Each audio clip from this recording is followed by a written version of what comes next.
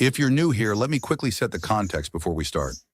On this channel, we look at horse racing through data, race structure, and risk, not tips or hype. Instead of jumping straight to who will win, we slow things down and first ask, which runners cannot win and why? You'll see an Excel sheet on screen during the stream. Think of this as the engine that runs the analysis here. It's a proprietary model we've developed to understand how a race is shaped, not just who looks good on a race card. By combining pressure, pace, distance, class, and competition, the engine helps us see where a race is stable and where forcing a pick would be risky. When the signals line up, we act.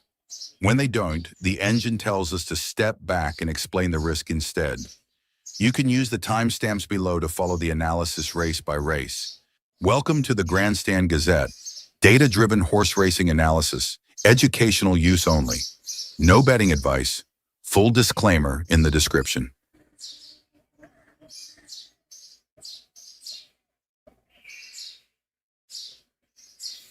Good morning. Today is 28th of March 2026 and we're going to be doing some analytics here today at Flemington. Now, Flemington is in Victoria. It is hands down one of the top tracks in the world, probably the second, third or fourth track in the world. And we have the Australian Cup today here, some of the Group 1, Group 2 races here. About this track, the difficult part is the straight, which is the most famous difficult section in the Victorian racetracks. This particular section plays a little differently rather than the normal section, which is this particular section.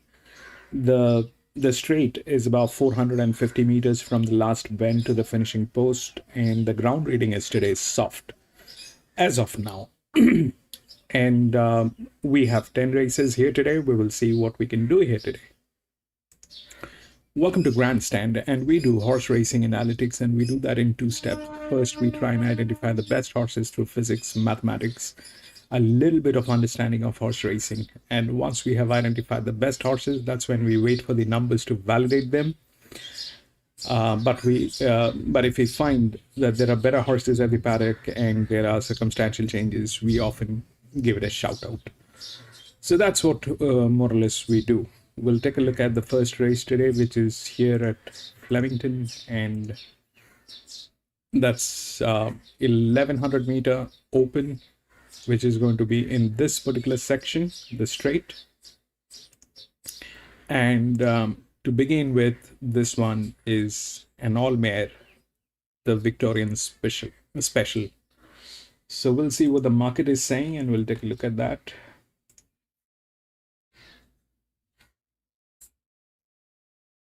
No scratching. 5316.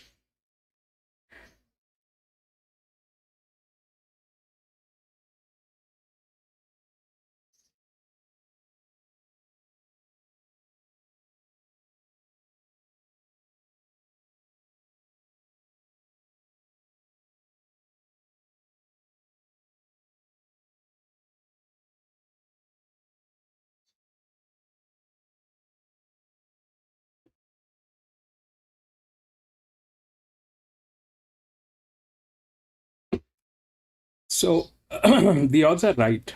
Okay, that's the thing is, when we are looking at it through the revised weight, so these three four horses, these three horses primarily, they are coming from an upper grade. Okay, this is from 59, which has been dropped to 54. This is 58, 54.5. This is 57.5, and this is 54.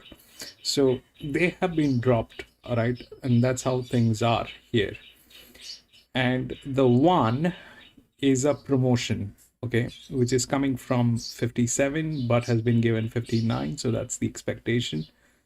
3 is the 00, which has no change in the weight. It is still at the same weight. And the 6 is again from 53 to 54. So ideally, the how things play basically is, when we every track has its own selections. Every track has its own handicapping. Not every track is the same. So here, what I have seen is, the challenger horses are very strong. Okay, so the drop-in class is one side of the story, but the challenger horses are very strong. So those are this is the challenger. This is kind of 57, became 59. So that's the highest. Okay, this is a challenger horse. This is originally not from this particular class, but it has been pushed above everybody else, but doesn't have a form line. And this one comes from a higher class and has been dropped. So the form line, we can all see what the form line is. So ideally, how it plays generally is a high pressure, then a low pressure, then a high pressure, and a low pressure. But with that, we also have to be sure of what the match is. Okay, the match basically is, what the weight has been, what the weight is targeted, what is the load on this horse, and how that fits on that horse. Okay, so that basically is not a great match. it is like that, but it is not a great match. But that's the favorite. And the best match probably is here, which we can see the 129 with that is a great match. Now this is a drop. Okay, this is not a drop. It is in the same class, right? But it is a lower class. So ideally, with the drop-in class, it has the advantage of winning, but the match is not right. Okay, so, and on top of that, this is going to be an all-mare race. So we all know what the all-mare races are in Victoria. These things, they play very differently, and honestly, I still haven't figured out why they play very differently and why this does not happen in New South Wales. When we look at New South Wales results with the all-mare races, they are very different from what happens here at Victoria. So yeah, the 5 is the favorite. Ideally, this is what we've been doing for some time, and the results are in tandem with this. But this is not the same track. This is not the same track as the others. And here, a drop-in class is a drop-in class, and a promotion is a promotion. So there's quite a few things which are there. And this is the first one, all mare. Now, how things might play. Okay, how things might play. If it is about the horse, then 3 is very difficult to be beaten. That's a huge match, and the pressure line is fantastic. This one is a little difficult, what I can see, but that is the favorite, and technically it is also right. Okay,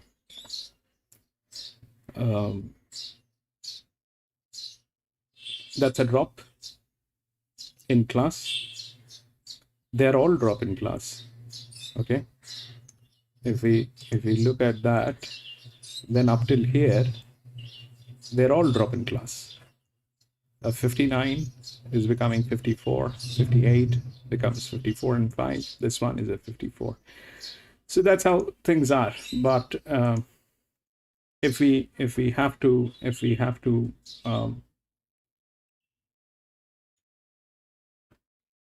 do a thing on this, then I think I mean, if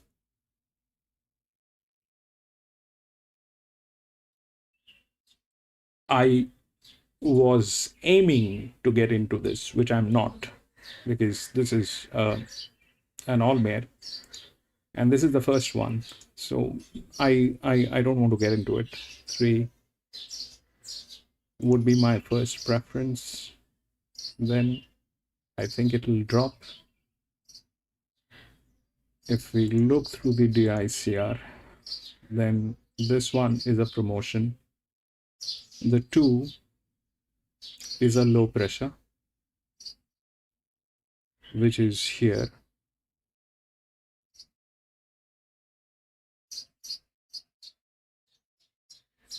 Which is lower than this, but the 6 is lower than that.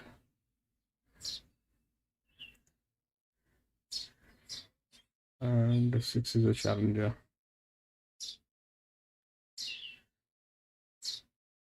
Two.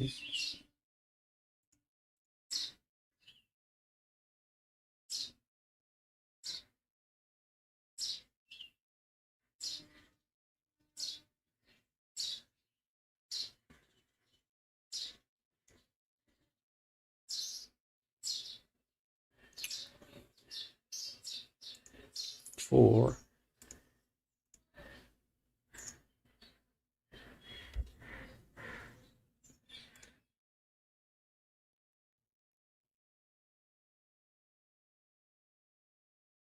Then 5. Knock here. And then probably here.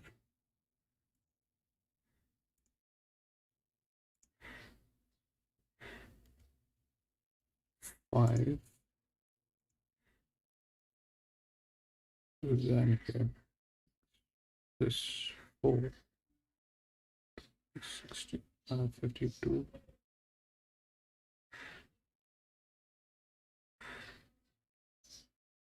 1, 52. Actually, the 1 can also knock out the 5.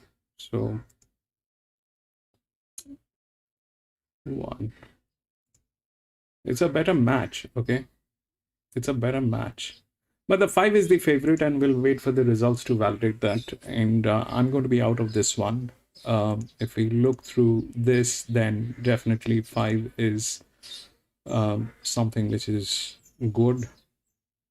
Where things can go wrong.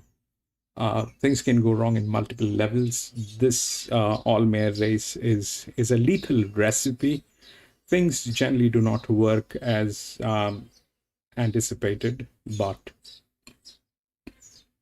we'll see how that works. Dow's heavy. I don't know if it is heavy right now, but when I started off, it was 7, soft 7. Lightning, welcome back. 5378. 5, 3, 7, and 8. Yeah, so things are possible, like lightning, like, you know, technically what the odds are. Generally here at Flemington, it's very difficult to beat the odds. The odds are about 50% of the time they're right. Okay, the rest you have to navigate. Whether this one falls within that 50% is a very, very you need a very strong conviction on that. This one is an all mare. It plays very wrong most of the time, but that's that. But we'll see how that works. but technically it is right.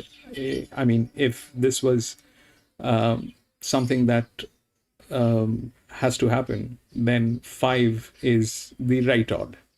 Okay, 5 is the right odd, and 3 probably will drop here. That is also the right odd.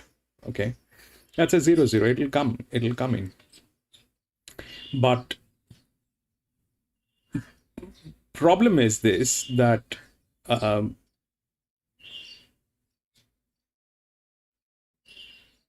we'll see how that works. It's an all mare, so things are kind of weird. We'll see how that works. This one is 2354.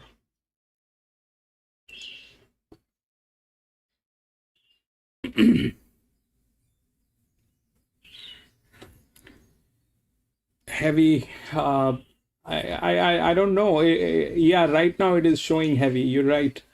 Heavy 8. But I don't know. Maybe it'll. The thing with Flemington is this, that they kind of are a very modern track. They have a very, very strong drainage system. They have everything in place.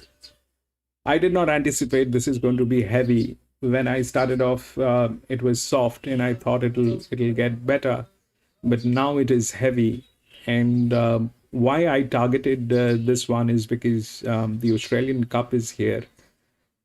But like Dow's is saying, maybe if I had the idea that it'll turn into heavy, I would have avoided this.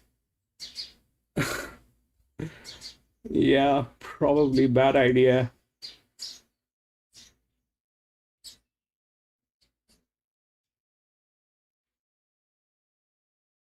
And on top of that, I've lost the feed for New South Wales.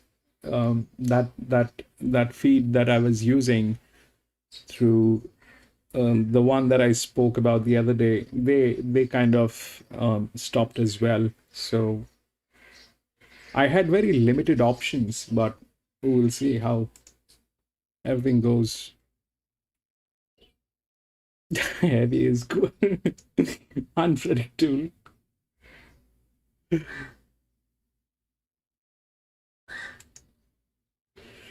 True.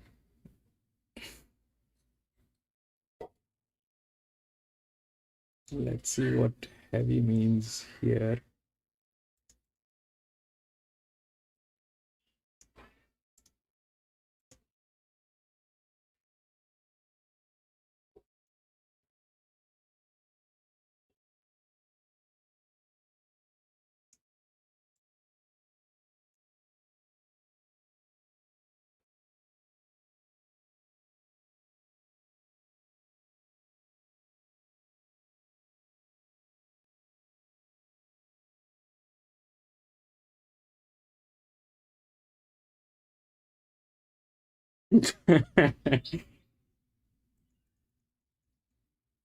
Looks like 5.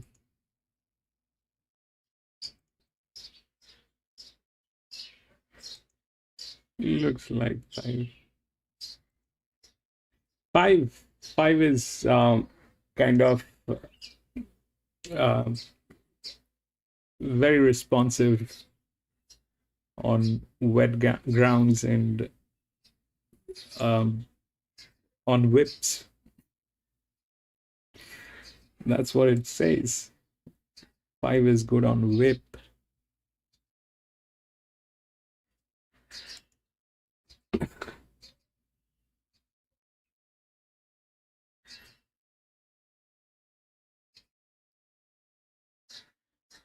I mean, anyways, the odds are, I mean, if we take it from here, I think it is right. The 5 is right.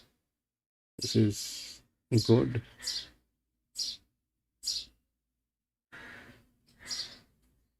3 is the next, then climb, I think.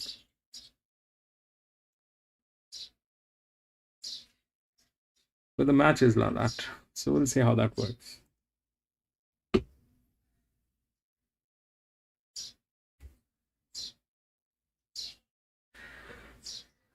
Hit the frame in this. I'm really pleased with the way that she's presented today. She's always got a great attitude and conserves her energy really nicely. Her coat's just such a beautiful, rich colour at the moment. And in regards to her fitness, I think she's fairly close to the mark for her. 2 is Bossy Nick, 3rd in this race last year behind A Little Deep and Tazoo in an end of prep run. She's first up today. That she is, and she does, or she is yet to win first up. She's run well. I like the jump out actually. She's had a trial and a jump out. I thought she closed off well. She'll get through the ground nicely.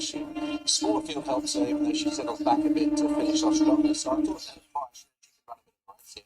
She's such a lovely kind mare, this. She always presents just like an absolute angel. She's got a nice tone over her rib cage, but she still just looks a little bit burly to me. I think that she's probably going to improve with the run. 3, Gentle Steel, undefeated in her past 3 this campaign, all with Jamie Bond.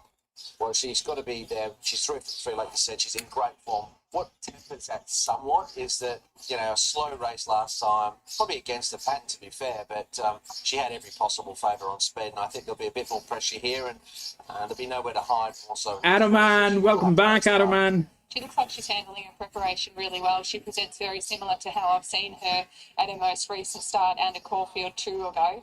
She is just getting a touch warm, but it's within normal limits. Before she's got Gazette, gave Gentle Steel 3 kilos first up with Caulfield. I thought it was a plain run, to be honest. I expected just the last 50, 75 metres to contain a little bit more punch. So I was disappointed because I know she's better than that, but, maybe she needed it. She never gets long preparations either, so no, I found it hard to make a strong case for her.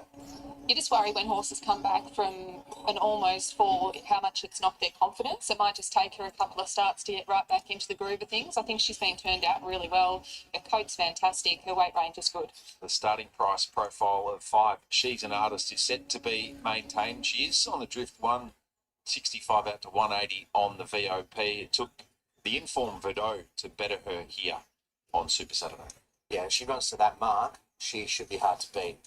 We know that she hasn't repeated that incredible performance she put down the straight one day. But PC, welcome back. Yes, even I think it's 3, PC. Being beat by Verdot last start. Even I think it is 3. But let's see how things work.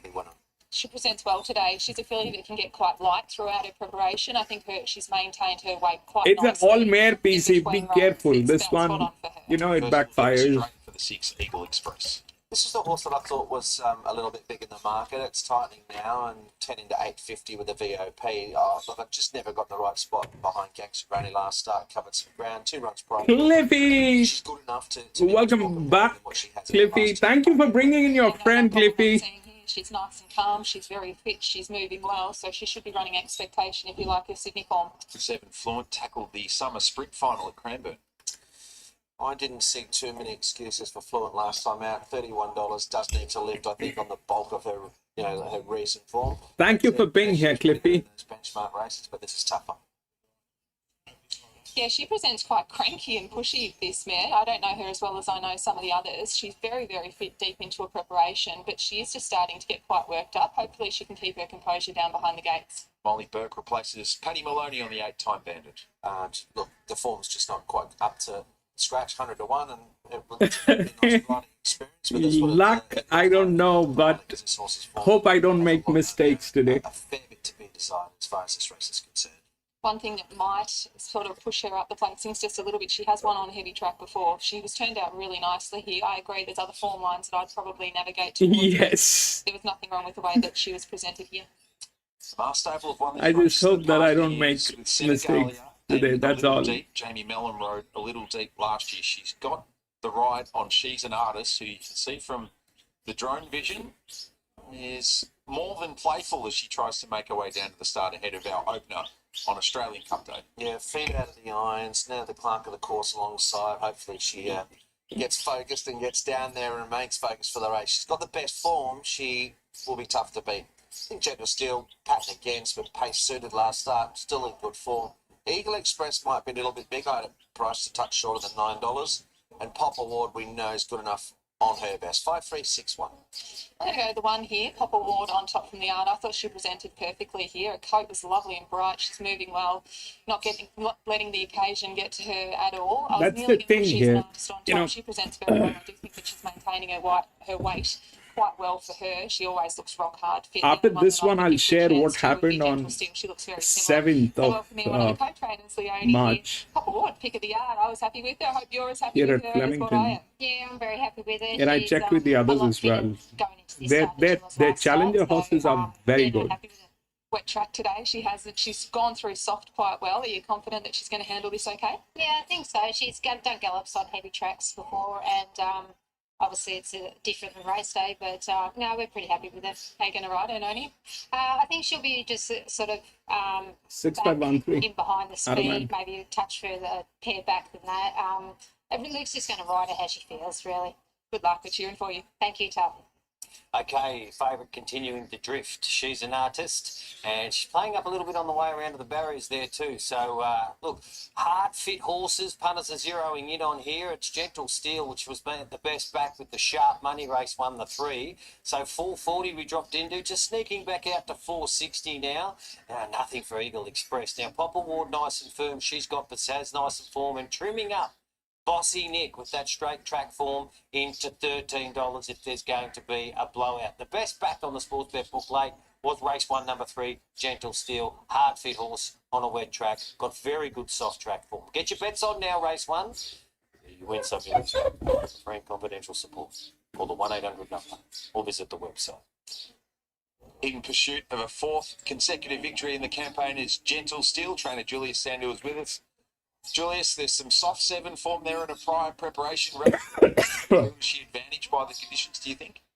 I don't know about the advantage, but I'm not worried about them. I think she'll handle it good. She ran, I think her first race was on an 8, and she's had 2 wins on a soft surface, a 7, I think. So I'm not worried about the conditions out there. And the first race of the day, so the track is a pretty good order. I think if anything, the question is more about her handling the straight for the first time. As we know, it's kind of a unique race. Everybody is worried about the straight. Nobody has a clue how this thing works. For others, it's not. So No one has a clue. How does the complexion of the race look in regards to her and Jamie's ability to once again control things a la Caulfield? Yeah, I think we walked the track, Jamie and I, together, and it looks to me.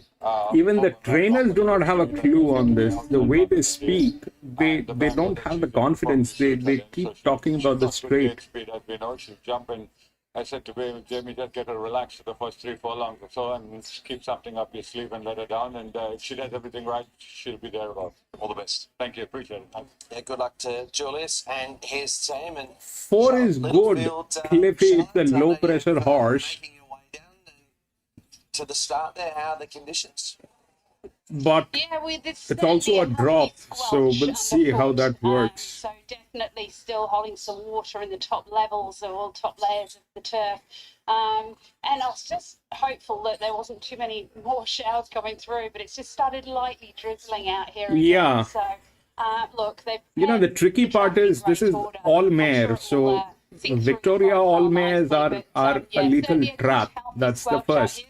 Second, it is on the straight, which nobody has any clue about.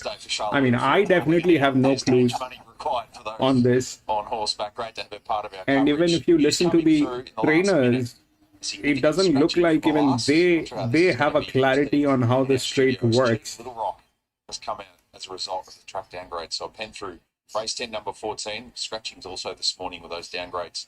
Race 6, number 8, Blue Hotel. And yes. It's come out of the second race, horse number 15. So But I agree with PC on this. bit of a watching brief as to whether there's going to be He has scratchings a and much conditions to evaluate stronger hand in this. as this day unfolds. I think as a trainer, you always wait. Now that the track has been downgraded, there's not a time frame that you have to put on it before you can actually scratch from your race. So if I had a horse in later on today and you were unsure, you'd certainly be watching the first few races, seeing the times that they ran, getting the feedback from the jockeys and other participants, and maybe even coming and having a walk of it yourself if you were questionable whether your horse was going to get through it or not.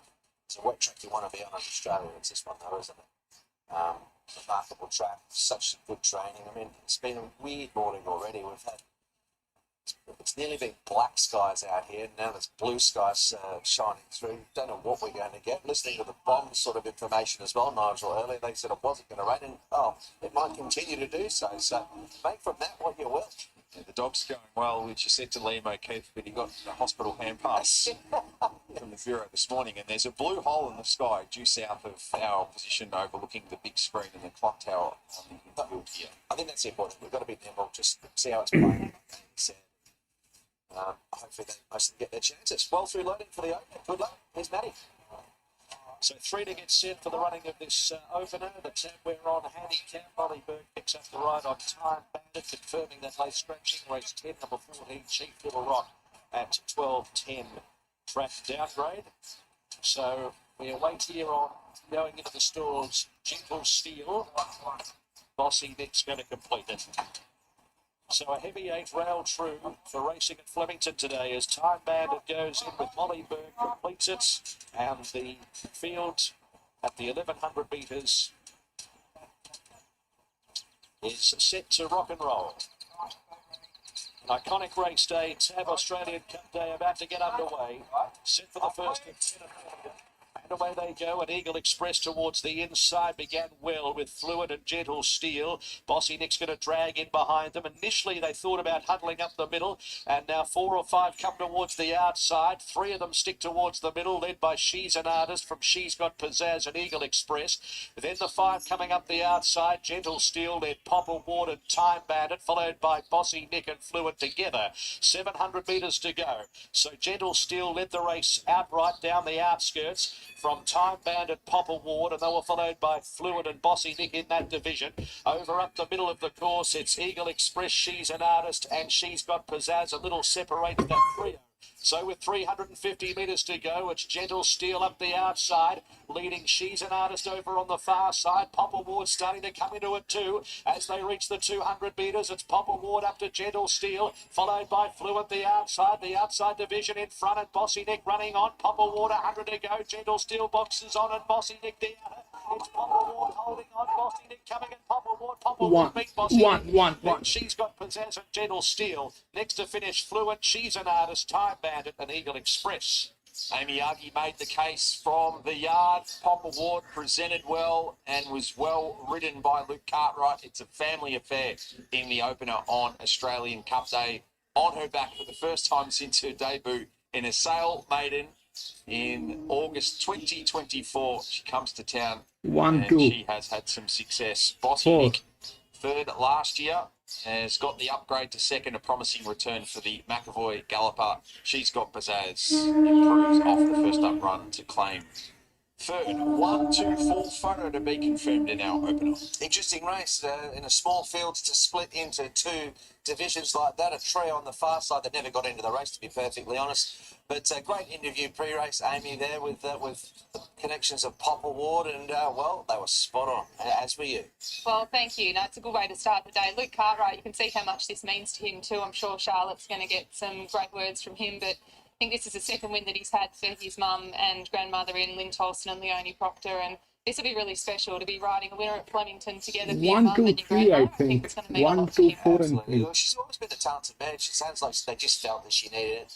She did mention to you pre-race that would be a lot fitter. That was certainly the case. And hold off a late charge from 1 out wide there in the eventual. We'll take a look at what happens. So 1.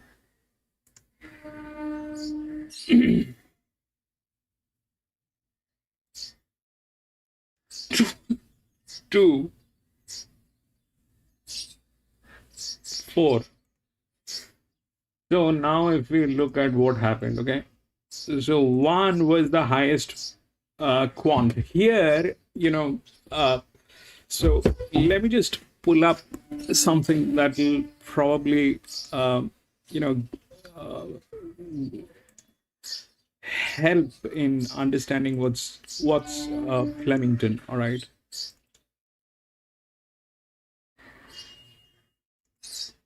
so this is what happened on this is 7th March. Okay, so if you look at the results on 7th March, so what happened more or less is it's not from here.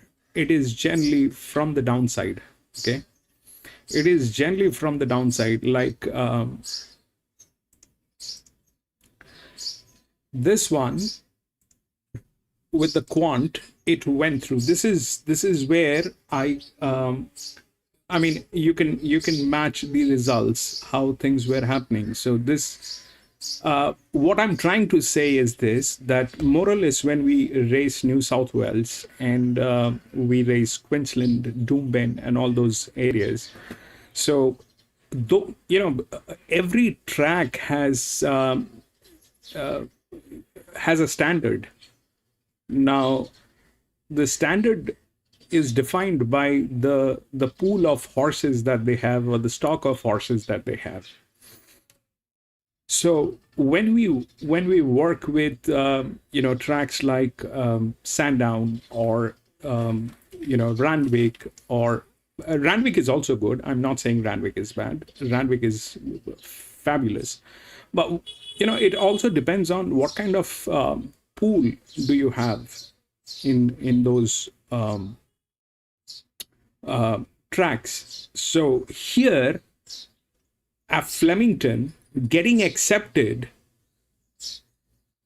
on a particular track, on a particular race, is a difficult thing, and when you see a promotion like that, which is coming from 57 and it has gone to 61, that's the promotion which has been given to this, and that makes it the top of the class. Okay, so when they do those handicapping, they pretty neat on that. I mean, what they have is a very strong pool of horses. They are a metropolitan track, and they have the right stud farms around. They have the right trainers. So that's more or less where it comes from. So here also, it is like that. So the quant will talk, and the result is 1, 2, 4. So the 2 also got there. 1, 2, and the 4. Why the 4? 4 was 4 was a higher drop, and I did not have any faith on this. It was running neutral, but it fits the bill. If you look at how things are, then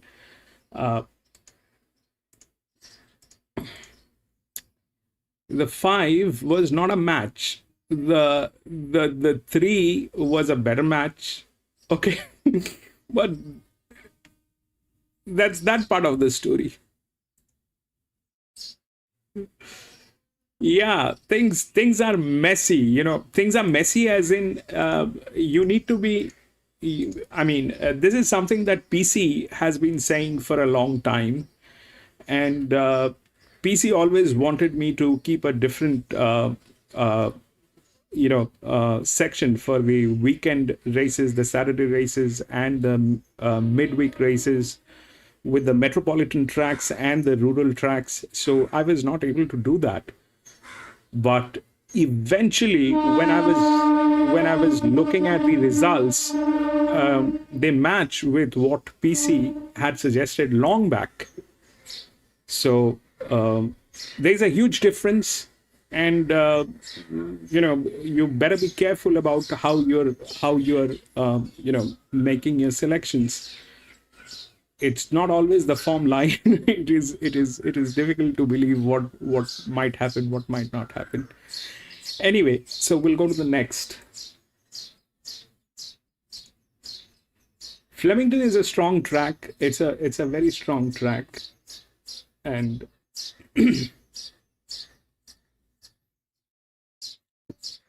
okay, yeah, the second one.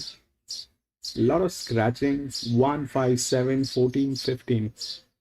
1, 5, 7, 14, 15 has also been scratched. 1, 5, 7, 14, 15. 14 is not there. Oh, 9, 6, 11, and 12.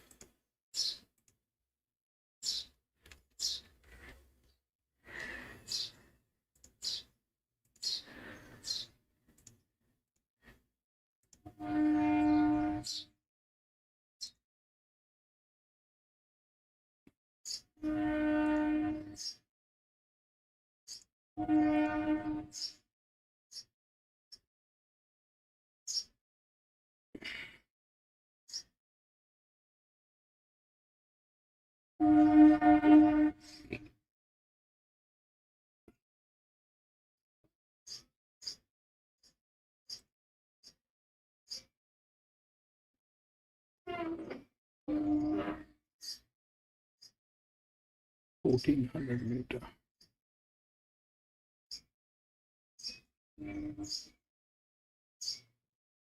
So that's that.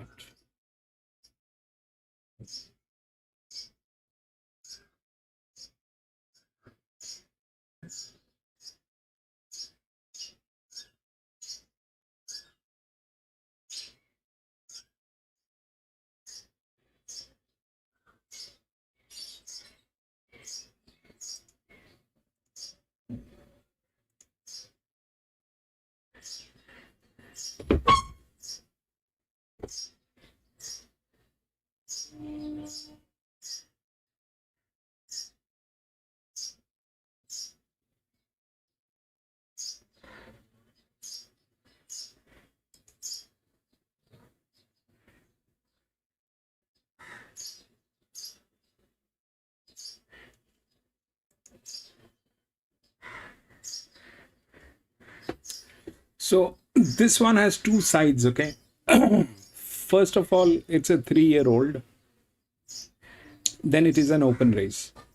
So if it is a 3-year-old, then the thing is, it is the form line, right? The form line should work if it is the 3-year-old. We have seen that multiple times. And if it is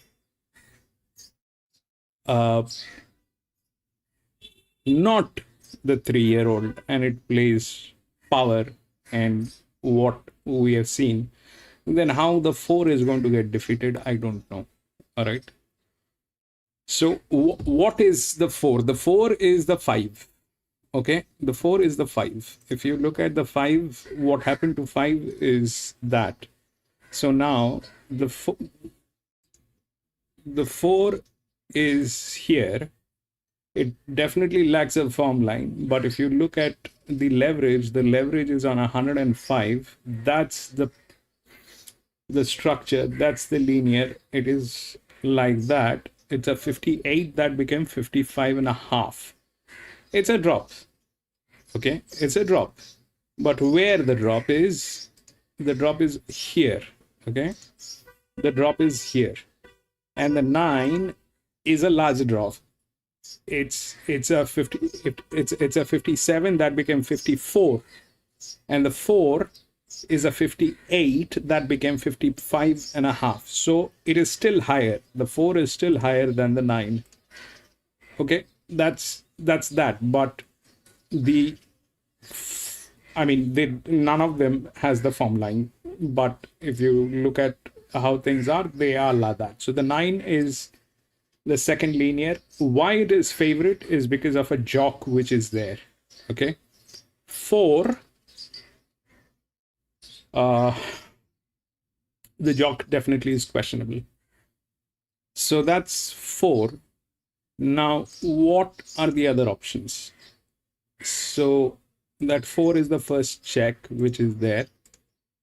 We'll see how that aligns. That 4. Then it drops 0, 0 here, but that's 54, 54. Both are 54.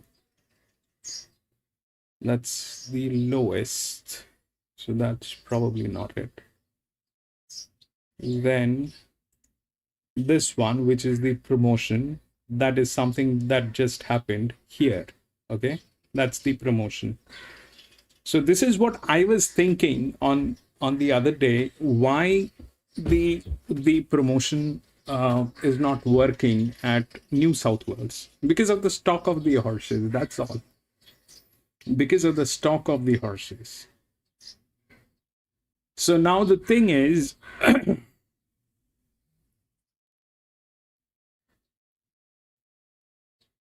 what happened here? Okay, so here it was 1, which was that. Then it went to 2, which is a drop in pressure.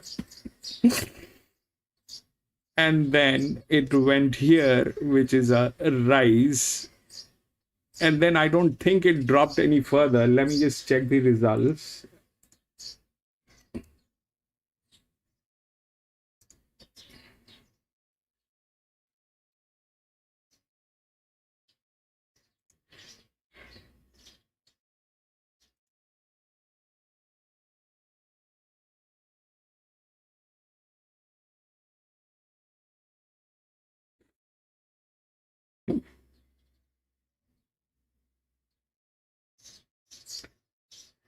1, 2, 4, 3. 1, 2, 4, and 3. So then it went to 3. So 1, 2, 4, and 3. 6 did not have a chance. Anyway, so the 2 went through with the low pressure. Okay. Then it was 3. 5 did not have the chance because of that. Anyway, but it is also like, all male, so we can't trust that. So the 4 is the first check here. Then it is the 2, which is the promotion, which is a low pressure. Okay. Which is good. But unfortunately, the match is bad. So the next one is this. The second quant. Here the match is good. So that's 3. So 4 and 3. Now, then what about 9? 9 will come in.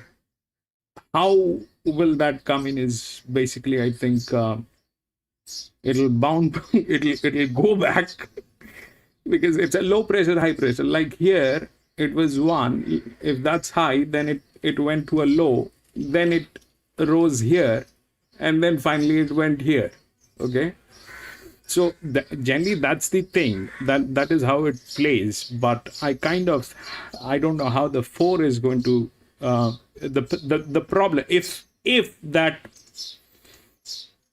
plays. Okay. There's a huge question mark. Why? Because it's again a drop.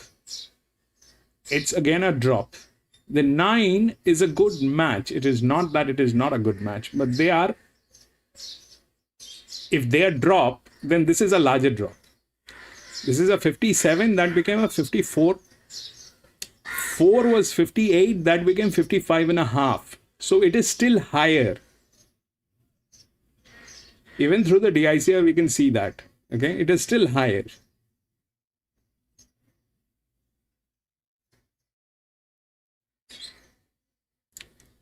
So we'll see how that works. The 9 is okay.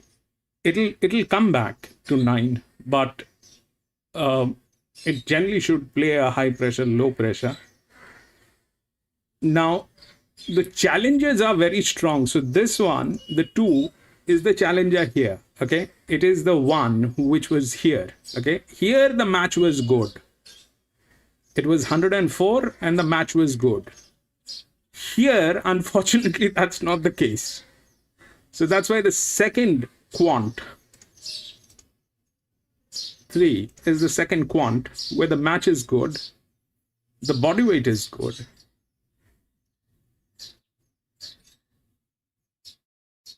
We'll see how that works. 3, 4, 8.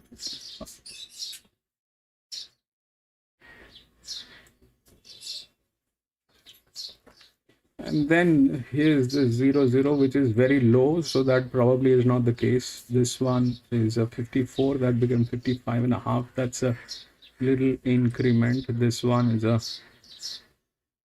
they're the same, but this is a higher one, and 56. So that's good. Here, this is 58, which is a drop to 55.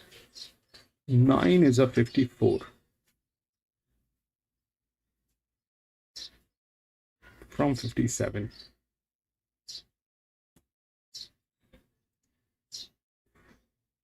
So we'll see how that works, okay? If we have to rank it, then 4, 3, 9,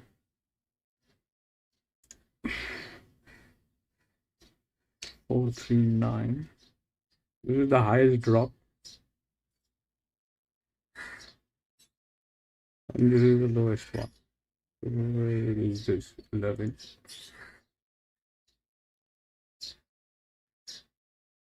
5, 10 probably. 4, 3, 9. Yeah, the gate also matches 10. Maybe. 4, 3, 9, 10. Up here, that's a 0. Okay, but they don't have the form line. That's the largest drop. That's the largest drop in class. It is an EW. This one is in a better form, but that's a low pressure horse. Okay, that's a low pressure is in like it is coming from a very different class. This class and this class doesn't match, but unfortunately they have been put into the same class. This one has become 54 and this one already is there at 54. Now this one is like that and this one is in a better form. So they are now in the same class and they dropped.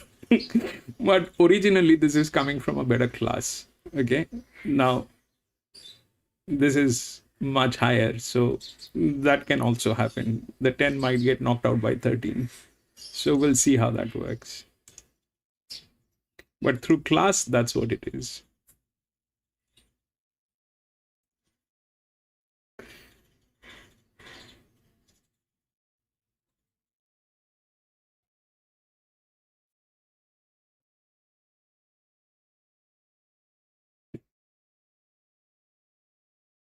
She's an artist is a good one, Dow's, but if you look, we'll see how that works. Interesting, they're coming back to 14 and they've got the little blinkers going on. I think it's sort of, there was a fork in the road that run on the CUNY in terms of where they go in the future with her. Patton was against there, but she still needs to improve on her form, but it was a much better race she competed in last time with excuses. Yeah, you'd like to think the blinkers going on will sharpen her up a little bit. I can't fault what I'm seeing here. I think she looks a picture. 12 is Hook and Spur. W Pike goes aboard. Not a bad run behind Nostrabella last start in the Verbus Gold Dash. So beaten 2, I don't know about the format of that race. I've got no idea. It was a bit of a shock result. And in terms of rating, it was only fair. But look, it's good to have Willie Pike in town. He's on board. So I think this horse is one to consider maybe with the move to Flemington. Yeah, the horse is striding out really well here. His coat is still really nice as well. His fitness is spot on. So there's no knock from where I'm standing. The filly responsible for said shock result is the 13 Nostrabella. Stay last year, she was in the Group 3 Thoroughbred Breeders as a 2-year-old. It's a good story, this the story around this filly, of the training and the unique setup. So, hey, good luck. To shock last time. You don't see too many winning at 151, Amy. So now you're getting 30s today, so you're not quite getting the 150s, but, well, she's done it once. Maybe she'll do it again. I wish I could say I had a grand on her last start. We'd be going all right, wouldn't we? She presents really well here. She's actually a little bit more full of herself today than what she has been previously. But you look through her form, one start on heavy, she's a winner. Who's to say she couldn't do it again today? Luke Nolan reunites with the 6 Wise in-law. Placed this track and distance in the listed Exford plate on Mackay Day Stakes Day last year. I like the run behind her own white without cover beating about a length. Third on the preparation now, looks ready to go. And I thought her form from last preparation. Gate, welcome back. 11. To win this race. He's a bouncy fella, this. I think that his coat is magnificent. He's doubled up from head to toe. Really fit horse too. There's no excuses from where I am standing. 9 Cafe Olay. Speaking of Pakenham, was winner at a Valley program there 3 Fridays ago. Soft tempo in that race, but dominant performance from this filly by Alabama Express. And look, her sectionals were excellent. I think, that was also a first go of 1400. She maps beautifully here. Look, I don't know where the best part of the track is. I suspect those inside lanes may not be ideal, but it's going to be a rough day. That is for sure. She can let down really well, and it'd be no surprise if she took this out. Gee, she's got a really strong physique, this filly. You'd almost think that she was a gelding or a colt just looking at her in the yard here. Her fitness is exactly where it needs to be for her 4th run of this campaign too. It's a pretty good parade from her. 10 Chowdown was an odds-on favourite when slooting first up at Pakenham. Yeah, it was made. It was a nice performance and justified those market support. We're still building a bit of a profile on how good he is, and he was a bit slow away there. He's going to need to probably jump on terms and get a little gear change as well. So good luck to shut up the team, but it's a tougher assignment, but he looks a nice progressive horse. Yeah, nice looking horse. He seems to be quite attractive, even with these blinkers on. You can see that he's got a lovely head on him. It's just a little bit tense here, but well within normal limits. It's really wanting to get on with it. don't let the sun and the skies fool you ahead of the York Plate. We've had a really wet start to Australian Cup Day here at Flemington. We're on a heavy 8 track. It's also meant we've had another late scratching with race 5, number 6, Dark and Confidential, coming out as a result of the track downgrade. What has that done to your assessment of this race, Hutch? Well, both these have been back from earlier in the week. Wise in, I know we've had some scratchings, but Cafe Olay, they've both been well supported. I think they've got the runs on the board. Maybe not so much Cafe Olay, but it's a good setup today with the Progressive Force. Lawbra's done nothing wrong, can land on speed. And I threw Yum in. It was a lot of guesswork there. I know there was the issue last start. I didn't mind the first up run, but does need to improve. So I went 6, 9, 4 and 3. Yeah, this one's tricky. This is not a race that I have a strong opinion in. I'm going to go Exit on top. I just thought she looked really good in the yard, like the blinkers going on. She needs to improve on what she has been doing, but hopefully with the blinkers going on, they can sharpen her up. Of the rest, I think it's a really even field. As I said, not a strong opinion. I thought Yum presented very well. I'm going to catch up with John in a second. Cafe Olay is another one that you could make a case for. But Johnny, your girl Yum, talk us through the throat condition last start. It was a very legitimate excuse for her.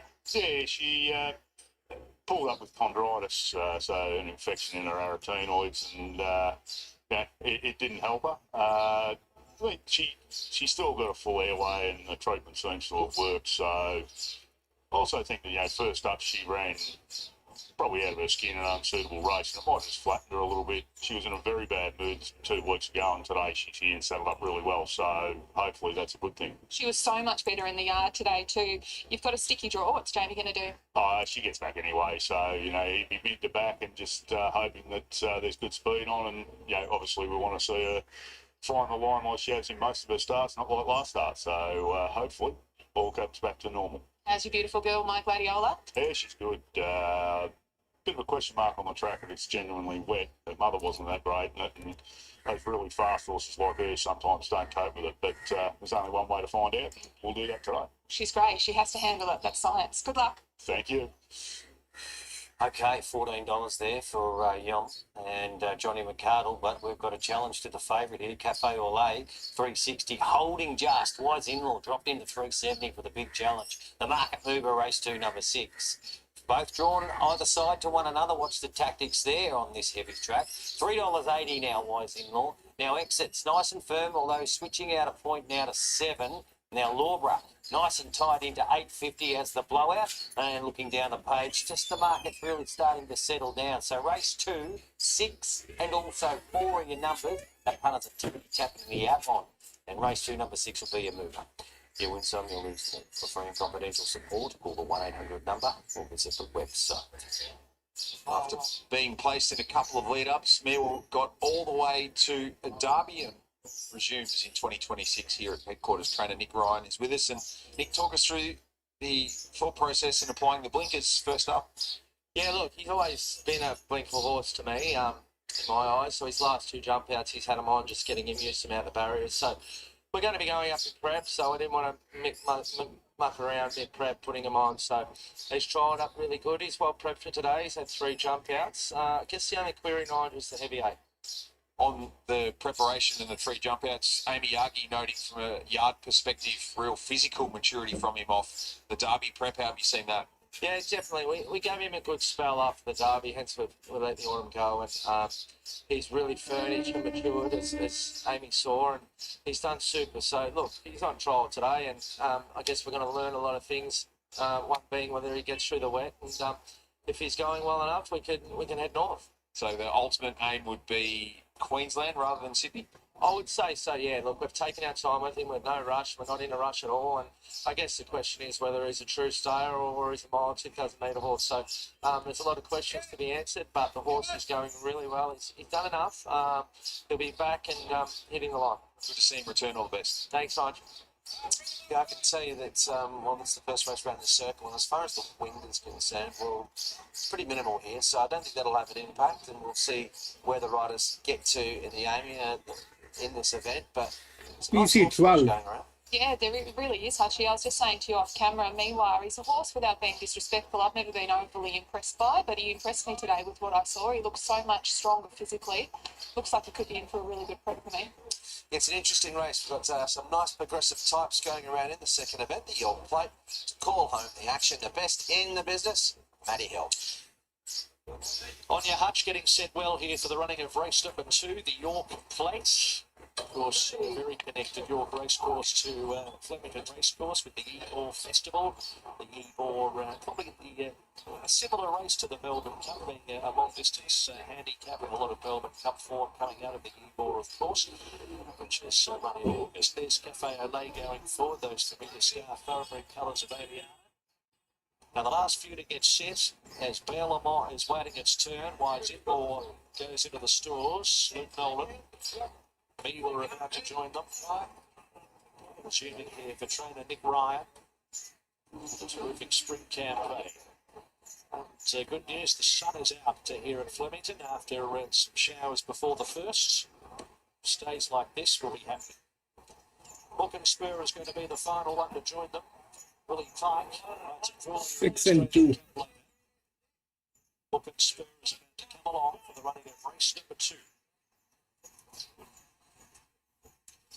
Field locked away. 1400. The York, and they're racing. We were a touch slow, and Nostrabella sprung hard straight to the front. From on the outside, pushing up Lawborough, and Cafe Olay isn't too far away. They were followed next in the field by Chowdown, settling down into stride.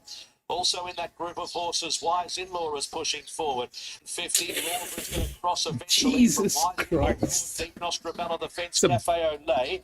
A length and a half away to Chowdown. They were followed next in the field by X. That's a bad idea. And at the He shouldn't have done that. Hook and Spur at the 800 metres. Lawborough worked Shouldn't across have and then done tried to that. slack and midway, 3/4 of a length. Wise In-Law. There's Nostrabella no reason to rave that horse. Exit a length and a half, Yum.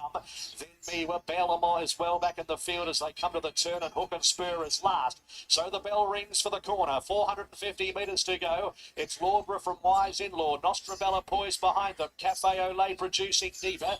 Next in the field is Exit, who's starting to come on, followed by Yum out wider, and then came Miwa, who's starting to thread through traffic. Wise In-Law with Exit the outside. Lawborough kept kicking at the clock tower. Exit went to the front, drew a length in front of Lawborough. Wise In-Law, followed by Cafe Olay and Chowdown. It's Exit under hands and heels. 50 metres to go.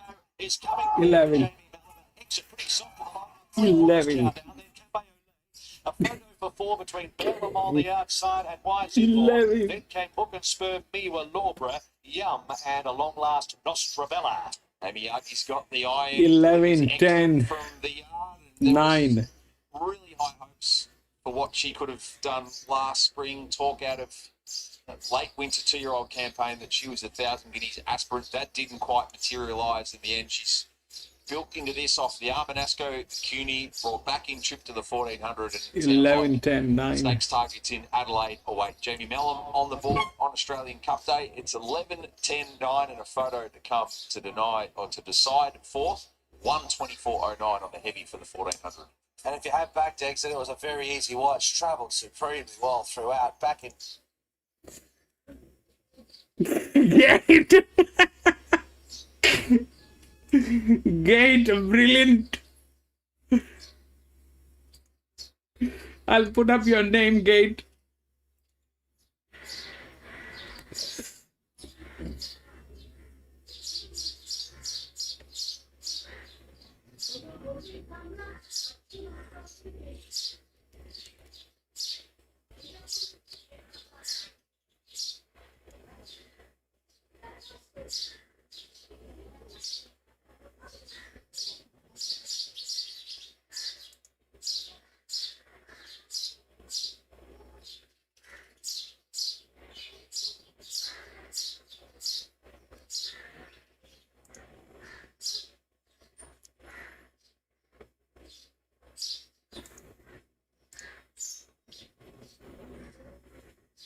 Nine and what?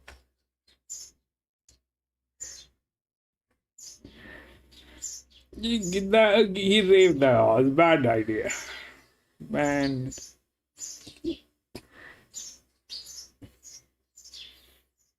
$11.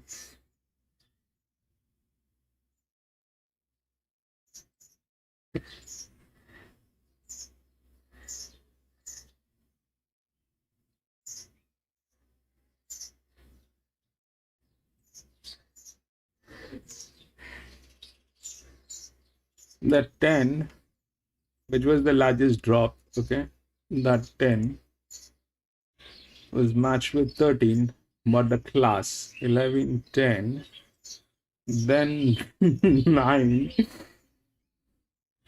and then what we will figure out? 9 and 6. 9 and 6. 6 is here.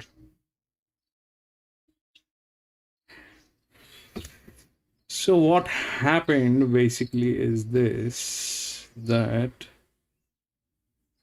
they were they were all dropping class.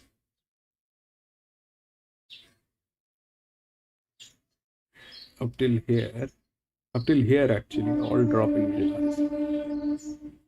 And then 2 was an increment. 11, 56, 54 was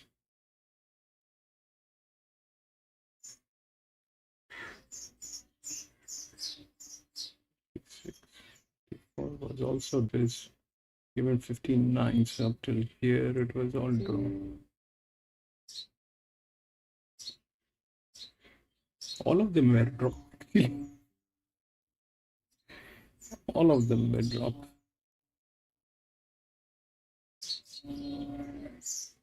We'll go to the next.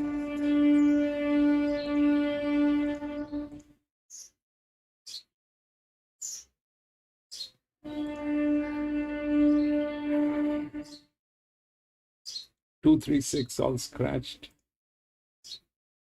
1, 4, 5, and 7.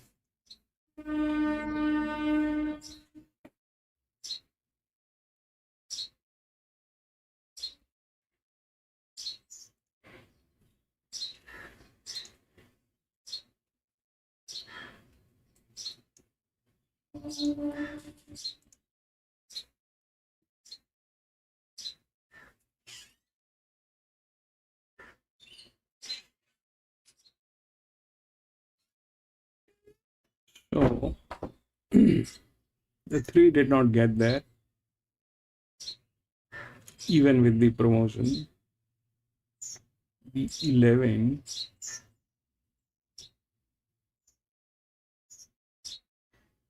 actually took it out.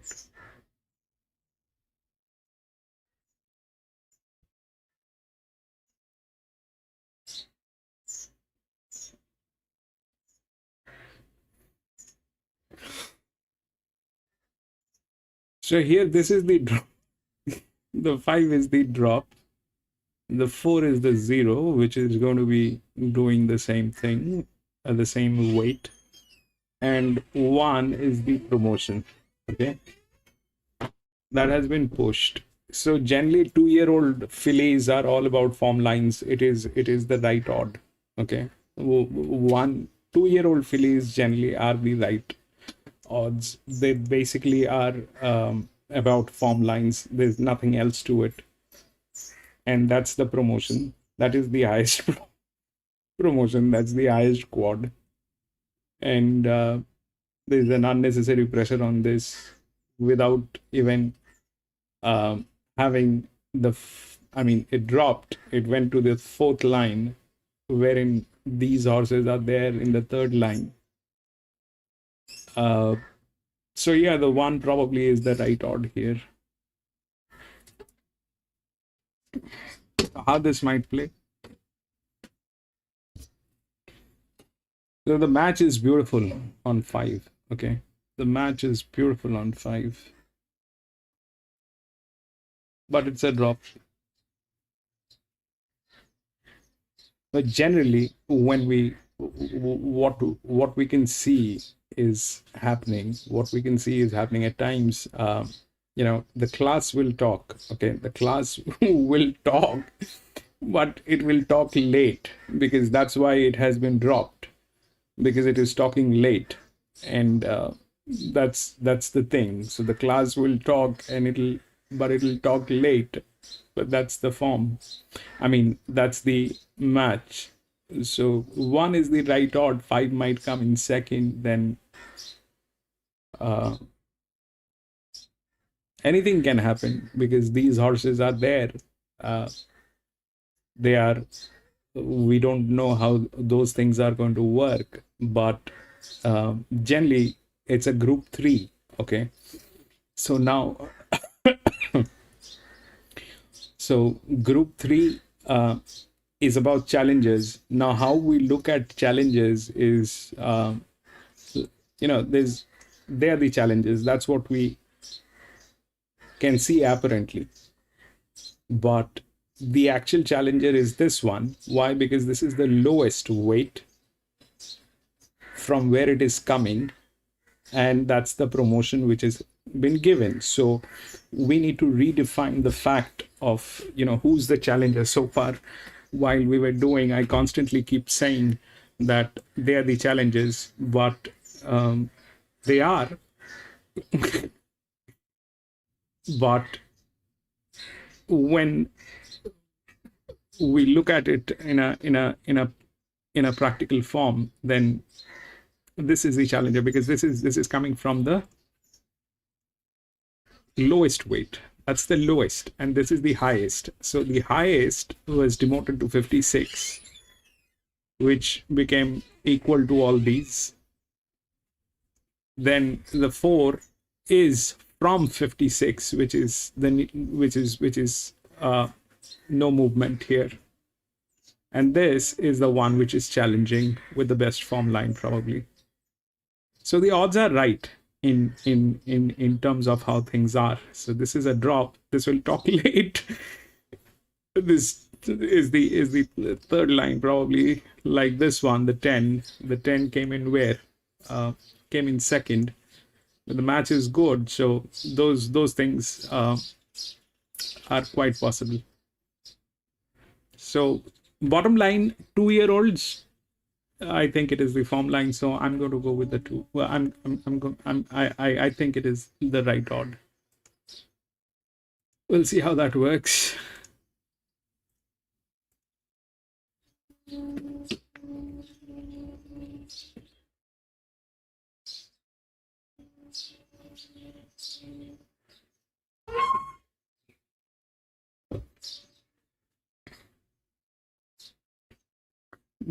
Great, that was a brilliant move on that 11.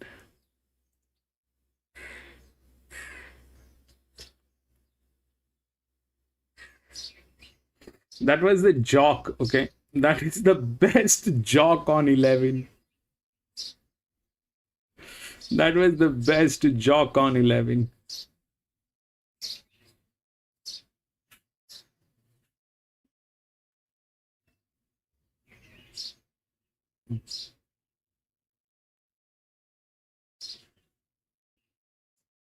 The jock, then came in class, then came in the favorite.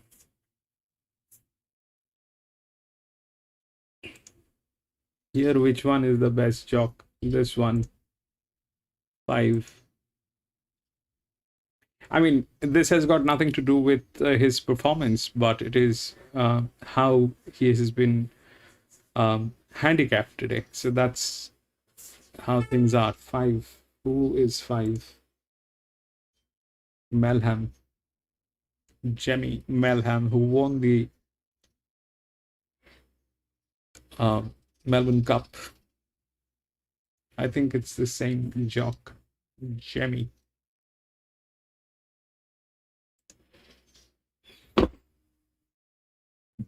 Yeah, that was a brilliant one. Gate. That was a brilliant one. Advance is crap.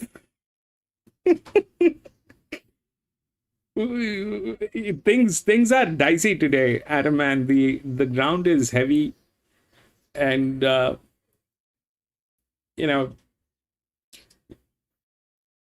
the first 2 races were like that.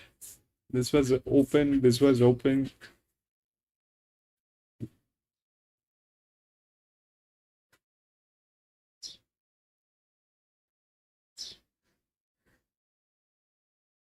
Is wide.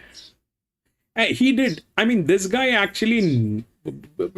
I mean, that's a classic example of a bad jock. That's a classic example of a bad jock. He was coming from gate number 10. He did not have to rave that horse. It was a bad idea to rave that horse. He raved it like nobody's business. On a 1400 meter, he should have waited for the last bend and then pushed the horse. It would have done the job. But no, he thought, I'll rave it. Let's rave it.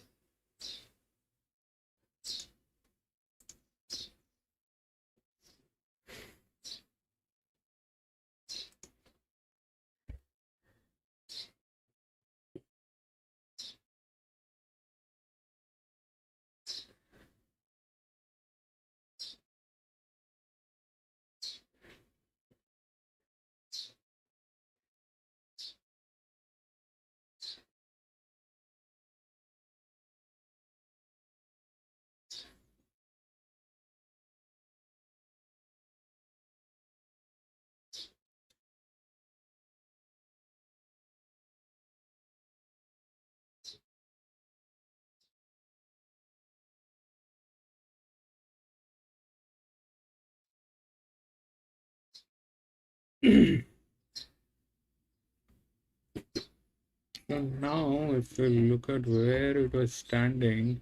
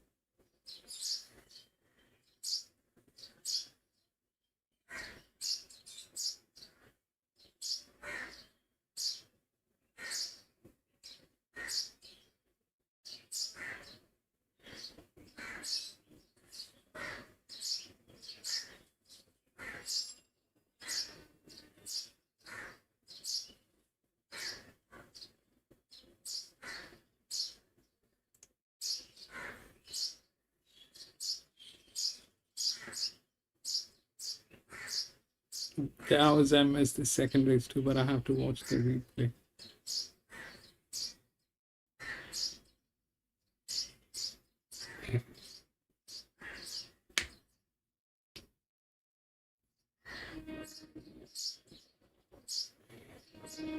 This one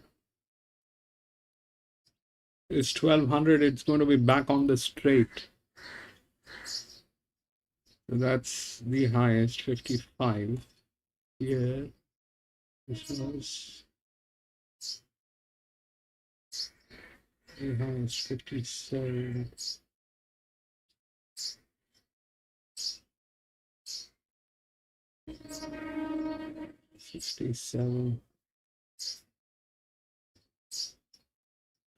Here the challenger horses are very strong here in Flemington. These guys are very strong. But here it played on the jock. That was something that happened. This was not a match. The 3 did not get there because of the jock. But that should have happened. Why it did not happen, I don't know.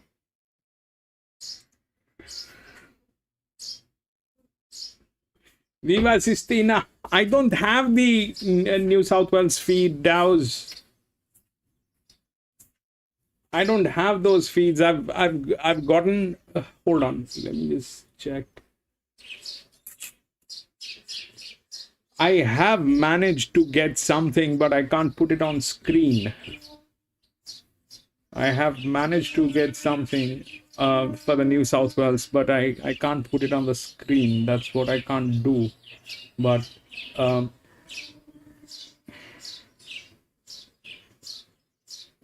Viva Sistina.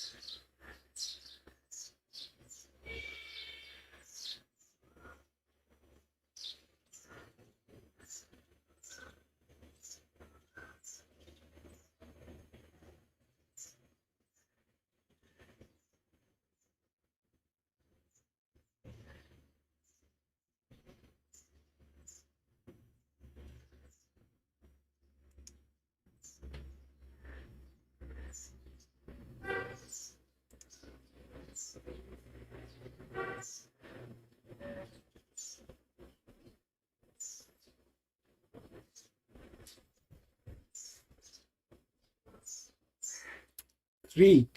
What was three? Put on.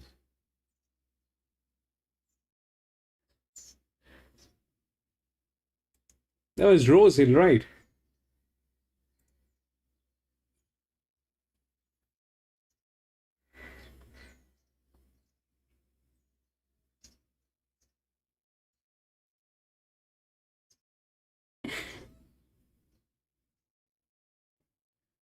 To be honest, beautiful big action horse. Looking forward to seeing her in the mounting yard in just a moment. $15. Firm and high. A little bit of each way speaking there. Jadzia, that nice and firm and popular, trimming out. A bit more to play out. You win something, lose some. Free and confidential support. Call the 1-800 number or visit the website. This mountain yard is brought to you by the Racing.com app. National form for every state, every day. Download wherever you get your apps. Moved from Super Saturday a couple of years ago. It's the 64th running of the Group 3 TBV Thoroughbred Breeders' Stakes for the 2-year-old fillies. Over 1,200 metres. Lindsay Park have a great record in this. CS winning it 4 times. David Park, the last 2. The brothers try and collect it with the one Gin Twist. This filly by Home Affairs, who's obviously had the slipper winner as well. She looks very talented, Gin Twist. She couldn't have been more impressive winning the festival down the straight 1,000. Now she goes to 1,200. That's the query. Can she be as effective? But she'll take a lot of reeling in. Yeah, she looks fantastic once again. She's such a good type of filly. She's just got a bit of quality about her. Has the benefit of being a number of runs deep now, so you can see that really good physical tone over her whole body. Her attitude's great. 2 and 3 are out for Jadzia. Made a promising debut here in the Group 3 Ottawa behind Lindsay Park's Medicinal. There were no excuses, but it was a very pleasing performance. Once again, from an up-and-coming sire and Ollie Kirk, this filly. I mean, just attacked the line. Looks as though she really will relish, I think, going to 1,200 metres, if not further later on. But, yeah, professional, better for the experience, and she may be able to break through here. Yeah, I agree with you, Hutchie, that I feel like she's going to appreciate this step up in distance. She's quite a scopy type of filly. She's out of an O'Reilly mare as well, so you'd expect her to get better as she gets up over a touch further. Great mover, lovely and fit, attitude's good. Several positives from the debut victory of the 5 Satono Glow to beat the small field at Warwick Farm, coming from the rear and doing it on soft ground. And once again, you feel like that 1,200 metres will be far more suitable. But yeah, absolutely launched that last 100. It was a terrific sort of closing sectional from her, and she'll no doubt be better for the experience. They've all got a couple of them have got to try the straight for the first time. That's the case with her, but she handles the ground. Lovely smooth action on this filly, and she's really composed. She acts far more mature than a horse having her second day at the races. She looks like she's come down here nice and bright and in great nick. 6 is out. We have 3 debutants. The last first started to win this race. Clifton Red on Super Saturday in 2014. 7 Firm and High was a $380,000 purchase out of last year's Easter sale. She had 2 trials for Michael Fredman in November before the stable switch. Her half-sister Fragile Love beat Grinzinger Bell and Samangu at Werribee on debut, then split She Light and Isthmus here at her second start. She looks fast. She's got plenty of natural speed, and wouldn't be surprised even if she contested the lead to a point, but she showed enough in her work to respect, and she's 14 out to 17. That's what the market's saying at this point. She's a real powerhouse, this filly. A lot of the Bivouac progeny, they look to me like they're a work in progress. They've still got to furnish and thicken up a little bit. She's just all power. She's got such a big hind quarter on her, really strong barrel. She's handling herself really well too. I like her as a type. 8 Salan was the opening lot of last year's English Classic sale. Affinity Thoroughbred spent $10,000 to acquire her. Her siblings a Pinch of Luck, who had 45 starts, and Phineas, a dual Cranbourne winner this year. Ridden quiet in her recent trial, and she worked home well. So I think there'll be a lot of improvement to come, and she can clearly gallop, but I won't be backing her or suggesting to follow her today. Yeah, she's been turned out really nicely, and she's exactly what you'd expect to see by a filly by Seamus Award. This is how he stands them. Her attitude's been really good consistently the whole time while she's been in the yard. Her coat's healthy, so there's no knock from where I'm standing if you like the way she's been trialling. 9 Star Jetem was bred by Robert Anderson, was withdrawn from the English Easter sale, retained by the breeder, and out of his CUNY winner of 5 years ago in Starrell. I like this filly. She's got something about her. I thought she really impressed in the last couple of jump outs, in particular the most recent. She seemed to be doing it all very naturally, and you know, I'll be following her with a lot of interest here today. Both the jockeys are. Love She's that. had a good level of education too, with 4 jump outs all up, so she's had plenty Both of the practice jockeys at are home. kind of I was quite taken funny. by her in the yard too. You see a Schnitzel filly and your eyes light up. You For expect 1 to and see a 4. little bit of quality, and that's what I've seen here. She's handled herself well too. She hasn't got buzzed up at all. She has just paired up with the pony, but she's been on her best behaviour for her first day at the races. Recuperato and to be or not to be with the move to the Australian Cup program the past couple of years, but this race has got a decent honour roll in recent years with the likes of Snitzeland, Pasadena Girl, Shoals, Flit in a dead heat with Ready, Set, Sail and Minhaj. Recent winners of the Group 3 Thoroughbred Breeders' Stakes. Hutch with Jadzia to lift off the placing in the Ottawa. I think we might unveil another nice one as well. Nige, love following Graham Begg and the team when they got a nice one. I think they do with Jadzia now. Is the current favourite over Gin Twist. He'll take some reeling in. The 1200, the main query there. Star Jetem, I think, is really interesting. And Satono Glow, of course, that debut winner in impressive style. 4-1, 9 and 5. I'm going to go Jadzia here, just on top of Gin Twist. There's really not much between them, but I've gone Jadzia. I think that the step up in distance here looks like it's really going to suit her. She's a filly on the way up. Gin Twist looks fantastic once again. She's pretty straightforward, this filly. Seems to be handling her racing really quite well. It's another really good parade by her. Of the rest, the first starters, I quite liked Firm and High and also Star Jetem. But I'll catch up with Will here, who has Gin Twist. How's she going? She's been up a good while, but she seems to be handling it particularly well. Yeah, she's a real resilient filly, and obviously coming here today with a good straight record, but we're up to 1200 and on a heavy 8, so a few question marks, but couldn't have been happier with how she paraded. Only a small field. How do we ride her today? I think the way that she likes it, she's got quite a high cruising speed. We've seen that in her ticket. One's good. It's a 2-year-old race. Travel and One's hopefully you good. can make every post a winner. A busy That day was, for the team. the as question always, all around is the country. Who do you think heavy this will be? ground. That's all. For me, I like in a couple of races time. Stolly Bolly back down. One to is good. 78.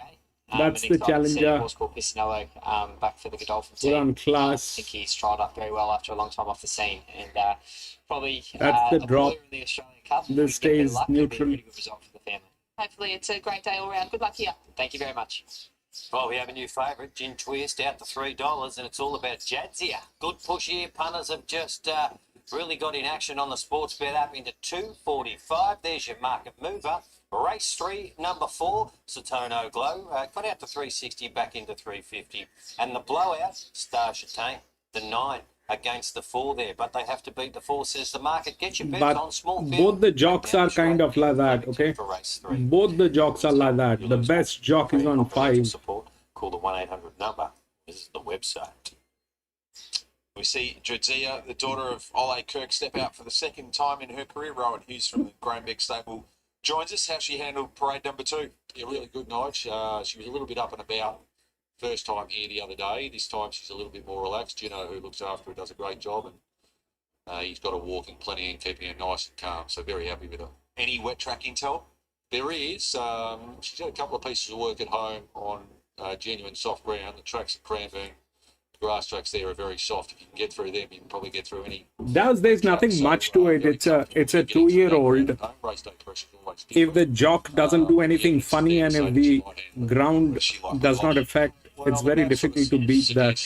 Hayes' horse is drawn right alongside us. He's potentially It's our very buddy, difficult so to beat if he can that. jump and do things right early, we'll follow it. Hopefully he'll give us a good tag up, and then, it's whether we're good to get over the top of them at the end. Good luck, subtle Easter reference, not lost on me too. Right, thanks, mate. Absolutely, runners making their way down at the start. Jadzia, did you see that nice bit of improvement from that first up run, Amy?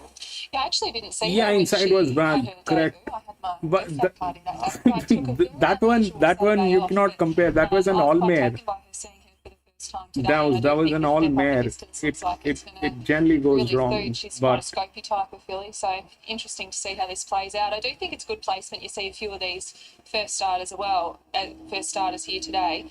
It's a Group 3 contest. There's 6 horses that are going to go around here, and there's 4 of them that are going to end up with black type after today. So I think that that's a really good opportunity for these owners, breeders of these fillies, that they could get an important little upgrade on their pedigree page going forward. Absolutely. I really liked the bit of work from Stars Chatam, who's just really impressed in her demeanour. I mean, she's taken it on pretty well, hasn't she? She's got a beautiful temperament. Absolutely. Jack Howard just said too then that I can buy her full sister at the English Easter sales tomorrow if I want. I said, Just knock this hero off. just a couple $100,000 short. Yeah, If anyone could, Oh, if I could bot someone a couple $100,000, I'll go clean her up tomorrow. Nothing at Vital Auction on the open market. Can't fix 2.5 minutes out from the TBV Thoroughbred Breeder Stakes. Amy, there's been a little bit of support for the Sydney Sider and Satono Glow. Can you just reiterate your assessment of how she appeared? Yeah, really lovely filly. She's very professional. She was one that just wandered around here like she'd been here 100 times before, not having a second start in a race ever. She only raced 16 days ago up in Sydney, so she seems to have come down. Things when horses are travelling too, they need to handle the travel well. It is a long journey down from Sydney. It's about 12 hours door to door by the time they stop and do different drop-offs and all that sort of stuff. When horses can get sick, there's a lot to it. They need to come down and learn to eat in a new environment. She looked like she'd maintained her weight really well. She was nice and bright.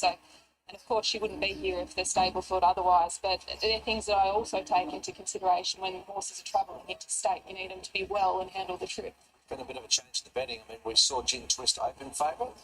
Good money for backing for Jadzia. Now it's gone back to what it originally was when the VOP opened here about 15 minutes ago or so.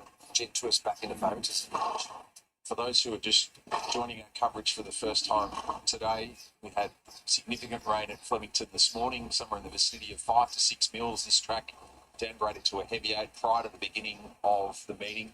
For the time being, I stress for the time being, no rain, but the radar around Melbourne it's effectively just pock marks and little pockets on the radar, but as we know, sometimes it can not be on radar screens and suddenly materialise and manifest from nowhere. But a heavy 8 for the time being here at Flemington. Well, when we cast our eyes over our beautiful city behind us from our vantage point, it looks quite gothic, doesn't it? It sort of looks like there's a little bit of mist and haze and potentially just that little bit of coastal drizzle over that way as well. But it'll be interesting, hopefully. Charlotte, she's behind the gates. Hopefully she can keep dry today. Yes, the history of the city was well described as Gothic, and then it's resplendent in Footscray Park that just sits behind the 1600 metre start. So very much a tale of two cities, and a city of typically 4 seasons in one day, and that's what we're likely to get for the Australian Cup. So race 3 upon us, the first of our stakes contests, the Group 3 Thoroughbred Breeders. Late money Gin Twist now 215 PC1 VIPs Flemington. come for the Lindsay Park Gallop looking for a single straight success up the straight as we join Matt Dillon. Firm and High about to come along. $20 chance. So the field is locked away. Group 3 race. Thoroughbred Breeders Stakes. Chansey is edging in barrier 2. Right, Floyd? Yep, right, Floyd. And they're racing, and Gin Twist from barrier number 1 just took a little leap shortly after the start, but began very speedily as expected from Jadzia, and also Satono Glow on the outside. Tucking in behind them is Stage Tem, and also out wider on the course is Firm and High, and trying to find a position at the moment. A length and a half, Solan is at the back, so Gin Twist, who's so speedy, and at the 850 metres, led the field in the Thoroughbred Breeders from Jadzia, about a length and a half away. Satono Glow is out 3 wide. Stage Tem is 4th on the fence, about a length and a half away in the field. Firm and High, and Solan is last.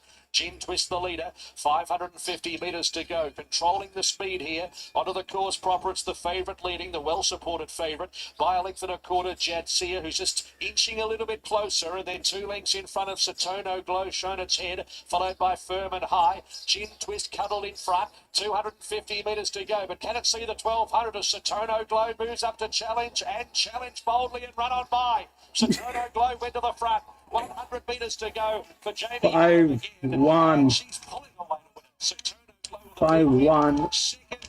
Gin Twist. 8-4. Maybe Solan on the line, but it's close there for second. A gap in the field then to Jadzia, Firm and High, and Stage Tem was last. Well, as Matt Hill alluded to as they approached the 200 metre mark, that was the lingering question for many coming to the race. Satono Glow and how she finished at Warwick Farm was indicative that the step to 1200 should be. That jock, PC, there's nothing else to it. Both of these jocks were like that. Alright, both of these jocks were like that. The best jock was on 5, and he did the right thing. I mean, that was the drop. That was the...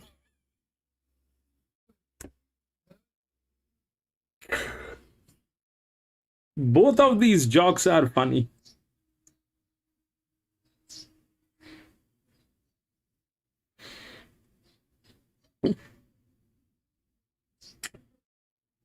Pressure.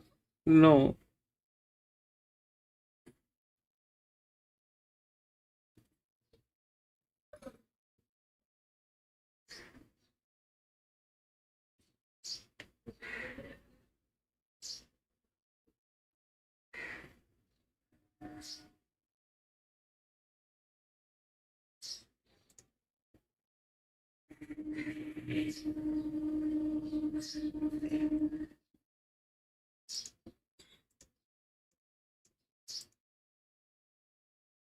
That was that. It can't rely on these jocks. 2 and 3 has been scratched.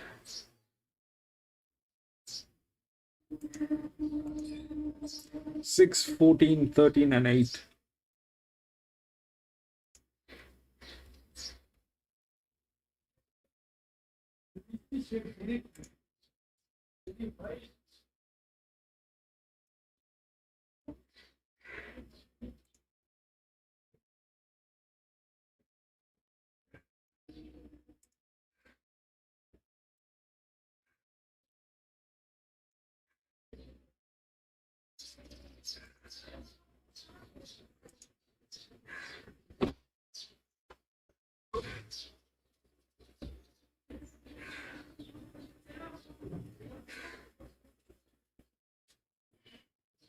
How will that work?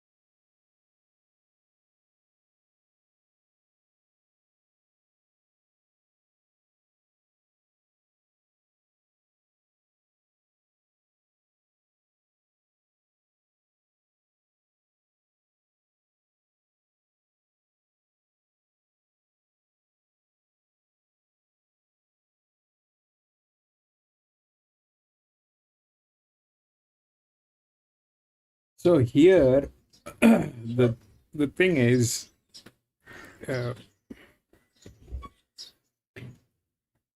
so what has been happening is this, that so far it has been all jock. Okay, so far this one was a jock, this one was a jock, and they failed because those are I mean, it's actually disappointing because the the horse with so much of you know, exposure and potential, why a jock like that has been assigned is I mean, if the jock is like that, why he has not been rejected from this horse is something that I fail to understand. That's an operational thing that they have. Here also it is the same thing. It's a joke that went through. Here this is something that that went outside of everything. But the point being is this, that if the jocks are going to be ruling the game, then there is hardly anything that we're going to do. I mean, if these are the guys who are going to be doing it, okay, in that case 6 is the right odd.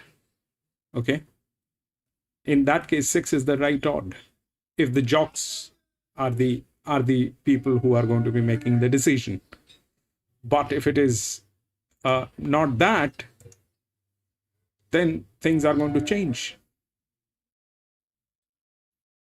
So what is wrong with 6? Okay, so 6 is the linear, which is good, but it's not a great match. Okay, so even if you look here, the match spoke and then the jock. Okay, it was a drop in class, but that was the match and it won the 5. Then came in the challenger with the jock, which was bad idea.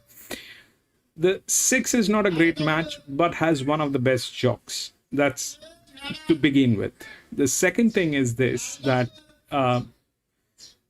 if it plays the right thing, so the highest quant, I mean the highest promotion which has been given to this is like a 61, which became a 62.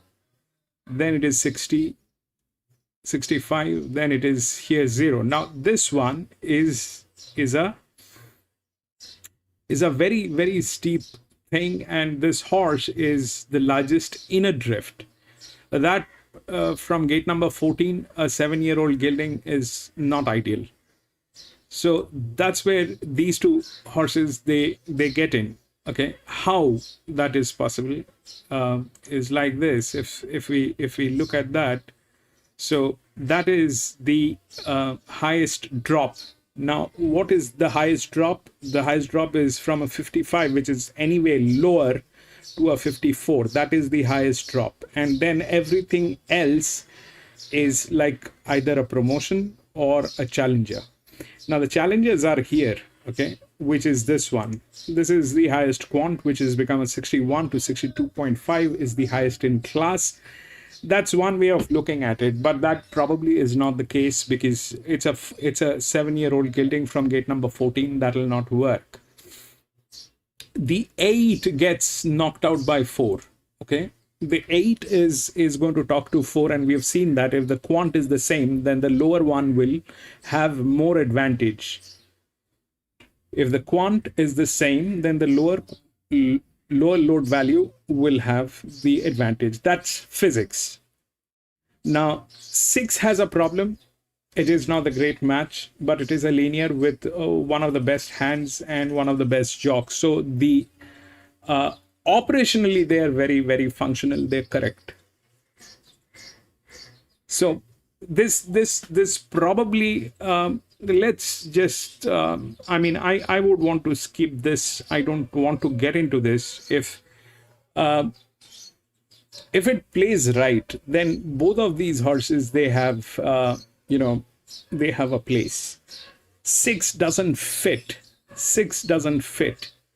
How this might play is a very difficult question, because if we look at that, then if that's that, which is not happening,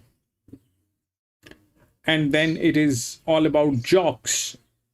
So now this 61 became 62.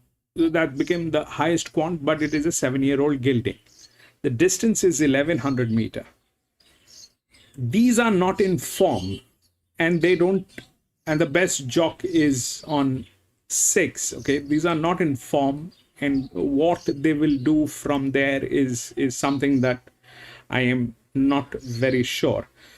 But what might just flip here, okay, what might just flip here is the fact that so what we have seen so far is the lowest is where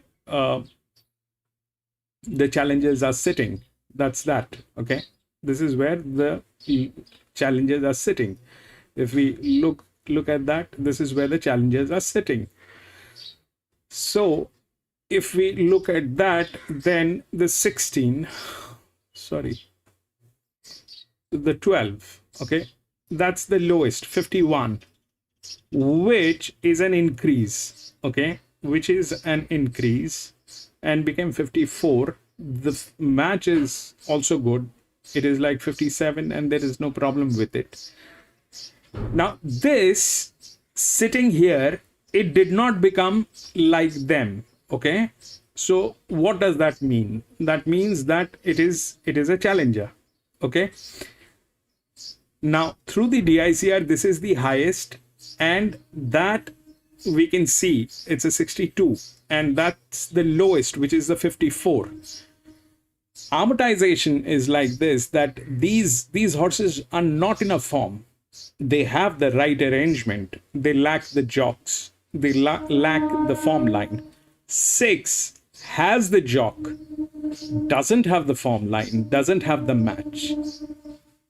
5, all these horses, they are from the upper line, but they kind of, this one like 57 became 59 from gate number 11 is a 6-year-old gilding. That also is a little dicey. But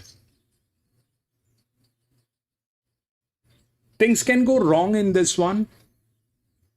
And if I'll show it after this one, that generally when we are doing from upside down, like here in the second race, if we look at the second one, it is 11, 10, 9, and 6. So 11, 10, we knew that was the highest. 59 became 54. But here it is It is not that. It is like 61 became 62.5, and that's the highest quant. So it is just the opposite of what we've been playing so far. Okay, it is just the opposite. This was a 59, that was a drop. And here, the drop which we have is a 55 that became 54. So that is a bad class to begin with. That is a bad class to begin with. So that probably is not the answer to this. That probably is not the answer. The 7, which is on those on those things, are like, this is a 59. Okay, if we do the highest, then that is a 7-year-old gilding. Then these two horses, they pop up. This one is better than this one, the 8. Okay, technically it has more advantage, the 4, but I don't want to get into it. This thing can go very bad, and I seriously don't know where it'll land up. And if it is about jocks, then the 6 is the right odd. Okay, if it is about this, then it is the right odd. So this is a mismatch, completely mismatch. This one is the highest quant. If we look at that, that's 61. The jockey has never raced here. Plus, it's a bad match. That'll not work. And if we go through this, then this one is a bad class to start with. It might have the a little bit of form line, but that's no match.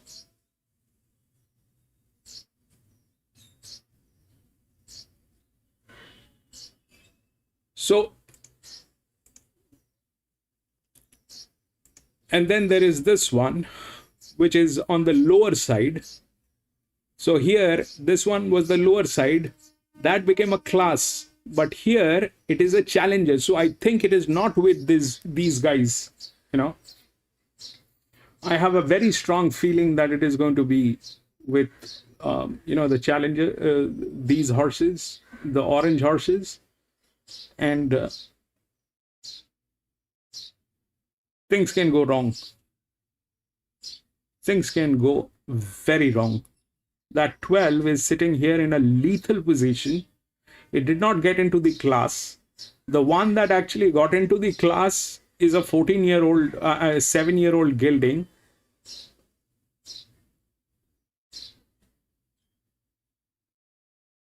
And that's not a match. The 4 and the 7 that we have are not in a form line, though they are better match. 6 is solely relying on the jock. If the jock delivers, which has been happening, then 6 is the right odd. So things can go wrong. That 12 is also a check. These two are probably out of form. So they I don't know what they will do. The 6 is also out of form. So probably it's a bad idea to get into this one. Not that we've been doing great so far, but it's a bad idea.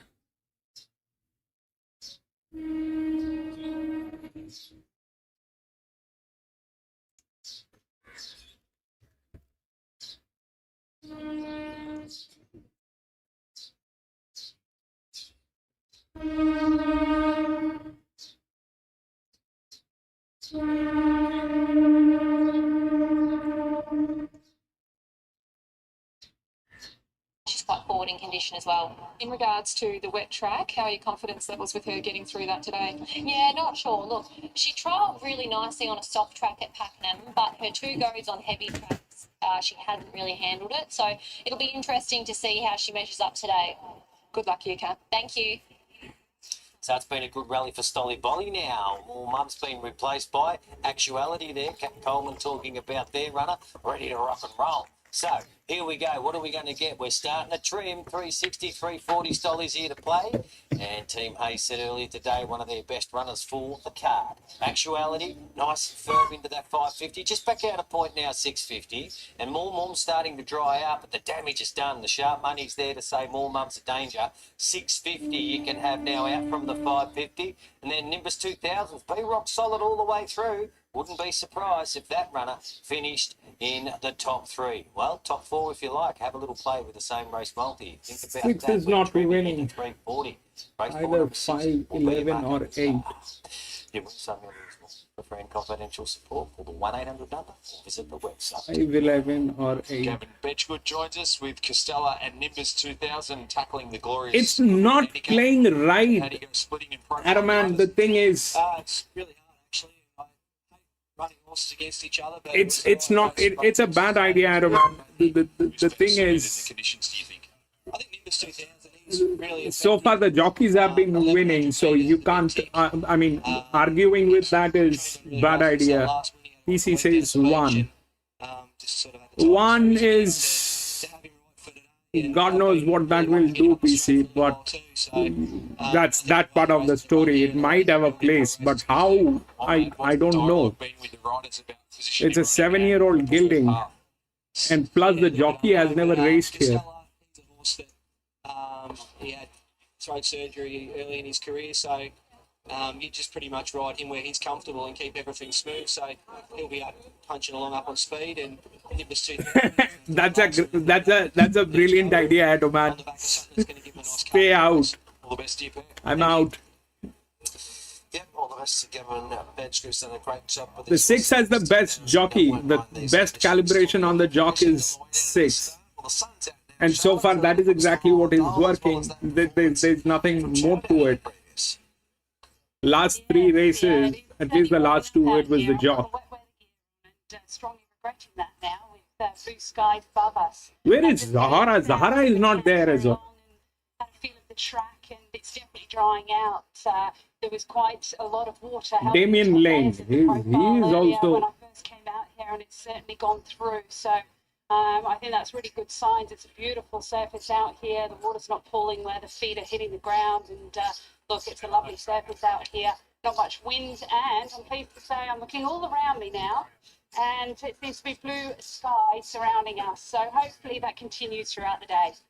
Sounds 4 and 11. Shots there from Charlotte's vantage. 4 is strong, but It's pleasant. It's how? pleasantly improved, I suppose, is the way to put it. What was your main takeout from the yard in terms of the positives and negatives for that hunter? Well, most horses presented really quite well, Hutch, to be fair. A lot of these, they're season campaigners now, 13, so most of 14. them know their job pretty nicely. Now the 7 has also come up here, the 4 and the 7. The 7 is also up here. We saw the 2-year-olds go to the fence, which is what you'd expect naturally to give them. Is the 12. The 12 is here at 68. If that goes through, What jockeys decide to do, especially Charlotte touching on the surface water that was initially there on top is starting to soak through, whether the jockeys have found a different path to navigate down this straight race. One of those early races with they split into 2 groups, but it looked like the outside group very quickly had an advantage. I wouldn't be surprised if the bulk of the field here really decide to head more towards that outside fence. That might be the path they decide. Anyway, it's been good backing for Stolly Bolly. Can today be the day? It's Matt Hill. Call home the action. Terrific, Hutch. We know the class of Stolly Bolly. There's Wolfie going into the stall. Which is Stolly Bolly? Raced last start at Caulfield and probably cost itself victory there. 6. There's Nimbus 2000 going into the stalls. Logan Bates, fresh from his Group 1 success last Saturday. Loading away well, Nimbus 2000 in the stalls. Actuality about to load. Fancied Actuality. 2 runs on rain affected, probably you could say inconclusive. Goes very well fresh. Impressed first up at Seymour last campaign. Fission goes in, Shining Smile joining them, so we've got a couple to get set. Ball to join the line down there. 700 metres. There's 5 straight races on the card this afternoon. There's the favourite Stolly Bolly loading. Celsius Star is going to be the That's a last. beautiful horse. Blue card ride already in the winner's circle today. Celsius Star. Molly Burke comes up. Takes the outside and they're locked away. The Glorious Goodwood, race 4. Gates are back and they're racing. Stolly Bolly, the favourite, began pretty well. Costello beat them out with Harmonet, 2K Pete and Celsius Star up the outside. Celsius Star, the leader from Harmonet, 2K Pete, Costello, then Nimbus 2000 and Stolly Bolly. More book deeper, then Shining Smile, Salsa Fellow, well back Actuality Fishin'. And at the tail of the field is Wolfie at the 750. Celsius Star, the leader, a length Harmonet, Costello over on the far side. 2K Pete isn't far away from the lead and they were followed by Stolly Bolly. Nimbus 2000 the outside. Actuality's tracking the favourite. Then Shining Smile, Salsa Fellow well back with also More Book Fishin' and Wolfie. 400 metres to go. Celsius Star joined by Costello. Also Stolly Bolly starting to produce in the middle. Shining Smile behind those horses. They were followed by Nimbus 2000. Actuality needing a run. Stolly Bolly 200 metres to go in front from Celsius Star. Nimbus 2000. Actuality finishing off okay. Stolly Bolly trying to stave them off. Nimbus 2000 coming at Stolly Bolly. Stolly Bolly and Nimbus 2000. They go to the line. Fourth. Finish, but I think Stolly Bolly may have just lasted from Nimbus 2000. They were followed by Four, I Wolfie, think. More Book, Salsa Fellow and Actuality in a line from Celsius Star Fishin'. I Behind them, think it Shining is Smile, 4. Costello, 2K Pete and Harmonet, and the judge will call for a photo. 4. Nimbus Baby. 2000 is going to make a race of this late for Logan Bates. Does that 1.5 kilo claim make the difference in the closing stages? Half kilo differential on Stolly Bolly for Damien Lane. Stolly Bolly will hold on. Stolly Bolly gets it. 6 from 4. 6-4. It's probably going to be the one in Celsius Star at start 50 or Woofy for 6-4. third place. More boom. Also there, just obscured by our graphic, was running on in the closing stages. But Stolly Bolly, a victory for the first time since the Valley on AFL Grand Final Eve 2024. A great preparation, just kept finding one or two better. Quite often here, Lindsay Park get what they want here. His third victory at start 15. Nimbus 2000's having a good prep and it's continued.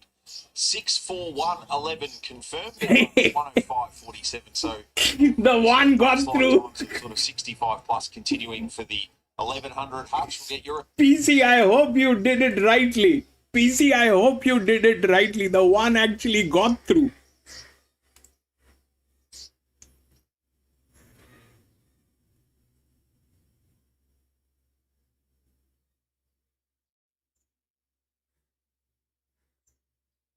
Six,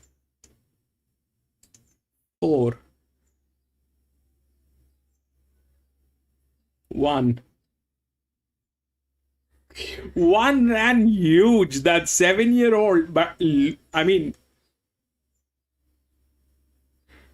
I kind of, I was like 7-year-old, I was not in.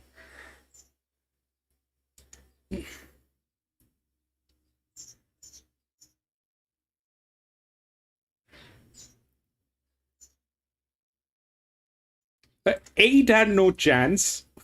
If they're the same quant, then the 4 will knock it out.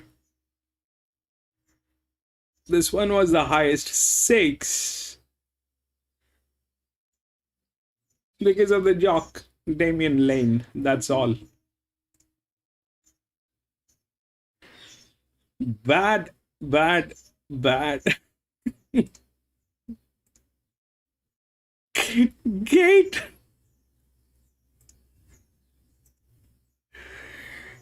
Lewis, welcome back, Lewis.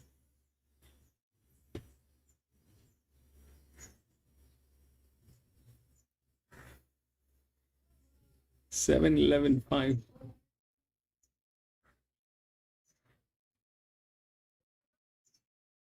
The four other, it's all about the jock DAOs. It's all, I mean, that I mean, I stepped out because of that. That genius is like that. That genius is like that. How is that going to work is very difficult to figure out.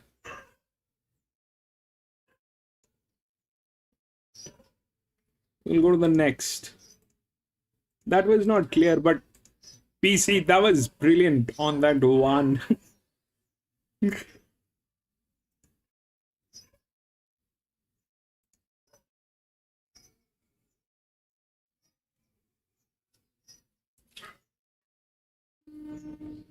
3, 5, 6, 7 all scratched. 3, 5, 6, 6.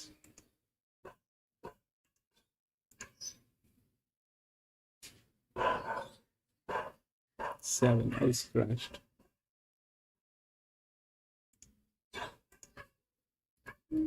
14, 12, 15, and 16.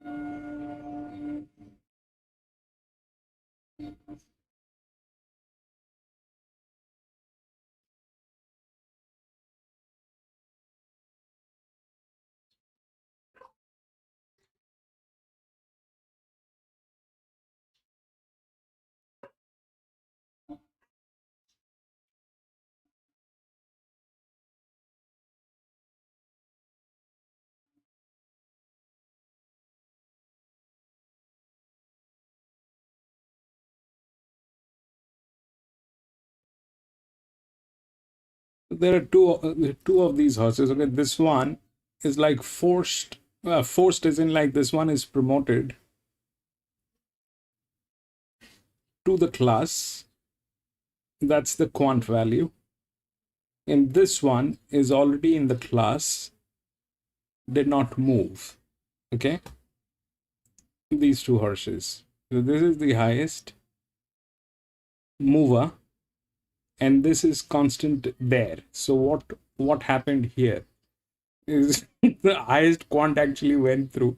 This is basically Flemington. We spoke about this, that they have these horses in stock that can actually do this. Okay, this is not going to happen in other tracks. They kind of like that. They are very strong in what they do. So that 7-year-old gelding actually came in second. But they say why that did not happen is because of the jock never raced here. Okay, but that's something that happened. The 6 went through because of the jock. Now, if it is about jock here,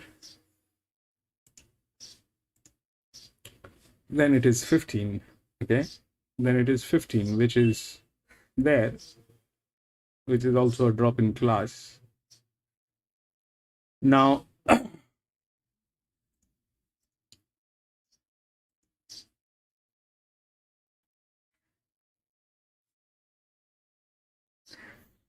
that's not a great match.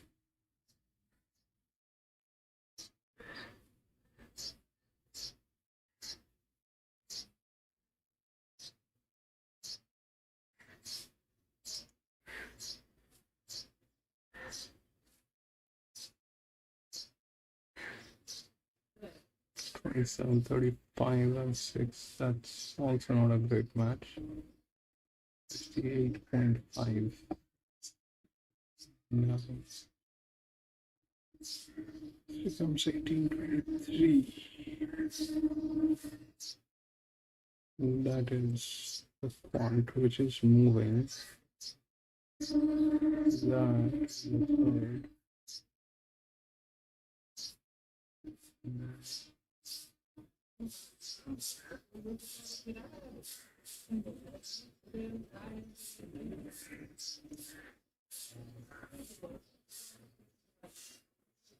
Five has become 0. 18, 58 became 54, 50. Further than I'll drop this. It is 52. This is the lowest average fixture.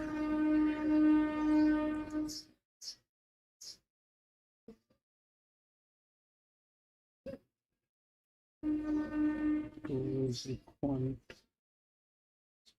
but it will work with who? It will work with this thing.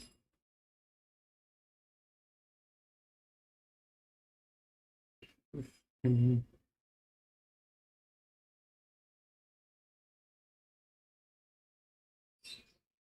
uh, 67 and 53.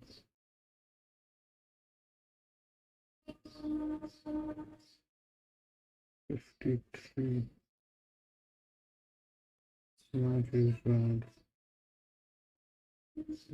fully band, size band, this here, 12, 58, 21.15, 58, here.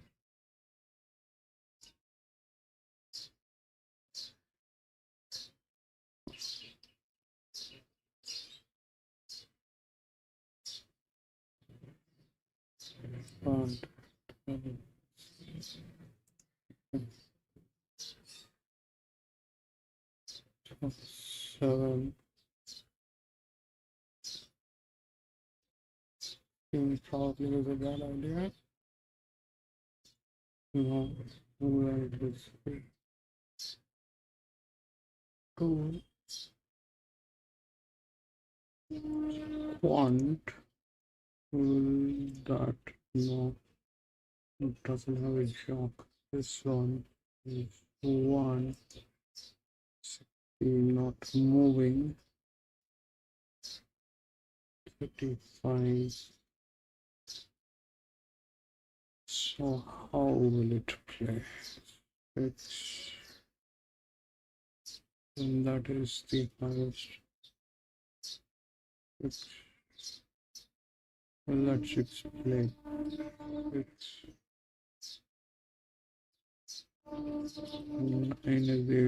that's 56. Bad idea. It should drop like nobody's business. And this one is 13.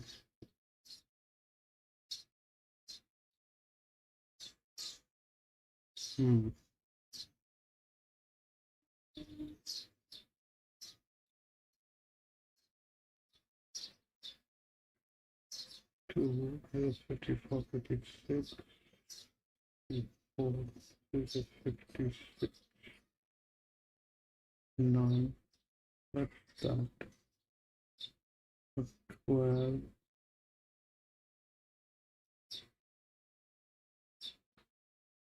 And one font is probably is like that. This one not there. 37 is still there. 13, 7. 7-year-old guilty.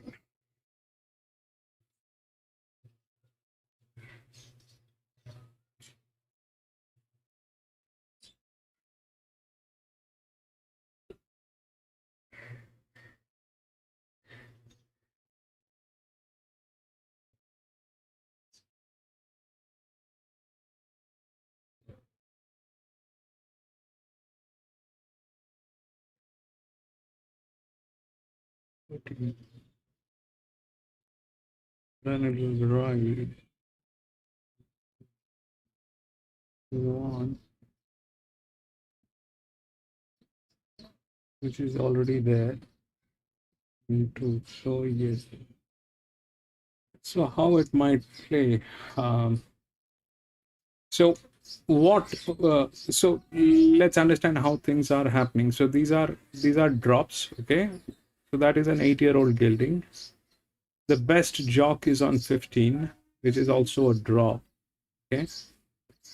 Huge drop at 60. The match is not right. The match here, the match was not right also, but it came in second. So we'll see how that work. I mean, that basically is the class which will talk whether the match is there or not. That's basically the thing is. But what I think, so about 2000 meters, basically it is a distance with the linears, but the linears will have to be in form and they have to have the right match.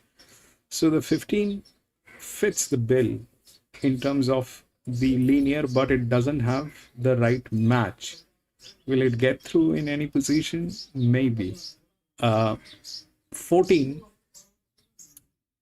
is also a drop, which is a 58.5, 54. Okay. So that's a very strong drop, which stays intact within the class is this one, the 1, okay, which is a 6-year-old gelding. And this one is chasing as in this is the highest quant. So the quant value is here. That is a drop. Okay. This is a quant value. This is like the most potential horse. The most potential horse. This is what this one was. Okay. This is a potential horse. But that's a 7-year-old gelding from gate number 14. I did not have the nerves to go with it. Plus, they did not have the jock. Here it is also the same thing. The jock is on 15. If the jock wins, then the jock wins. Okay. Ideally, it is a distance with the linears. So, but that's not the right match. The match is here on 14. This time the odds are right on 14. Okay. The odds are right. Here the odds were right as well because of the jock. And here it is right because of the match. So the 14 is the right odd. Okay. Then what happens? Then it will drop. But drop where? So that's where this one gets into picture. All right. Why this one gets into picture is because this is a very strong. All right. This probably is the third position. Why? Because it is starting from a very lower weight. It is starting from a very lower weight, which is not the same class as benchmark 84. They are there. You have the competition, which are the drop-in class. This is the quant, which ideally came in second here. All right. So that's that. But the second in line with a better match is this 4.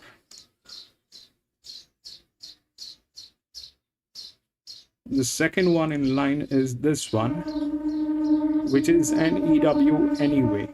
Okay. Now, then what happens is either this one, which is the highest class, which is constant, either this gets in or the quant gets in. The competition is between these two horses, the 1 and the 2. 14 is the favorite. These two horses are of the same class.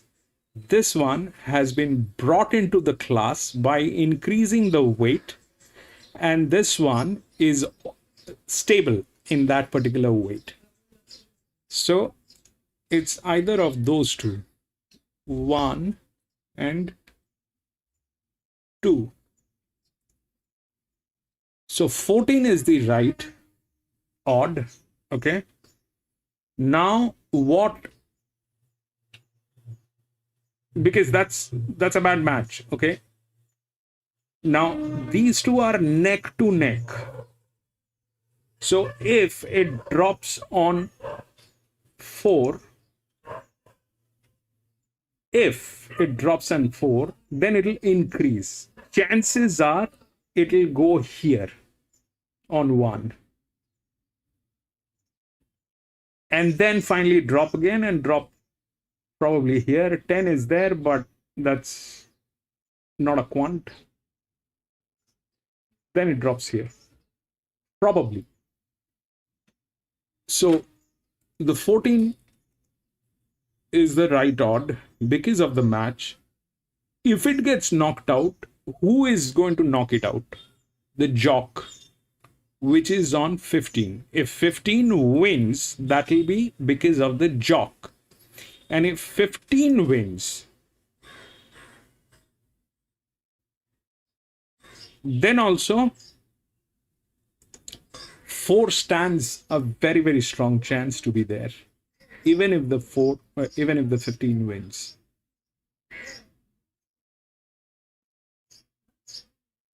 That 4 is quite capable of getting into, even if the 15 wins, the 4 is still probably there.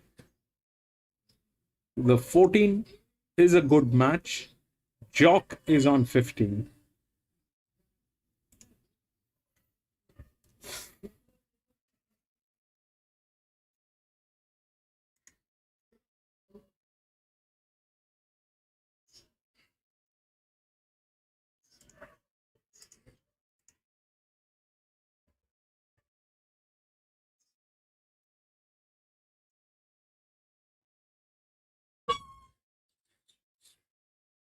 Rose Hill.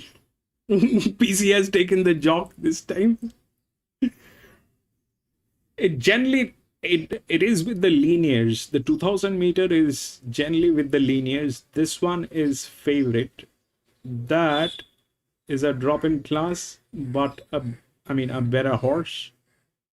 14 has a better match, doesn't have a jock. This one has a jock.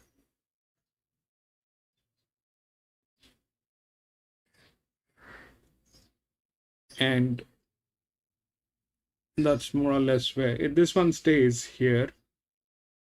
It's a stair. And this one is the quant. So 15 has the jock.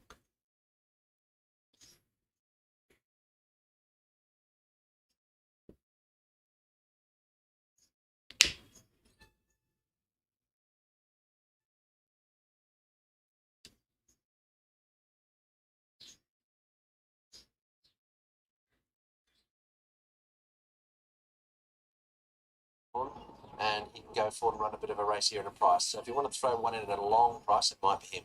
Well, as you'd expect with the benefit of having some hurdle trials, he's very, very fit coming into this. You can already see great definition over his rib cage. You'd think practically that this is potentially a bit of a trial for money over 2,000 on a beautiful surface, but you couldn't underestimate him on if he was having one of his better days. Similar for the 10 double cherry, went to those set of Hamilton hurdle trials just after the Labor Day long weekend. Yeah, there'll be one of these that's headed in the same direction that's going to, we're going to all ride down and go, oh, what a run. It might be this guy. Look, I'm happy to watch him today. I think there's other races of mine. He hasn't won over 700 days as well. It's a fairly long gap since he's been able to get his head in front. You'd probably have to take on Trust, wouldn't you? But the team have turned their horse out looking fantastic. He's enthusiastic, he's moving well, he looks good. I'd probably prefer to see him in something weaker. Well, there could be a group discount for the booking because the 11 Woods, he's run in the 2,350 metre benchmark 70 on the first day of the Warrnambool Carnival the last 3 years. Tipping he's going to make it 4 in a month. I think he might, and he won't be 60s, I can assure you, which is his price today. I'll say this, now the rains come, all of a sudden, like, he's a better chance than what he was earlier. So he's another one that could run well. I mean, he definitely needs these kinds of conditions to excel. He's got himself quite warm out the back of this horse. I think that he's come to hand pretty quickly in regards to his fitness, though. First win in this country last start at Pakenham for the 12, Jack. Good performance. And we still don't know where the ceiling is with him either, and I think that's the real positive. don't imagine the ground will be any major issue. So has been exposed to a great deal, that has to be said, but going the right way. And I want to keep him safe. He's acclimatised so much better this time round. Last prep he was so wintry for a lot of his preparation. He just didn't know which way was up or down. So it's good to see him nice and healthy here. He's a bit warm, but that's pretty typical for him too. Luke Nolan, a half kilo over on the 13 Make It Sweet. So consistent and doesn't know how to run a bad race. The map suggests he'll get every opportunity, or she will, I should say, to figure in the finish. So that being the case, she could be one to consider. She's well named, Make It Sweet. She's such a sweet mare. Look at the lovely honest look on her face. She's a pleasure to walk around here. Very fit. She should be running up to her mark. Trevor Delroy's having a good time with it. He had a winner in the wet at Pakenham on Thursday night. He's got the 14 Takuma, trained by Graham Begg, chasing 3 in a row. Sectionals were great last start. Drops to 54 kilos from 58 and a half. And a progressive gelding who's going about it the right way. The market loves him, and there's no major surprise. He'll be settling in that back third of the field, one would imagine, but he can show the same turn of foot he showed last start. He'll be hard to hold out. I just love looking at this horse's pedigree with him being out of a Zabeel mare. You think that he's just going to continue to get better as he gets up over further distance. He looks fantastic here. He's thriving throughout this prep. 2.5 kilo weight swing for the 15 Pantole Warrior on. 14 is his advantage getting to 2,000 for the first time here. I agree. So the step up in trip. And the other thing is, he'll map closer. He settles handy. 53 and a half. Craig, that's the game, Gate. You either choose the horse or you choose the jock. I think the drop in weight probably helps him more than it helps the firm. He looks really good. He's got fitter and fitter with each run that I've seen from him. I think that he's right at his peak race weight here today. And today it is, you're right, today it's like jocks are doing the right thing. Running the same sorts of races often. I don't know if, I'm not sure actually what his optimum distance is, but look, he'll run his usual race. He's never far away, and once again, he'll get through the conditions pretty well. Yeah, he looks very good. I think that he looks very similar to how he has done all prep. He usually parades with a great attitude. I'd say he's probably a bit more enthusiastic than what I'm usually used to seeing from him, so I take that as a good sign.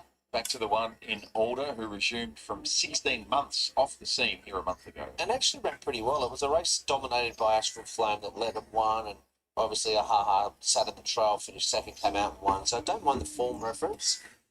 I think that stepping up and trip is a big plus, and a horse that can get through the ground as well. So there's some positives for Alder. I just think being second up today, having had such a long break, I thought his first up run was fantastic. Probably exceeded expectations considering the break that he had. He looks so much fitter today. I think that it's a really good parade. He's definitely one that gets a tick for me. Archibald Stable also have the 4 in Jimmy Hendricks striking his third up. That he does, so should be not far away from where he needs to be. I thought he got home pretty well behind Stylish Secret. I'm not sure if that's the right form. Another horse there's a fair few of these that present very similarly. He's fit, he's moving well, and he looks good. Arch, one of your better plays of the afternoon comes up here in the 5th. That it does, and I thought the earlier price, and it's still probably each way to an extent. Patel Warrior, I think, can run a big race against Sakuma. They bring the same form. So I've got Sakuma on top, but I think as far as value is concerned, with $5, Alder could run well, $31, and Jareth, another progressive type on the way up. 14, 15, 1 and 12. Still making my notes here, Hutchie. There's too many horses here that look so good. I'm going to go politely down on top for me. I think that he presented really quite well today. I like that he was just a little bit more enthusiastic than what I'm used to seeing from him. So his weight range and everything like that looks very similar, but hopefully his enthusiasm sparks a good performance here. Of the rest, I thought Zakuma was another one that saddled up looking fantastic. My brother's keeper is a lovely, honest horse trained by my good mate in Steve Brown. How is he, Brownie? Yeah, good, Amy. He's spot on. He ran in the Yarra Valley Cup last week, and Patrick rode him. He hasn't ridden him since Albury last year, probably. And he said to me, Brownie, he's back, this horse. So I don't know why he's 40-1, but yeah. Maybe you've had a little nibble. We'll have to give him an extra cheer. Hutchie just touched on too when we were talking through his form. You can't underestimate it because he is a really honest horse. Yeah, I think he handles it all right. Probably wouldn't handle it any heavier, but I'm really happy with him. And as long as there's probably a bit of pace on, that's what's got him a bit bamboozled, a slow pace, There's a bit of pace on it, hard to beat. Just going to let him get back and hit the line? Yeah, it's the only way he goes, So, we've tried riding close midfield, but he's just got to get back. So, hopefully the pace is on. Best of luck to you. I'll be cheering. Thanks, Amy. Solid Zakuma here, but they're starting to spec a few right down the page. Now, Panther Warrior being one of them. Giraffe's nice and tight now. Politely Done's starting to tighten up. So he's a horse that likes to get back, make one run at him, and he'll need to do that. Maybe with the wet track that he loves, someone knows something. Into $9.50 to 16. Looking down the page, not much action apart from Alder, as I mentioned before, the one. So they have to beat Sakuma. Rock Solid is the favourite at 2.25. I'll try and work out a market mover for you because look at Pantile Warrior now, sneaking up the ladder. You win some, you lose more. For free and confidential support, call the 1-800 number or visit the website. Jack Howard joins us, Danny O'Brien stable with two at the bottom of the weights here in the fifth event. Pantile Warrior and Politely Done. What's the line of sight on both your runners and where they're at in their campaigns? Both come through their last assignments in good order. Politely Done is 2,000 metre horse that really appreciates big, flat, open tracks like Flemington, Pakenham. So we're sort of really tried to keep him to those places, and that's why there's been the gap between runs between his last start. Now, Pantile Warrior is a horse that this is his first preparation with us, and it's just building. So he will be better out to 2,400, but this looks like the right place. I think it's nearly a 6 kilo drop in weight from his last start. He's got a 3 kilo swing on the favourite and Craig on board. So hopefully he can put himself in the spot and be right there in the finish. Has the team learnt much, and if so, adjusted much in having Pantile Warrior in the stable for a longer period? You're always continuing to learn about him. He came across in really good order, had a break up at Sean Buckley's property and came to us. He has relaxed throughout the preparation. I think if you look back at his early starts, we get a little bit hot in the yard, but he's really matured in that sense. The unknown with him is the wet track. He's an odd one. He's a European that's never seen a wet track. So that's a bit of a question mark today. So hopefully he can handle it. We can move on to bigger and better things going forward with him. You had a chance to work him on anything that's had much given it? Not really. It's up until this week. We haven't really seen much rain in Victoria, but there's nothing to suggest that he can't handle it. But obviously, we've got to see it on race day. Thanks, Jack. All the best. Thank you. I'm just out the back of the barriers here and just flying up alongside Craig Williams to try and get a bit more intel. Now, there's a question mark, Craig, on whether this horse will like the heavy track. Now, you've had a little spin, your first hit, but a good spin on this track. Were the wheels spinning, or did you feel pretty good underfoot? Please, Charlotte, you got the microphone. You should ask my horse. I think only Mr. Ed's the only talking horse we know, but that's a question mark that we all have on him. He's a nice progressive horse, and he gallops well, and he seems to be really acclimatising every run that he has here in Australia. So obviously that's the only question mark we have on him, whether or not he enjoys this type of surface under race pressure. Any tricks from the team? Did they give you any hints on how he is? Sometimes these internationals can be a bit quirky. It's a bit early to pray, so we can't go to church at the moment, but they just said he's a lovely horse to have around the stable. They're very happy with the horse's progression. He looks really well, and they're happy that he keeps showing up. But it's a very competitive race. That's why he's got lightweight today, but he's a good galloper, and if he enjoys his footing, then he'll take a lot of running down. Thanks for that. Good luck. Cheers. Well, with the Melbourne Comedy Festival upon us, Craig Williams has taken his creative licence. We can tell Willow that we do have, our extensive R&D lab working on some AI and some apps that might allow Charlotte to talk directly to Pantile Warrior at some stage, but we're not quite there yet with the tech. He's in good form, Craig. That is for sure. So it's nice to hear him. Maybe you're right. So maybe we do need to ask the horse, but look, if you look at the form and the market, Amy Pantile Warriors is right in that. It's the right form. One thing I've always wanted to know with horses, they call out and they whinny, right? I want to know if they've got an accent. Oh boy. These are the things that my mind Is this what you think about it, right? It's 30 seconds on a feature group load day. There you go. Well, too later. Here's Patty. So we have about 5 to get set, including Sakuma, who's in the hands of the clerk of the course at the moment to keep that horse settled. Pantile Warrior, heard from Craig Williams, about to load as well. Here's a couple of the elects, Pantile Warrior and Sakuma, who finished so strongly at the midweekers going in. Now, Jimmy Hendricks, one-time Royal Hunt Cup winner at Royal Ascot a couple of years ago, comes forward with My Brother's Keeper, and Politely Done will be the final one to load. Tote favourite Sakuma at $2.50 ahead of Pantile Warrior at $4.70 and Jareth at $6. My Brother's Keeper position, Politely Done forward. 2,000 metres for the Curragh Handicap. rest of the run. They're racing. Pretty good line. Woods was the last to leave. Sakuma second last, and Politely Done is going to drift back. Jareth began quickly. It's one of the initial leaders, with also Pantile Warrior and Zuyab holding its place on the inside from Golden Crusader out wider on the track. Further back is Make It Sweet, a length older. 3/4 of a length Double Cherry. 3 lengths Jimi Hendrix, and then My Brother's Keeper. Third last Sakuma. Woods is second last. Politely Done is at the back at the 1500 metres. Pantile Warrior is the leader. Hasn't crossed to the fence yet. Golden Crusader's pushing up, and Jareth's also just keeping its body in there. Make It Sweet outside of Ziyab behind the speed. They were followed by Elder, and next Double Cherry, a length and a half. Jimi Hendrix, My Brother's Keeper. Zakuma well back with Woods, and also Politely Done. So the field make their way past Chiquita Lodge at the 1200. Eventually Pantile Warrior up on the nickel, led by a length and 3/4 Golden Crusader. Ziyab is third, a length and a quarter Jareth. 2 further back in the field, Elder, and then Make It Sweet as the field stretch out now at the 1000 metres. Speed not bad. They were followed by Double Cherry, a length and a half away. My Brother's Keeper, Jimi Hendrix, 2 lengths Sakuma, who would spot the speed at least 12 lengths, and then Once and Politely Done. 800 metres to go. Pantile Warrior the leader. By a length and a quarter, Golden Crusader, as the leader just has a little bit of a breather before the corner, and the field just pack up somewhat. Jareth 3 wide, and then came Zuyab, the inner. Make It Sweet's coming with a run 3 and 4 deep, tracked by Double Cherry. Elder getting off the rails, then My Brother's Keeper.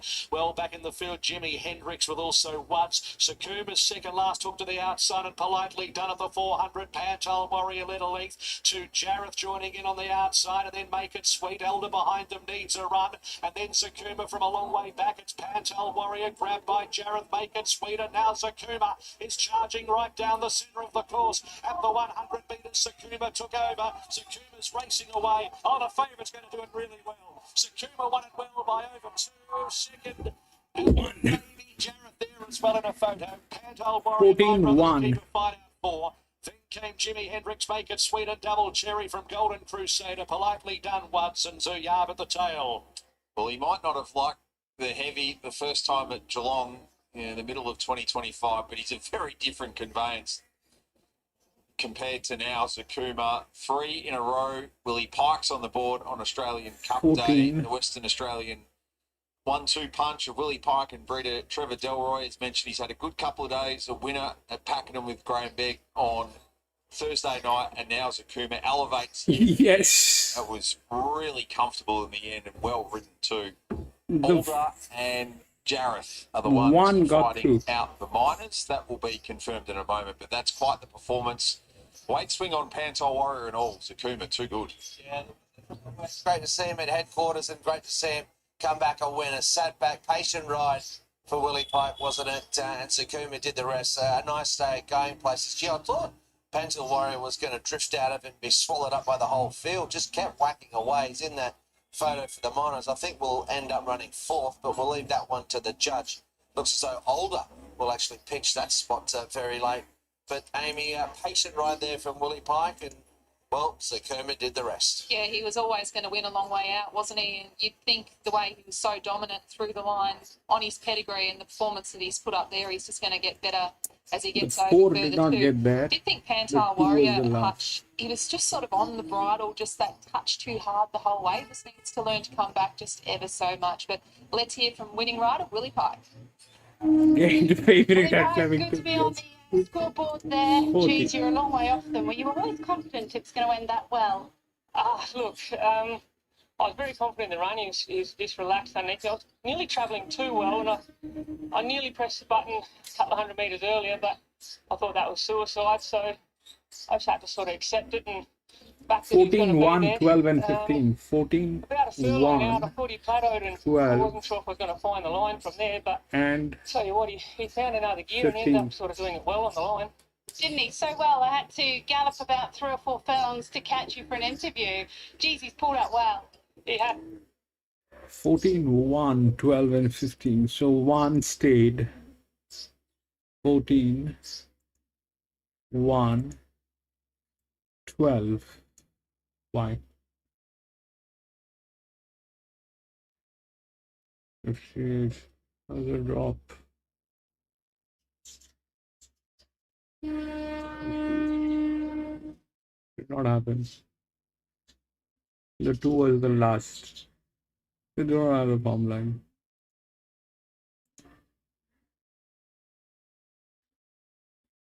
So the 1 stayed. This one couldn't hold up. The form line was also missing. The 4 was a 7-year-old gelding, could not hold up from gate number 13. Anyway, that happened. We'll go to the next.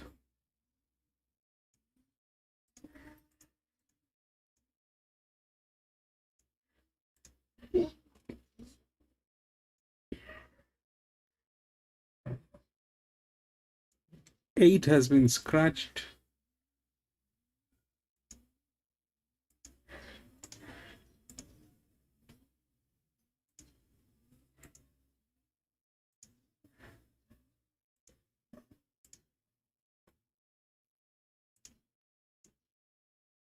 Five, 2, 10, and 1.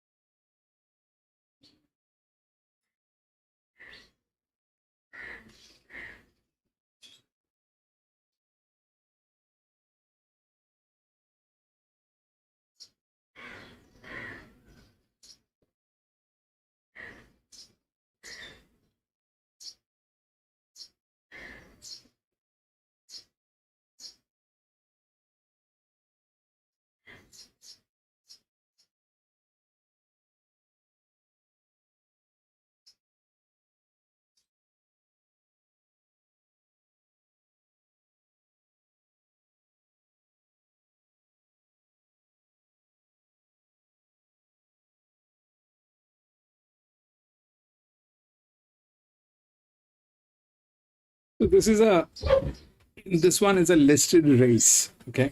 Now there are two sides of this race. One is this, that it is a listed race, and the second side is this, that it is a 3-year-old race. Now what does that mean? So a listed race is supposed to be here. Okay.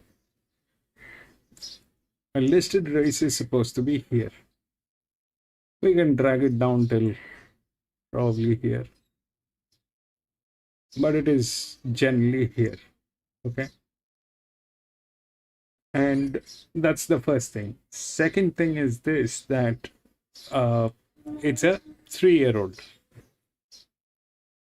So if it plays a 3-year-old, then the 5 is the right odd. Okay. Why? Because of the form line.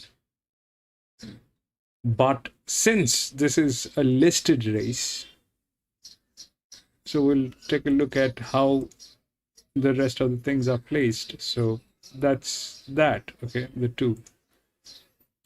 That is the highest in class. It is a little drop.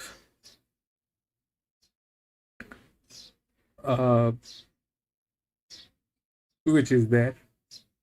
This one is a very strong drop. But that's also a class. Now it has become a challenger. Then this one, which is 7, which is here. So the highest quant is on this. Okay. which means that this is going to be challenging. Now, where is it coming from? It is coming from 50.5, has become 56.5. This is a 59, and it's like staying at 58.5. So it's hardly a drop on this. Okay, there's hardly a drop. Then it is a 50. Then it is a 55.5.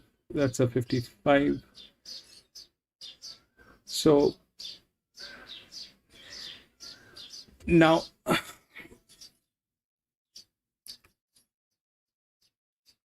so we'll go to this one, the 2-year-old race. Okay, this was a group 3. Okay, a group 3 is about the challenger, but the challenger failed.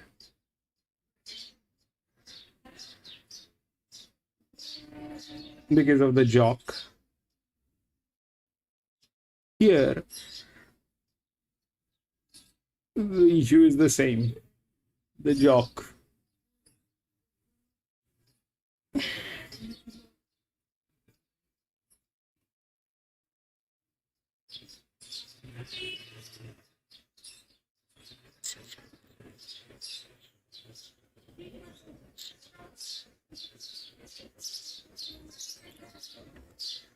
So now,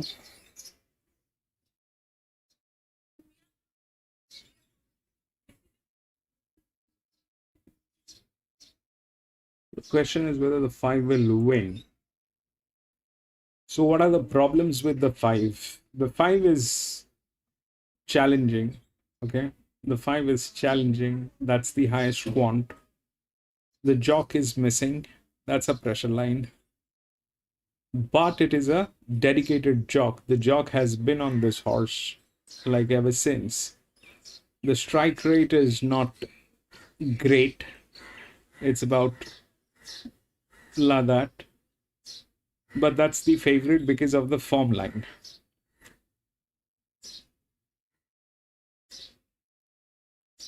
It should not go there. It should not go there. It's a challenger which is challenging a listed race. So what happened with 1? Okay, what happened with 1? It doesn't have a form line.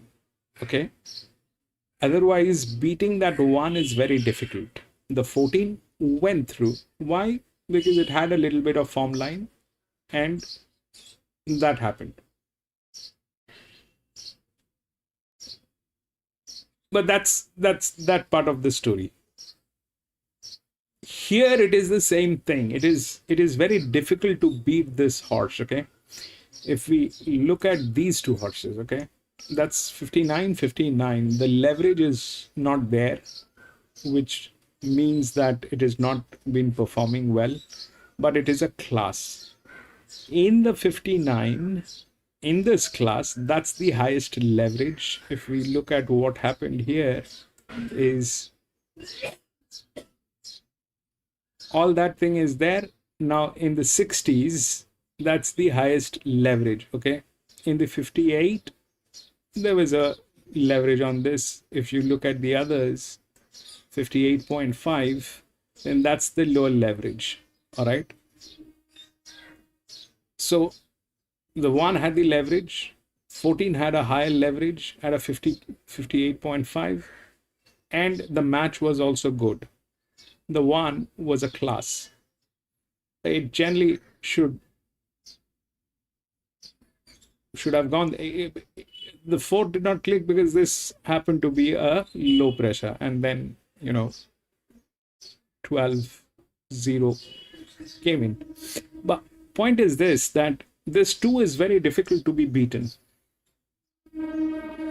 This 2 is very difficult to be beaten.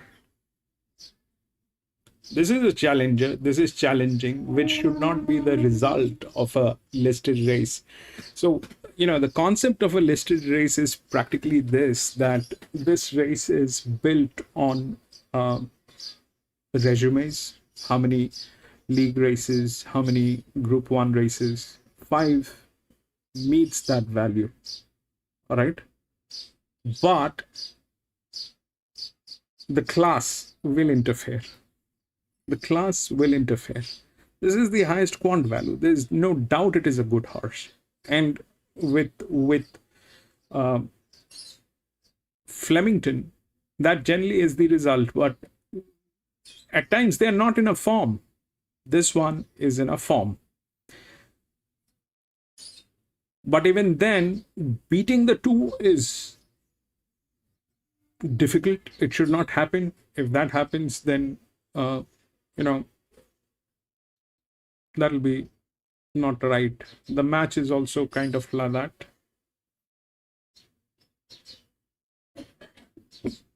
What are the upsides and downsides?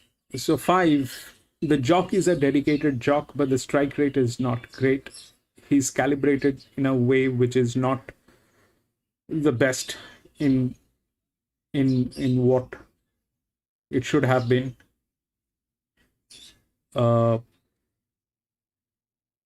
The 2 is the similar case. It is not getting into green, but that also is not a comfortable zone. The load is huge on this horse, which is supposed to be. So what are we looking at and how things might play? Okay. So the 9 will get, as a drop, it will get there. Okay. As a drop, it will get there, probably on the 4th. Okay. The 9 will probably get there as a 4th. So if we take that as the 4th,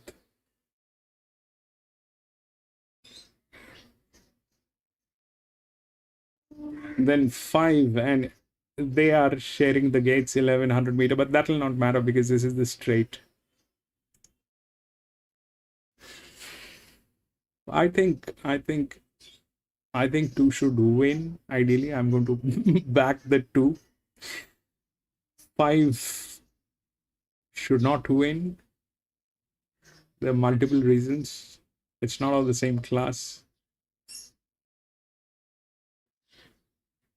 It is challenging a very strong horse, which is this one at a 59. So now the question is how this might play. So there's going to be a low pressure. So the low will play where they have the 1, okay, which is another class. This one is the highest low, but not in a form line. And it is challenging. This is challenging, but there's a quant on this. There's a jock on this. So yes, that's exactly what I thought about 4, but there's a 7-year-old gelding, gate number 13, did not work. Here it is a colt. The jock has never ridden this horse, but it's a good jock. That's the highest drift. So this one is the EW, but it is at a 54.5, becomes 56, wherein this one is at 57, 58, which is a promotion here. This is the first promotion, this is the second promotion, and this is the class, which is in a drop. So it generally plays high pressure, low pressure, high pressure. But in that case, what happens to 10?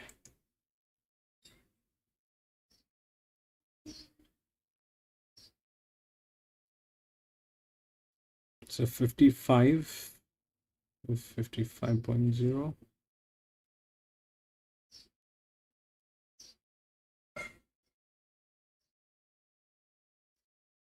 So in that case, there are 2 possibilities that might happen. One is this one is going to get knocked out because it doesn't have the form line. It doesn't have the form line.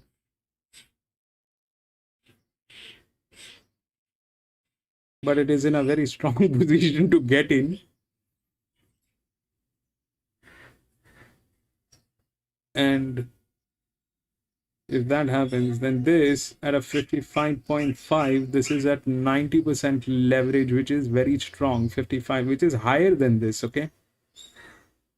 Which is higher than this. This is 55.5, this is 50. This thing is 55, stays 50, which is here. So 10, that's a leverage. So if that is a pressure, that is a pressure, can they be a queen? Or in that case, 5 gets in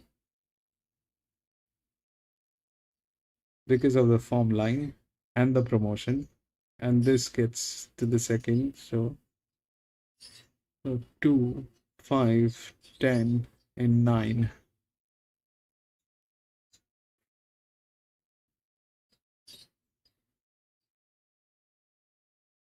Maybe the 1 is the one which is going to get knocked out.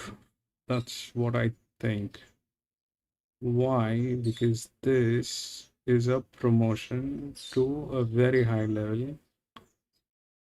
The 57 become 58.5 from 57. This is a 50, there 56.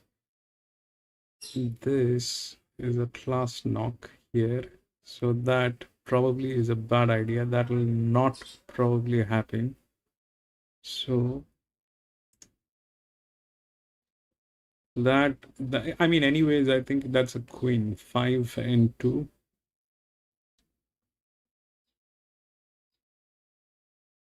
I mean, 2, 5,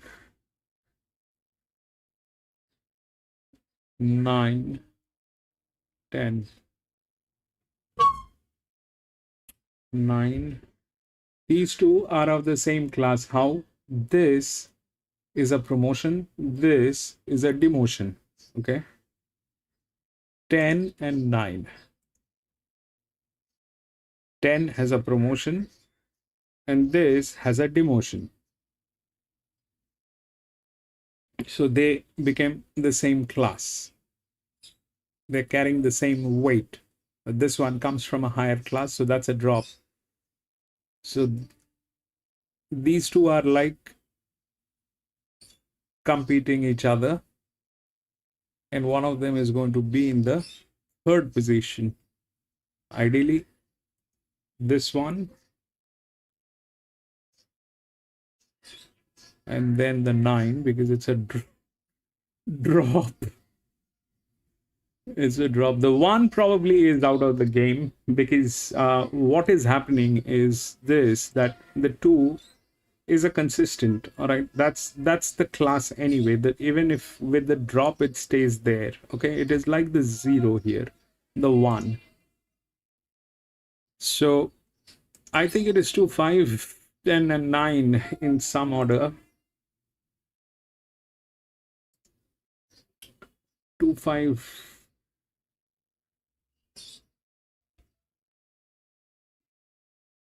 9. I'll put 2, 5, 9, and 10. That's the drop, should come in. Then this one, which is challenging. 2, 5, 9, and 10. That's a huge leverage on this.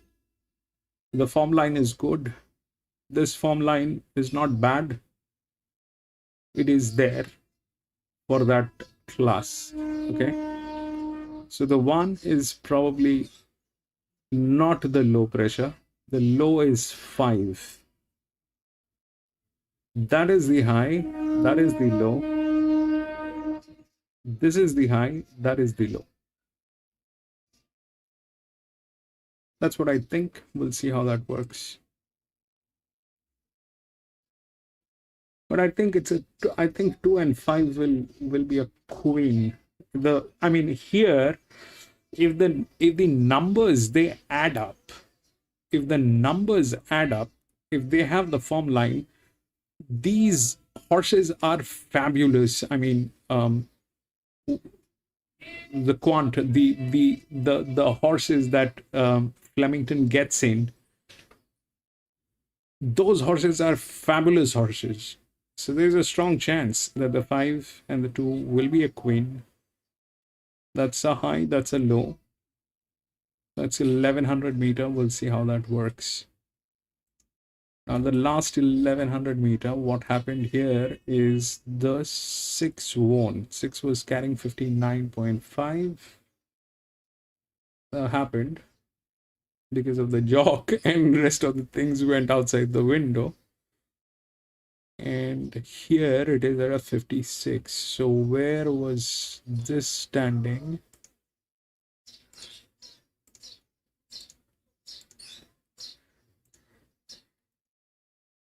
This was standing here only, 1100 meter. And here it is here. That brings us here. Okay, we'll see.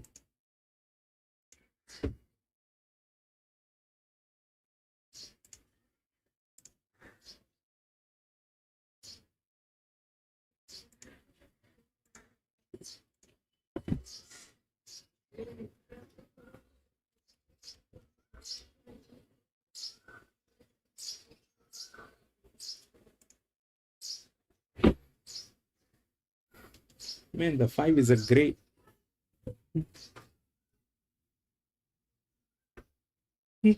Boom, stare.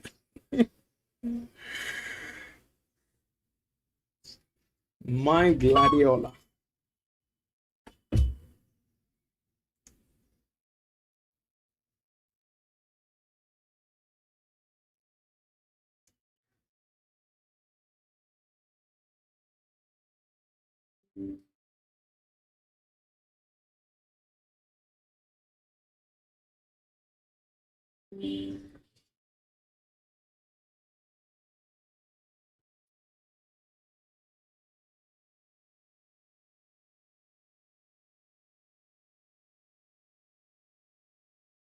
What we're seeing. She's one that gets herself very stirry on race day, and as a jockey's going to get on board, I'd have my last dollar on her that she's going to get even sillier. What she's doing now is well within normal limits for her. She works herself hard. She keeps herself very fit. Flemington, first time for the 7, Snow Mercy. Loved the piece of work leading in. Hasn't run since the spring, and look, she had winning the Champagne in the Valley, but she'll need to be on her A game. Yeah, she certainly will, but she's been turned out really good again. She's got such a powerful back end on her, this filly. She's a quality type. 8, Blue Hotel out. 9, Thanks Gorgeous, has good straight credentials. Needs to jump better. It was a great run behind Educated last start after a completely blown start, some sort of performance. Sort of reassessing her now. I think she might be a little better than I thought. She's a horse that's always underestimated for some reason. I think she's an absolute beauty. She's really honest, and I think that she is one that can always give them a shake when everyone least expects it. 10, Educated, beat the older horses Fresh at Cranbourne and then thumped her own age. 6 here. Very impressive. In terms of how those have rated or the figures out of them, she will need to raise the bar, but they've been effortless victories, so I don't know where the bottom, sort of the ceiling is at this point, but she's done nothing wrong. Yeah, she's physically perfect today in regards to her weight. You can see the saddle blankets just flicked up there, and the most perfect tone over her rib cage down towards her flank. That's exactly how you'd love a horse to look when it comes out to the races. She's a little bit on her toes, but she is a quirky filly. It's well within normal limits though. Favourite fillies to the fore the past 2 years with Alabama Lass and Estriella successful. My Gladiola brings a similar CV and SP to the VRC Spring Classic. That she does, and a real talent. Forgive running the new market. A form outside of that, she's been one of the leading of her generation, one of the leading gallopers of her generation, the runner-up at the Dane on the Cornwall. I've got her on top from Legacy Bound, Educated, 5, 2, 10, and 9. Thanks Gorgeous, if you like. 5, 2, 10, and 9. Well, this was one of the It's the races that same I've been thing. most looking forward to seeing There's all nothing day. else I to started it. install the horses. I thought it looked good. I looked the whole field. It was genuinely they do. Whether the 5 Go will like Gladiola. be able She's to my heart and beat my brain are telling the. me to go with her. I think there's no 10 tires here today. She looks as good as I've seen her, so happy to go with her. If As the I said, I'm not going to 5 start lifting the will be others. able They to all beat look the good. Another 2. one that does look good is Legacy Bound. Great to be joined by Adrian Joyce. How is he today, Adrian? He's a little bit on his toes. He can be like that, but he's a bit more than ever today, yeah. Is that a concern? A little bit, yeah. You'd like to see him relaxed. He was a little bit up and about. Remember saddling him, and he continued on in here, so hopefully he relaxes as he gets out on the track and gets down to the start. It's always a nerve-wracking time, isn't it? Apart from today, how are your confidence levels in regards to the way that he's been working coming in here? Yeah, he's been working super. He's pushed the promise, really. You couldn't ask for any more. And he presents well at home, and just the negative is he got a little bit wound up here today. There you go, guys. Keep an eye on him down behind the gates. Good luck, Adrian. Thank you. Okay, well, he's really popular here, Legacy Bound, at $3.30. Now, we're sneaking $2.50 out to $2.70, My Gladiola. He was nice and firm, and if anything, tightened Legacy Bound. So he's getting a little bit antsy, though. Getting a little bit antsy. So $4.40 into $4 has been a nice push. Educated, the undefeated filly, against the favourite as well, My Gladiola. So race 6, 2 and 10 against the 5, My Gladiola. Down the page there, well, not much action between Tycoon Star and Gallinero now. They've just dried up the tickets. You win some, you lose more. For free and confidential support, call the 1-800 number or visit the website. Well, Tulloch Stakes in their keeping, a win for Stolly Bolly. Now time for the VRC Sprint Classic for Lindsay Park with 2 runners in Tycoon Star and Bakash. JD Hayes is with us. JD, good to see you. Well done on the successes throughout the day so far. Talk us about what we can expect with these 2 returning. Very happy with the way that they've returned. They've trialled up really nicely, particularly Tycoon Star. You see that we've taken all the headgear off and just having a clean sheet of paper this preparation, the way that he's trialled up, and Damien Lane's really happy with him and get a better guide on him this preparation after today. How do you compare him to where he was at when on a pathway to a Coolmore? Yeah, look, he contested in all the big races in the spring, so we elected to give him a little bit longer time out producing today with an eye on the Adelaide Carnival, so hopefully he puts his hand up for a ticket over to Adelaide. Cash already qualifies as a racehorse. It's now written in stone as a gelding. Talk us through the decision and the benefit he's taken. Yeah, the ultimate gear change seems to have worked with him. He's trialled up well. He trialled with Solly Bolly, who came here and won today, obviously, so the trial form looks good. He'll be probably benefited for the run and 5 to 1 and 6 out of 1400, but he's got a high cruising speed Adam on board, and he'll be in it a long way. Keep the roll going. Good luck. Hopefully, thank you. I certainly hope so. It's an interesting race, this, isn't it, Amy? With some of our leading 3-year-olds competing here, and great chance of My Gladiola. Oh, it certainly is. And Johnny McArdle's a good friend of mine, our neighbour, and always cheering for him. There's a great group of owners with this horse, and they've just been so unlucky with her, haven't they? She's been running in such good races, keeps on bumping into some really good horses, bumped into Tentaris a number of times. So hopefully she can be at her best today. Now, wasn't it great to hear from Adrian Joyce from the Robbie Griffiths stable? He was very concerned about the way that Legacy Bound has paraded here. I love the transparency. There was no sugarcoating it. And as you can see here, the horse is completely melted. So it's definitely a concern. It's not what you want to see. He can be a little bit of a quirky horse, but he's definitely gone the other way. And from what he's doing now, it could definitely be performance affecting. Oh, well, if you're looking at it there, you're just marking right now. I mean, if you haven't had a play in the race, you were considering backing, you're looking at it there, you're not going to. It's a massive concern, isn't it? And just because a horse is sweating, you'll hear me touch on that a number of times in the yard. It doesn't mean they can't win, but when it's out of normal like this, it's definitely a concern. Hopefully he can overcome it. 350 into 320 initially, now out to 370 on the VOP, and that drift, you'd imagine, will continue. It is getting tailed. Track manager Liam O'Keefe. In simple language, it is getting tailed. Walk the track again, the technical term of pugginess, and he said that has started to certainly disappear, so still very much a heavy track, but on the better side of the heavy, and pretty happy with how the track is racing and its composition overall. Definitely the rain we've had. Yeah, I mean, I think that's why the lanes, I mean, I know in a previous race, some of them stay back towards the inside, but you'd think it'd have to have where you think the outside or middle to outside lanes. That too is getting tailed. Let's see how. Yeah, they're going to pick the middle to wide lanes. Absolutely no doubt whatsoever. The fresher ground for sure. 9 will be there. Probably. So, PC. Assessment in the case we're told being passed to run to Gallinero. 9 probably is there in some form. Ahead of the autumnal returns, the cash being the other. My Gladiola, the market support continues. Did touch 270 VOP. It's a distant memory now. She's 230. It's really interesting. I think the market obviously has seen what they've seen with Legacy Bound. Now, whilst they were willing to really get very close together, sort of that trend is really. 1 is in a very tricky position. We'll see how that works. Sort of just Gate. price as well. 1. So Gallinero passed fit. A full field of 10 for the VRC Sprint Classic. Enjoyed that. One is a So cold. it's the 48th running of the VRC Sprint Classic. 20 fillies have won it over the journey. Today we have 1 colt, 3 geldings and 5 fillies. But Cash goes in, Legacy Bound, and also Gallo Nero, who has passed a vet exam. They're going to be the final 2. Legacy Bound is quite sweaty going into the stalls. There's been a mark drift at $3.20 out to $4 with bookmakers. And Gallo Nero, the last one.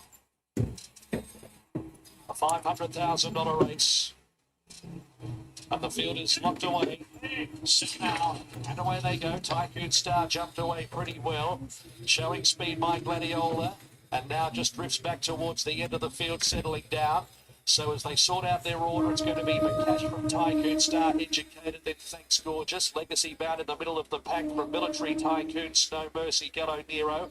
And My Gladiola, after jumping well, snick back to the end of the field. So the leader, Snow Mercy, in fact in front, McCash from Snow Mercy, and they were followed by Tycoon Star the outside. Further back in the field then, out deeper, is Gallo Nero, who's about 3 or 4 off the lead and just starting to come on outside of Tycoon Star from Legacy Bound, Thanks Gorgeous, Military Tycoon. And last of all is My Gladiola, hooked the widest now to the outskirts of the 300 metres. So they've got to McCash, it's Educated, Tycoon Star together. McCash boxing on, then Thanks Gorgeous, My Gladiola from Legacy Bound. Tycoon Star at the 200 metres from McCash. Tycoon Star from McCash and Thanks Gorgeous. Tycoon Star about a neck in front. It's holding on, Thanks Gorgeous. Close on the line. Close on the line, but I think it's going to be Tycoon Star. But 1-4. the number. Tycoon Star from Thanks Gorgeous McCash. Then Military Tycoon and My Gladiola. Further back in the field, Educated, Legacy Bound, Snow Mercy. And at the tail of the field was Gallo Nero. So Thanks Gorgeous, the Peltzer filly, the Craig Williams has launched here. Tycoon Star, Damien Lane, right on the line, trying to get his second sprint victory of the day for Lindsay Park. We've had a busy and 9. time of it. Touch, you're saying Thanks Gorgeous outside might have got there. We're waiting for a development to make its way through. Busy boom. 9, filly or Colts. And it's going to be the filly, Thanks Gorgeous, who has dived and got the cash. Wow, what a finish, what a final 50 metres. There was a bit going on there, and I think the runner-up, there might have just been a shot there of Damien Lane as well. Just dropped his rein. Has that been costly? And then you can see him gathering it back up. A game of centimetres, who knows, but did seem to lose a bit of momentum at a key stage for sure. So that'll be a sick beat if that proves to be the case. But hey, Thanks Gorgeous was huge in defeat last start, launched out late, and that's been a deserved win today following a pretty luckless run last time Amy went around. Huge run last start. Under the radar, really doesn't she? She's gone around, she's ended up paying $17.50 odd here today. She, just for whatever reason, I don't think the market respects her like they should, but she's an absolute beauty, and it's great to see Peltzer with a stakes victory here. Let's hear from Willow. Willow, that was very joyous coming back to me there. You're very happy you won that. That was obviously a thrilling finish, and you nailed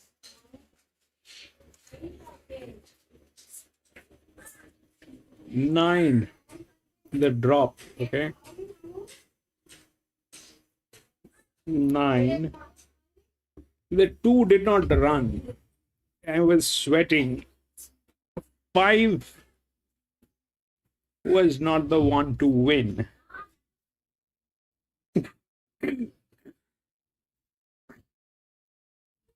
The 2 was sweating and was getting tailed, so the 2 was a bad idea. The 9 knocked it out. Then came 1, because that got knocked out. Then came 4.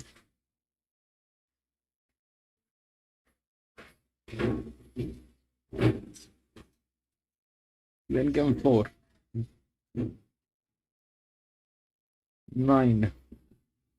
We'll go to the next. 7.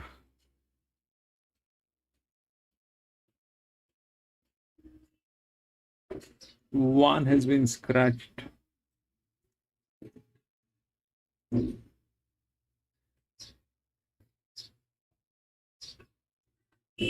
Thirteen, 3, 6, and 2.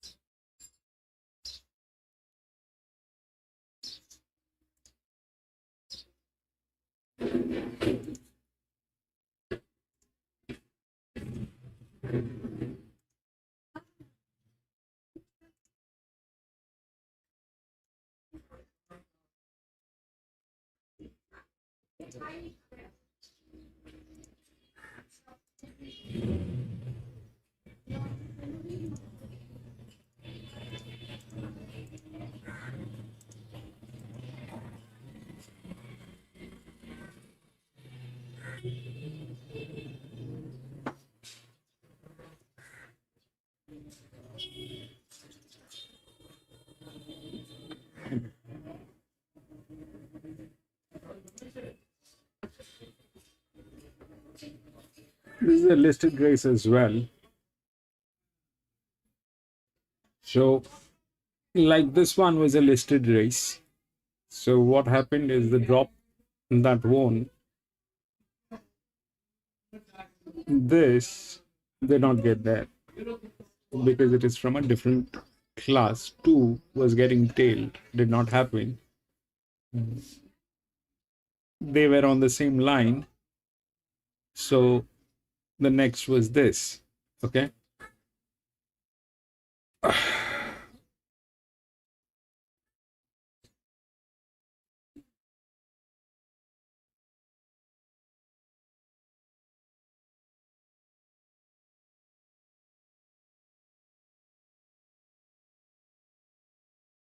So what is listed race? Listed race is basically, it's again here, should be there. The 13 should not win. The 13 should not win.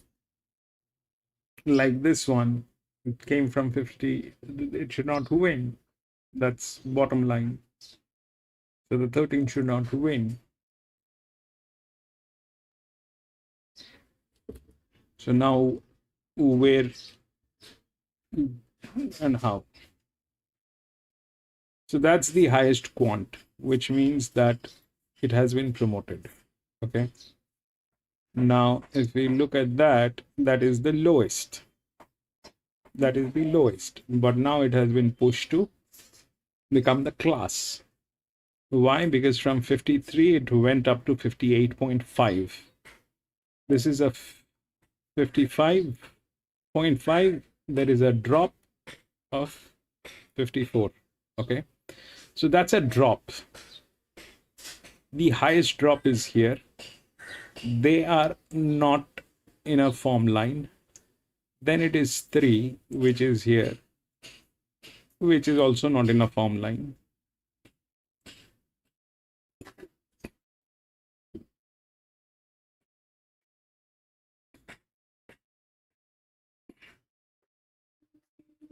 This one is a stair at 56.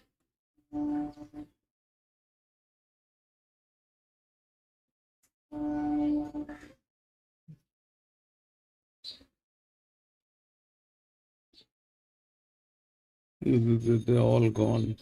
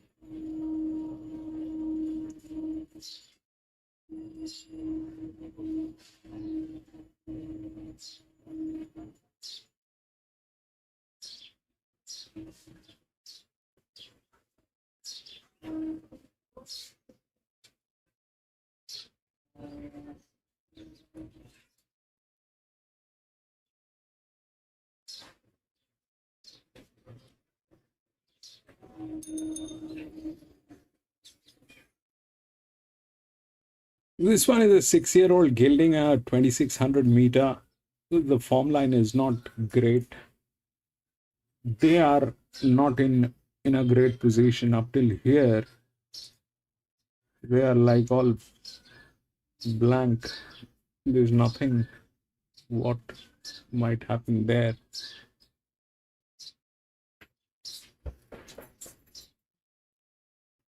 Then it is this guy should not win. This thing is very dicey for it to win. This one is challenging, which is the lowest. That is also the lowest challenging is bad.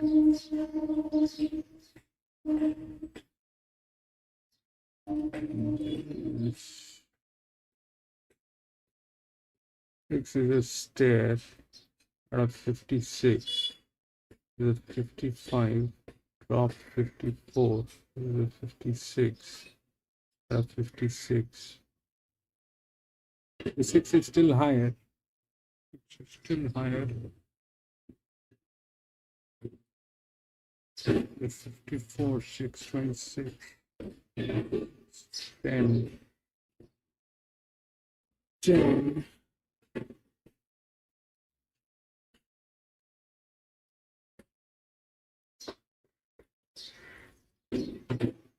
38, but this is a 2600 meter. Bad idea.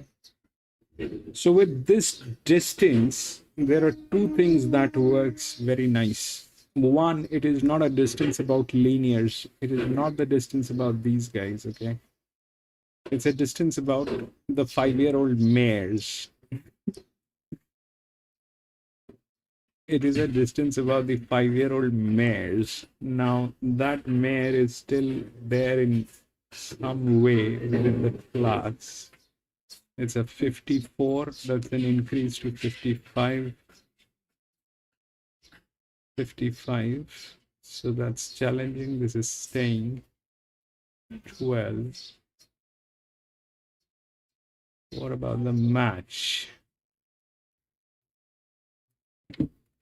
Is the same. Here it falls.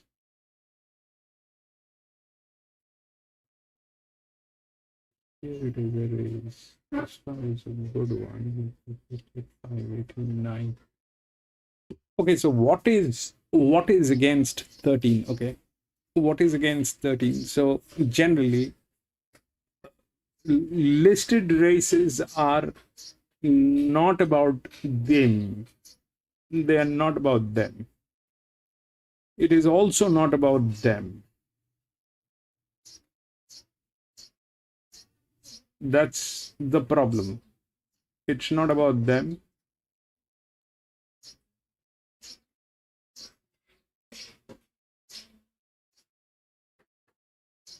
And it is also not about them. That's a very strong pull. Okay. It's generally here, but these people are kind of out of their stuff. And a 2600 meter generally is not about linears. It is a very tactical race that needs a little bit of understanding. the the the pressure points. So what I have seen is we've had multiple races which are above 2000 meters, and the 5-year-old mares are very good when it comes to a 2600 meters. So the 13 is in a great form line. The load is the highest. The contradiction is this, that it is not about them. This one is a force. It is from 53 going to 58.5, making it a class. That's exactly the same thing here. All right. It was not supposed to be here. The two should have won, but the two was sweating so badly that the two was getting tailed and did not do anything. The 9 won. So it's the class at the end of the day. 2600 meter is a different ball game. It's first of all, it's like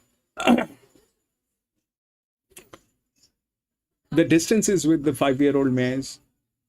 Then the linears are not the horses to win. And what also is very important is the jockey. So that brings in 3, but 3 is not in a form line. The 3 is not in a form line. So that is definitely good. 59, 57, which is good. This is a 55, 54.5. Through the class, these horses are way above, but they're not in a form line. So there's no point talking about them. The 3 also is on the same line. What will that do is something I don't know. The 13 should not win. This is not the race that they generally win.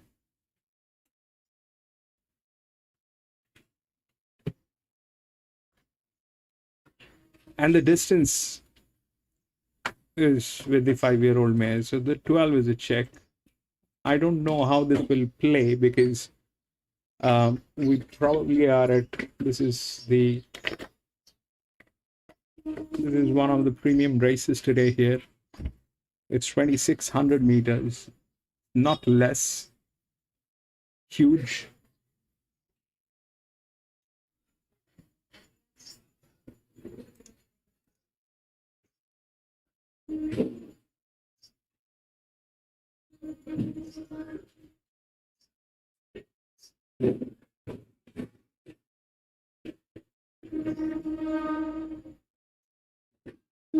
Ideally, it is them.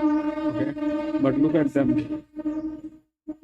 Ideally, it is them, but it is like that. I mean, I don't have the nerves to go with all that. So I mean, this is force in. This is a 59 that's at 57, so 3. Okay, not this. So that's more or less the thing. It is supposed to be this guy, but they don't have a form line. I'm not sure if that'll work. That's very, very difficult to assume. The jock is a dedicated jock, which is one good side of it. We'll see how that works.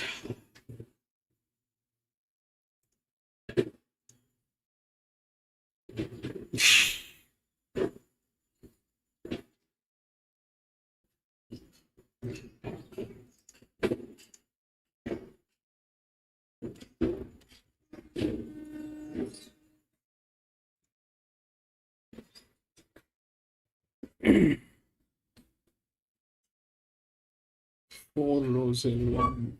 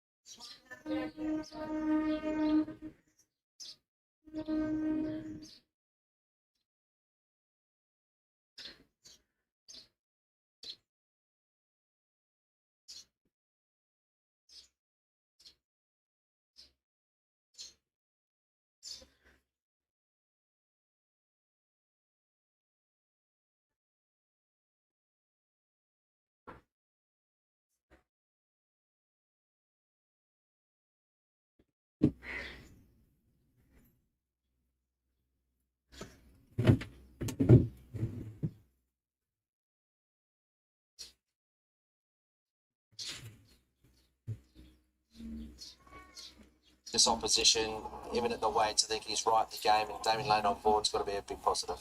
Yeah, he's a horse that's always presented beautifully. He's a good-looking individual. He's been very fit for a long time, and he looks no different today. 5-point Nepean returns. Last seen over the hurdles at Pakenham in April last year. Yeah, it's an interesting one. I mean, you would imagine fresh up. There's quite a few in this category in this race that will probably need it. They'll have other targets. They'll be over the jumps, and they'll be worth following in other races. Yeah, I think those comments are pretty fair, Hutchie. The horse has been turned out really well, but there's others that I think are going to be more competitive in this kind of a race here today on the flat. Same colours, the 6 Desert Hero. First run for Kieran Maher was a promising one in the Australian Cup Prelude. It was. Nigel beat 3.5 behind Cora, and I think, with the benefit of that run, obviously stepping up in trip, far more suitable. We haven't seen the best of this horse, and comes with a very good form from overseas. Could be potentially a big player. Yeah, he's a really nice looking horse too. He's presented beautifully once again. He's definitely hit his peak in regards to his fitness very early in this campaign. You can see how beautiful and free he is in his action. Shane Jackson also has the 7 Highland Blades, last start winner of the Australian hurdle. There's a horse that can go okay on the flat. I mean, he was never probably as prolific as it's been since they've been going over the jump. Shane's doing a fantastic job as well. So he's a horse that, fresh up here, once again, other targets in mind. We'll just keep an eye on him for later. But he can run well on the flat. Yeah, he's in really healthy shape. It's always nice to see these horses are going to have a good jumping preparation, come back in and look so well. He's a bit fresh here today, but well within normal limits. But yeah, looking forward to seeing him over jumps later in the season. Correction, that was the Grand National that Highland Blades won at Sandown. 8 is still run, 3rd in the Tawny Night Cup. Yeah, and building quite nicely and lost momentum at that in the Tawny Cup. Just that key stage, we need to build into it prior to the turn. And I'm not saying he would have won it, but it's just one of those you don't know, and certainly goes pretty close. And I think with a smoother run and transition today or through the race, he could run a much improved performance. He's a lot more settled today than what I usually see from him, which is a really good thing. You need him to conserve his energy better. He's a horse that can get quite wound up, but his condition looks very similar to how it has done all prep, but I think it's a better parade than what he's been producing. The third of Jacko's 4 is the 9 Noonday Gun. He won on the flat at the Bull over 3,100 in July. A few of these that will be headed to the Bull, they're all just trimming in the markets marginally, 80s to 60s. It's not a lot, but they're throwing something on. He can go forward, but yeah, I just preferred others. In respect of Shane's other horses, this horse looks like he's still got the most amount of work to do in regards to hitting his peak fitness here. So Chartwell, horse 10, gets back out to this trip. Was top 5 in the Dean Lester Flemington Cup last year. I didn't see too many excuses last time, but maybe it was just another fitness enhancing type run. Up in trip now, looks better placed, so he could be an improvement. Another one, he hasn't won in a while. It's been almost 700 days, unfortunately. Does need to put his hand up, doesn't he? He's been turned out really well by the team. It'd be getting a little bit frustrating to own and train because they're doing a great job with him. Jackson Quartet, completed by the 11 Shamakan, who's a new acquisition, had a couple of summer runs in Sydney for Waterhouse Bond. Yeah, last 2 preparations, just 2 runs. They were poor, to be perfectly honest. So maybe the new environment can spark some improvement. 150 to 1 though, and that probably looks fair on the recent runs. Yeah, a horse I haven't seen before. He's quite up and about here. It's not overdoing it, but he seems like a bit of a high energy, fresh horse. He's been turned out very well. He looks very forward in condition compared to Noonday Gun, for example. Good luck to Joe Muggavan. What a story it would be if Bright Legend, the $2,500 purchase in June last year, can win his way into a Lexus Melbourne Cup. There's reasons to agree that he can. Deacon did the Tawny Night Cup Roy Higgins double last year. Well, Bright Legend is expected a longer price. She was good last time out. Like I say, great purchase for the team. Best of luck to them. Can she raise the bar again? We'll have to wait and see. At least you're getting a price. It would be an unbelievable story, wouldn't it? She's really hot and sweaty here. I don't know this mare particularly well, but you prefer her not to be getting so worked up for the contest she's about to tackle. 13, Lidsteel, our race favourite, off both the win on Melbourne Cup Day over 2,800 and the runner-up effort to our Cora in the Australian Cup Prelims. It was an exciting performance when we saw her win back here in the spring, given her pedigree and how dominant she was up at 2,800. Now, this is the next chance she's had to get back to what looks like a far more suitable distance range. And to run as well as she did against the pattern was enormous in the lead-up race. So I think she's going to be very hard to beat. Yeah, she presents perfectly too. She's got such great manners on race day compared to some of her other opposition here that are getting quite hot and sweaty. She's so perfectly composed. Her weight range is spot on as well. The only one we haven't had a look at is the 4 Artican for Kieran Ma, another who looks to be on a jumping pathway.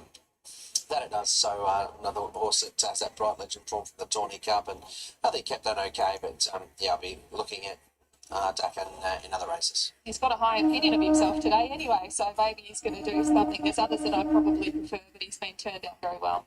11 of the 24 spots in the 2026 Lexus Melbourne Cup are up for grabs via win and you're in races. The first of them is the Roy Higgins, honouring one of the greats of the saddle in our country.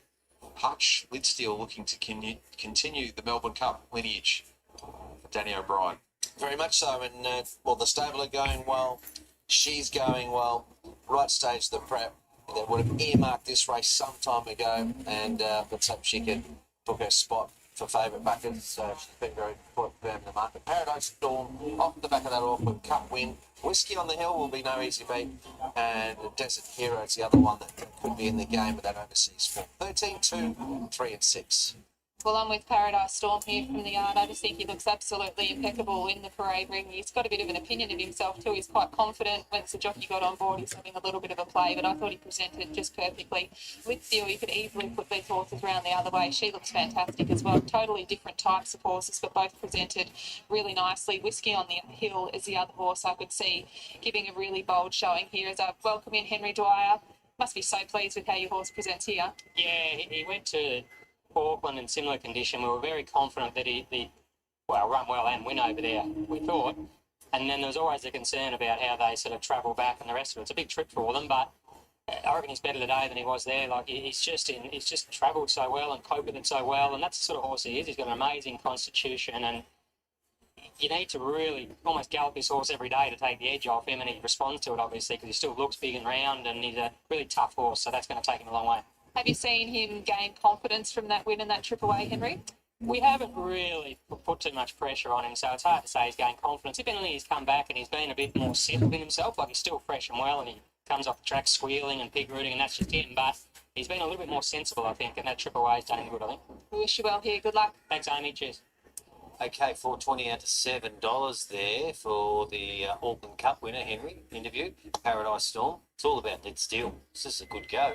This is a good go on a Saturday. If you win, you're in the Melbourne Cup into $2.10. Desert Hero's been that $4.80 all the way through today, Saturday. They're trimming up Whiskey on the Hill, that $4.80. Back out to $6 late, though. There's enough support to suggest he could be the blowout. Then you've got some real roughies. The 8, 12 and 10 if you're playing your same race multis. Race 7, number 13 will be a market mover. Some to lose more. Preferring confidential support, call the 1-800 number or visit the website.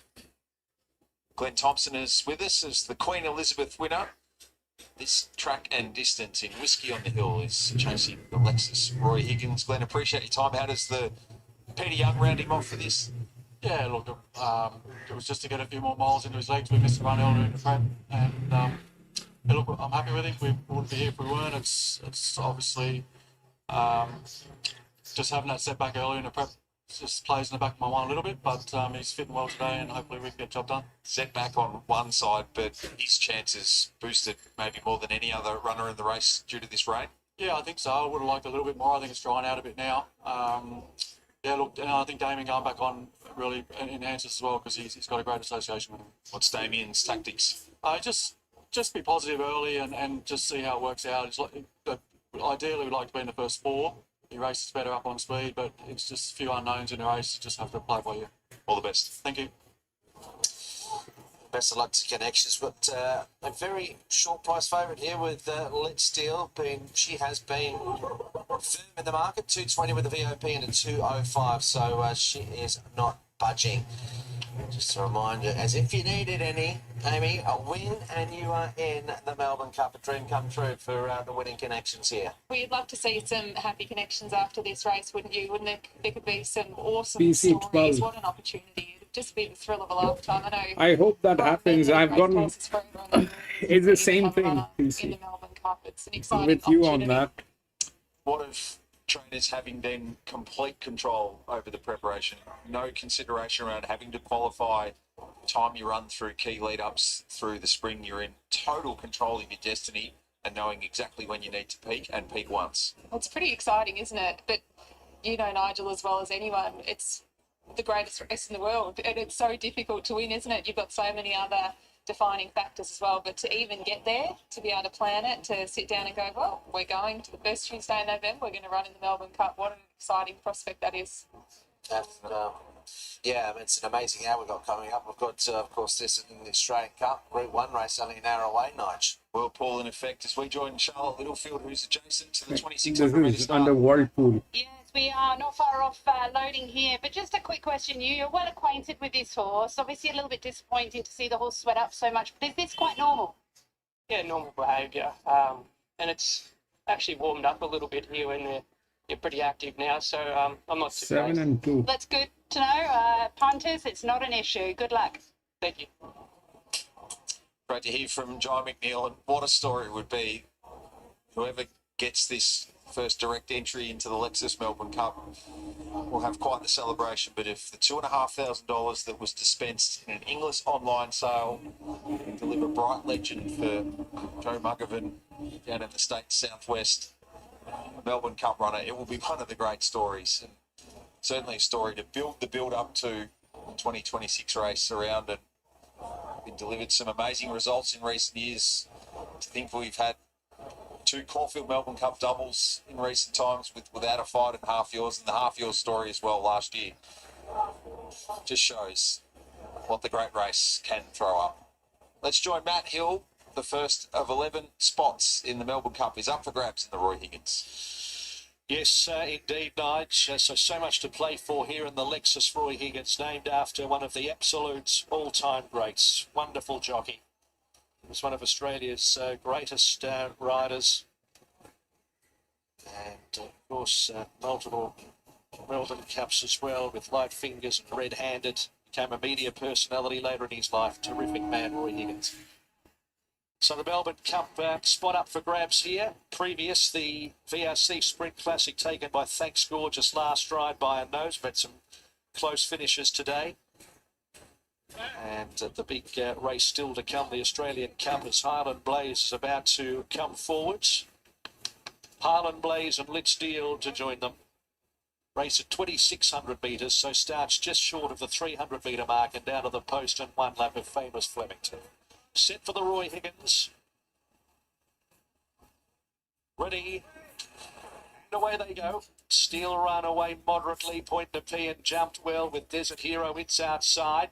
Sir Chartwell with the red cap is booting through along the inside. And Artican is also showing some lick with our deeper bright legend. Whiskey on the hill on the fence behind them. And Lit Steel is arrowing across towards the rails. Sir Chartwell led at the post with a lap of Flemington to go from Artican and Desert Hero 3 deep, a length point to Pian. Whiskey on the hill, fifth the fence. Lit Steel trying to cross. It's at the moment 3 wide, and then came along the inside Paradise Storm, who eventually got to the fence. So Lit Steel is now 1 off. A length and a half, Bright Legend, Shamar Can, Steel Run towards the back, Highland Blaze and Noonday Gun. That's the order, 1,900 metres to go in the Roy Higgins. Sir Chartwell bowling out for fun by a length and a half to Artican as they settle the tempo now. Whiskey on the hill is third and fourth as Desert Hero getting a gun run. 2 lengths Point Napier. Next the inside Paradise Storm, a length and a half to Let's Deal, a length Shamar Can, Bright Legend. 2 further back in the field, Steel Run, Noonday Gun as well. Back at last, Highland Blaze at the 1,500 metres. Sir Chartwell is the pilot by 2 lengths to Artican second. Third is Whiskey on the Hill and fourth is Desert Hero, just pulling a little now at the 1,400 metres. A length and a half Point to P in the outer of Paradise Storm. A length and 3/4 Let's Deal. 3/4 of a length away Shamar Can. A length Bright Legend. 3/4 Noonday Gun. Steel Run. 2 lengths Highland Blaze as they reach the 1,200 marker. Sir Chartwell is the front runner. Led towards the back of the course by 2 lengths to Artican, a length and a half away now out deeper on the track. Desert Hero improving its position from Whiskey on the Hill as the leader just tries to spread them. 2 further back now, Point to Pian, a length and a quarter away in the the 900 mark at Paradise Storm. They were followed by Lit Steel, Shamar Can. Bright Legend starts a run. Steel Run on its back from Noonday Gun and Highland Blaze. So as they reach the 700 metres, Sir Chartwell from Artican. Desert Heroes nice and close, a length and a half off those. Then Whiskey on the Hill as they approach the corner. Further back, Lit Steel is starting to make progress too. From Bright Legend, one of the widest. Steel Run, Point to Pian under pressure. Paradise Storm is hunting the inside. Sir Chartwell the first to straighten, but Whiskey on the Hills claimed it on the fence. Paradise Storm follows it through. Lit Steel and Desert Hero and then Bright Legend. Whiskey on the Hill of the 300 metres went for home. 2 lengths to Lit Steel, Paradise Storm, then Sir Chartwell, Desert Hero. No. Whiskey on the Hill of the 150 over a length, Lit Steel, then Paradise Storm. Whiskey on the Hill is brave. Whiskey on the Hill is clear. Whiskey on the Hill is 3:13. one of the great race. Whiskey 3:13.2. Third Paradise Storm, Desert Hero 4. Sir Chartwell, Highland Blaze, a gap the Steel Run. Bright Legend, Shamar Can, Noonday Gun, Artican, and Point to Pian. Glenn Thompson's going to have himself a Melbourne Cup runner. Whiskey on the Hill and connections can pop Tuesday, November 3, 2026 in the diary and enjoy the build-up all the way through to November. Give a spot.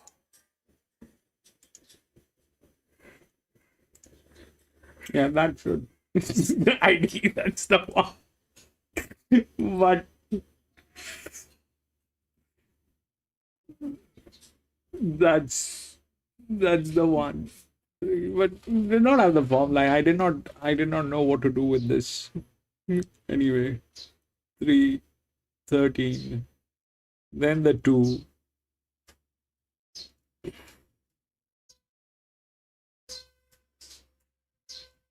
Three 13 2, and I don't know what's next. The 12 gave up.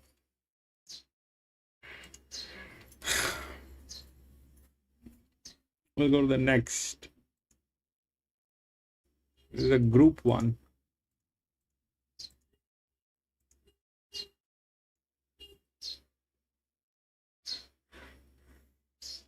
No scratching.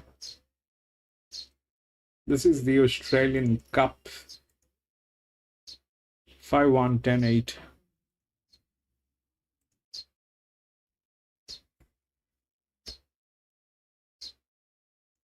So 5, 1, 10, 8.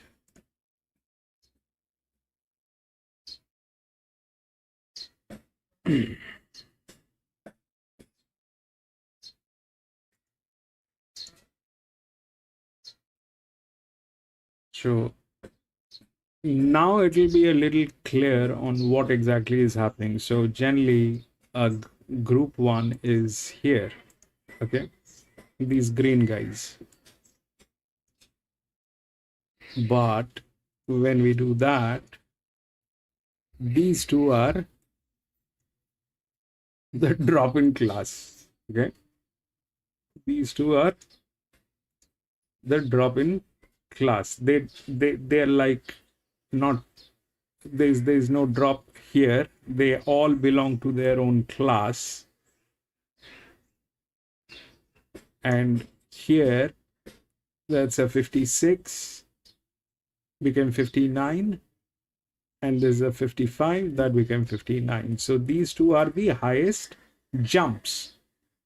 That means they have been pushed into the group 1, but they are the stairs. Okay, now here was a tricky one, but this is a 2000 meter. The 5 is the favorite.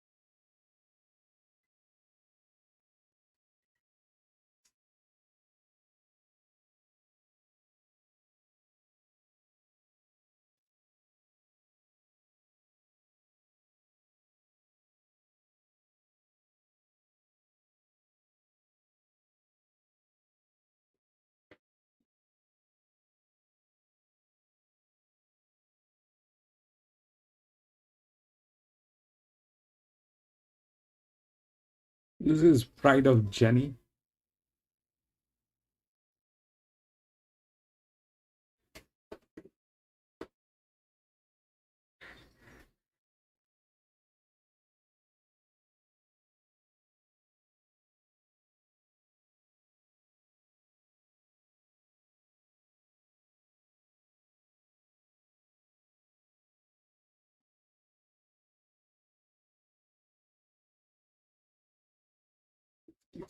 Yeah. No.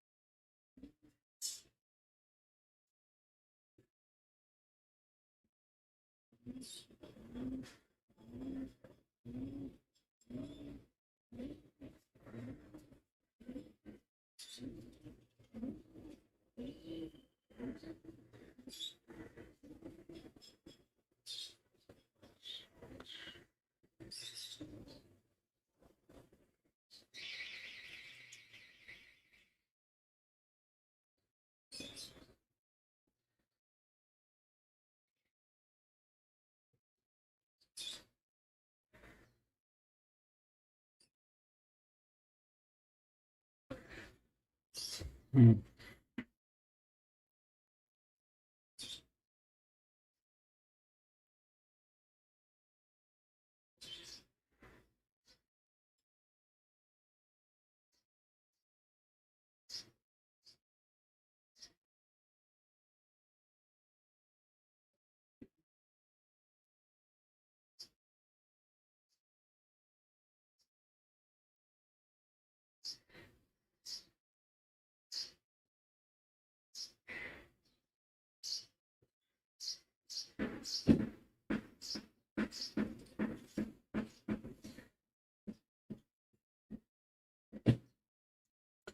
So,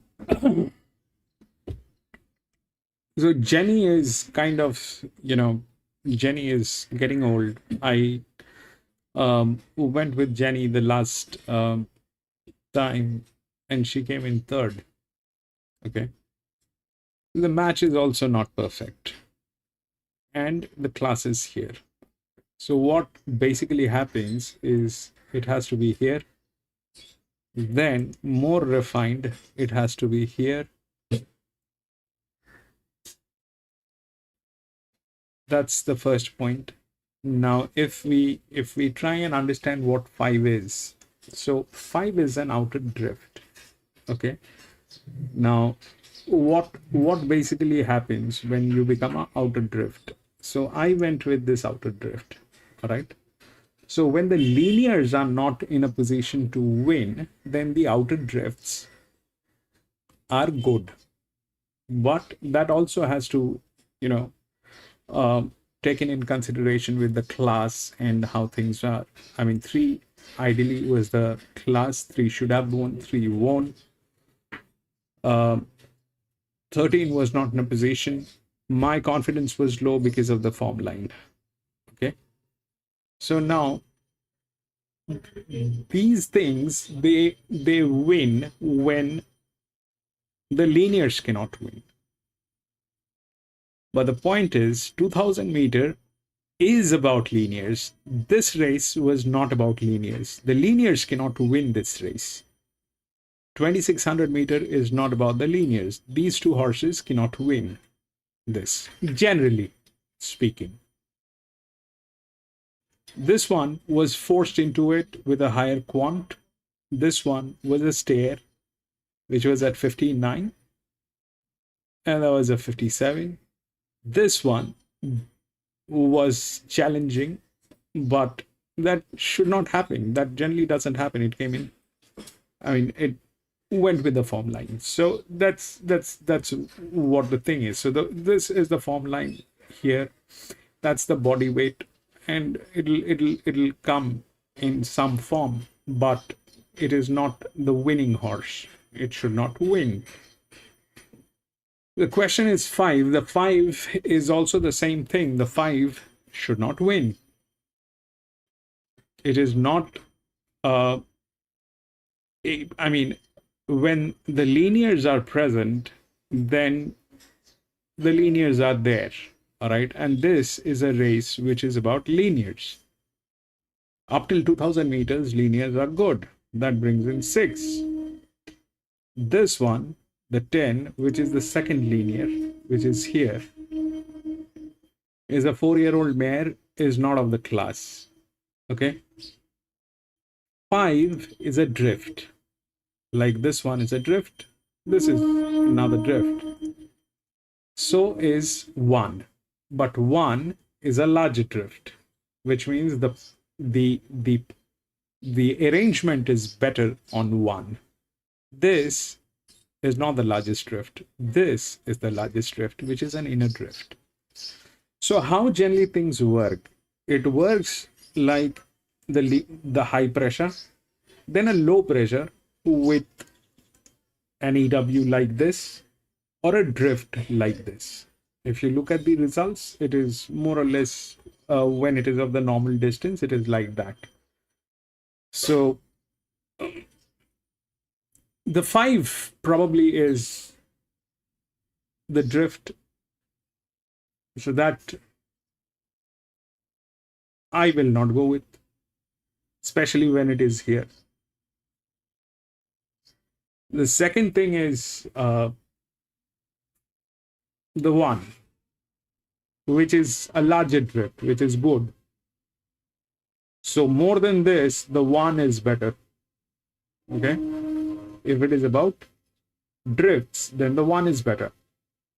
It doesn't matter whether it matches, because here it will play class. Here it will play class. This is good. It's a fantastic match with whatever is going on. But this becomes a drift. So when the linear, the 6 is present in form, the drift has to be the larger, and that puts both of them into trouble because they're both here. And this is where they fail from. This is where they fail from. The 1 and the 5, this is where they fail from when it is balanced. And now what happens? These two are in danger. And now let's take a look at this again. That is the highest. This is the leverage. So how it worked here, though it's at 2600 meter, let's forget that. But that should have won, did not. 59, that won. Okay. So they are all 59 here. They are the class. These two are in trouble because they are here. 6 is the linear, which is Savage. Now, Savage has been recently moved into this class, the last race. Okay. That's that. Connecting gate is either 8 or 7. So those both are here. This is a better position rather than this. This is a better position. This is a larger drift, which is here, which is good. 6 or 7 or 5. So 6 and 5. 6, 5, 6, 5. This one goes low. This one is lower.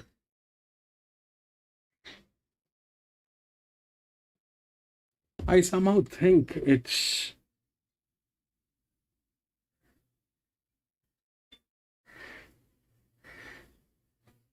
172, 101, 104, 159, 59, 30.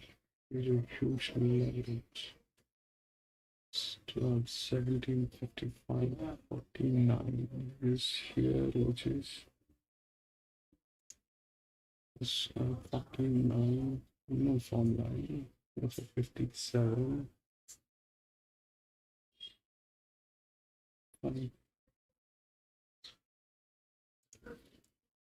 I don't know if the 5 will win.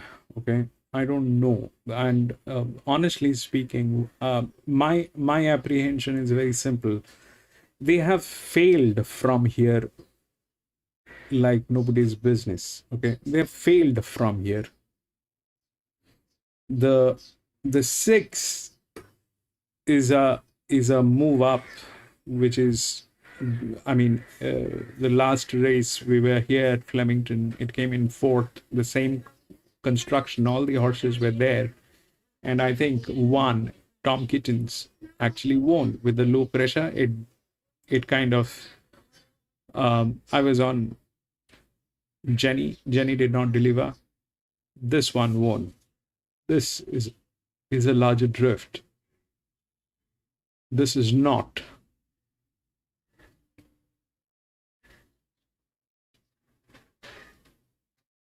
I think 6, 12, 9, 66, 104, 104, 59, 15, 102.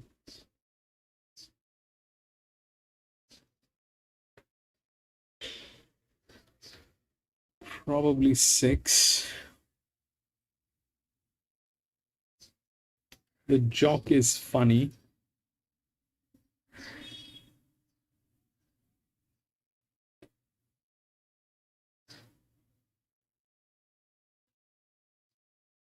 The jock is the issue.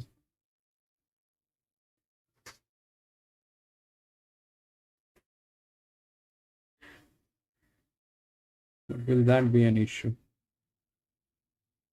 Let's do this. 5-1, 10-8, 5-1, 10-8. 10 is here, which is that. To the linear up here. 88. Leverage. 59. This drops them. We have this also. 68. 12. That should not happen. It should not win. It's 6. The 6 has a strong chance in this one. I'm going to back this, but this race is a very premium race. It's the Australian Cup, and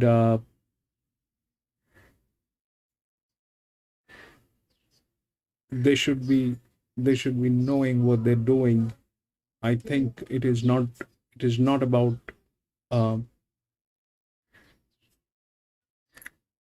drifts. 2000 meter, it's a linear 386, fabulous horse. So last time I did not back it, and I'll show you after the race why I did not back this one last time. It came in 4th. So this time I think it deserves, I mean, I kind of personally think that's a huge leverage on that. So here it should, I mean, the 2 should have won with that leverage here, okay? Why the 2 lost is because it was getting tailed. And then this one, the 9, won, okay? So that was the class. Here, that's the leverage on 59, okay? If all of them are 59, then this is the highest promotion on this horse.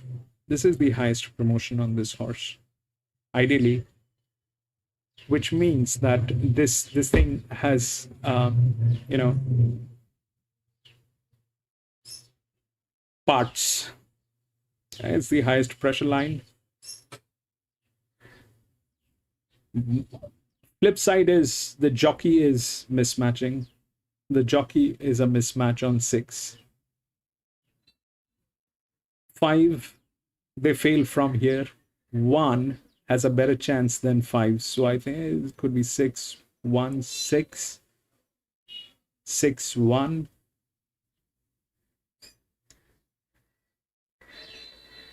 If that happens, that's the high, that's the low, then it'll go high. So in that case,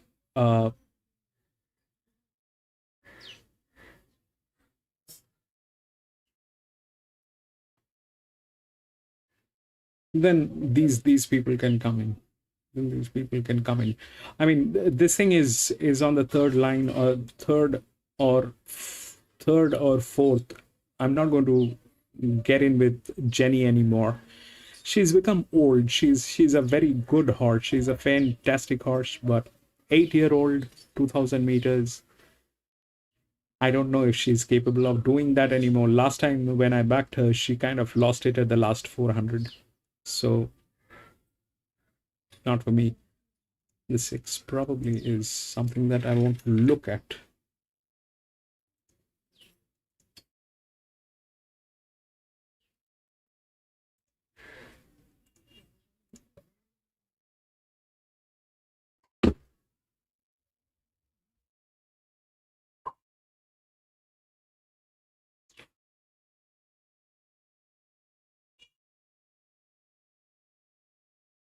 He's been turned out impeccably once again. He's got that perfect weight range displayed here.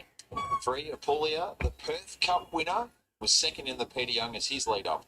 Yeah, it was a good run in the Peter Young, wasn't it? So you'd imagine go to 2000, it's a big plus. Another horse that likes 9 EW Flemington. He's been exposed on wet tracks, but when he has got there, he's got through the line well. So expect him to be in the finish. I think the Hayes boys are very astute when they put headgear on in grand finals. They usually get the job done. This horse has turned out beautifully again. He's an entire. That testosterone naturally running through his body always makes him glow. 4, Just Fine, Gay Waterhouse winning the race with Fiorente in 2014. Jordan Childs won on Just Fine in the Bart Cummings here in the spring of 24. He'll need to find something like his best. The 8-year-old hasn't won in over 500 days, and this is a much sterner test. Could be part of the pace, however.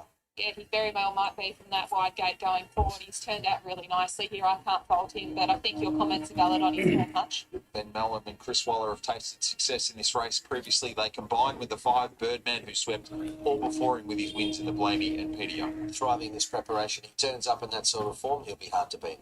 He's such an unassuming character on race day. Have a look at him. He's just plodding around here like he should be at a gymkhana rather than about to run out and contest a Group 1. He's so calm. His condition's pretty much the same as it has been all preparation, and that's very good. 6, Sabaj tries his hand at 2,000 metres for the first time. The Cranbourne Cup winner was 4th and closing in the All-Star Mile. It was a terrific performance. That was second up. He's third up. Unknown in this territory as far as distance. Who knows? He might be better over it, but he defied the pattern behind Tom Kidden, and that looks good for him. He's such a powerful moving horse. He's really engaged today. You can see that in the look on his face. His coat couldn't be any better either. He's at his peak. 3rd in the Blamey, he won the Roy Higgins this day 2 years ago. 7, Mark Twain looks redefined since joining Philip Stokes. His testing conditions may well help too, particularly if the tempo is as expected. He should be powering up. It's a very good run in the Blamey. Another horse that's been turned out perfectly. You come to expect that. It's a Group 1. No one's here to mess around. He looks super. 8, it's Pride of Jenny, having her 3rd spin at this race. 2nd 2 years ago, 9th last year. She tries to become the 23rd mare to win this race. Yeah, it'll be interesting to see how she can fare over the 2,000 metres. She has won over it, but I think it's fair to say that she's a better miler these days. But we know what she can do when she turns up, when she's at her best. So let's hope we see something like that today. I'd be going around her, but nonetheless, she's been a war horse, and she deserves plenty of respect. Yeah, she's been an absolute ripper, hasn't she? $11.5 million earner. What a champion she's been. She presents really well here. Horse 9 is Damask Rose, another out to 2,000 metres for the first time. She was 7th in the Sunline last Saturday at Caulfield. She's had excuses at a number of runs this prep, but when you look at the body of work she's put together, she looks like that Group 2, Group 3 type. I'm not saying she won't get away with a Group 1 somewhere, but she probably needs to find a bit and hope that a couple of others don't turn up. See, she just got a little bit spooked there. She's got the blinkers on and couldn't quite see where Jamie was and got a little bit startled. She's composed again now. Her condition's very good. 10, like Lucy, last year's New Zealand Oaks winner, gets to 2,000 for the first time for Chris Waller. That is a very important fact, and she's run a lot of good races over the mile. They've finally got her out to a trip where she seems really well suited. And these conditions, well, she's been on wet tracks twice. Guess what? She's won twice. Yeah, she's such a pretty mare too. She's one that's keeping her composure particularly well. The crowd's building here and there's a bit of atmosphere. It's not phasing her one bit. Third in an Oaks here to last year's third place getter Zarzodi. 11, Basilina was first up in the PDO. Yeah, it should be a big price, and rightfully is 150 to 1 looks the right price on the back of her form. She's found herself in a very difficult race, but the team have turned her out well. 12, Philia also backs up from last week's Sunlight. And luckless in the matron, but this is another step up, and that would be the concern. But hard fit. Yeah, she's parading really quite well for her. She can get quite worked up, but today she's nice and calm on the relatively short back up. Daniel Stackhouse's 90th Group 1 ride. He seeks his first victory in a major. The 164th Tab Australian Cup. 3.5 minutes out. Hutch, your selections. Well, we see some of these shots through the day. You'd think, what a glorious day at Flemington. And it has been a glorious day here at headquarters, but it didn't start out that way with the weather.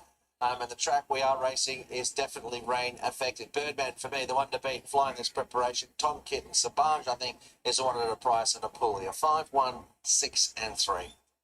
I'm going to go Tom Kitten from the yard. I think he presents just beautifully here. I think it's as good as I've seen him all preparation, this horse. His coat's just absolutely glowing. So happy to have him on top. There's really not much between him and Birdman. Birdman looks like he's asleep, to be fair, but that's pretty typical for him. He's such a lovely, composed and relaxed character. He knows his job particularly well. But I'm with the Kitten here in the good one. Righto, here we go, Birdman. He's nice and firm in his trimming and he's looking like a market mover because there's been a whack. Look at this. $3.40 into $3.10.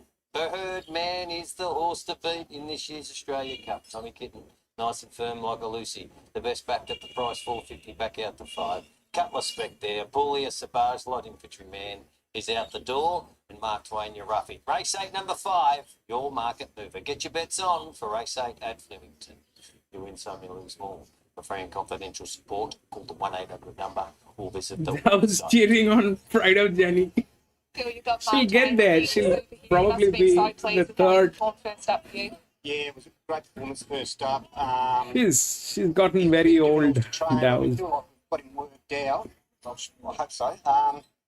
So he presents a good order. We've just given him a jump out in between races. We've kept him fresh. We feel that's the secret to him. And the format of his race, the horse that beat him, Birdman's the favourite. So hopefully we can improve a few lengths. Can you elaborate on his personality and what he's like as a horse to train? Because he seems very quirky.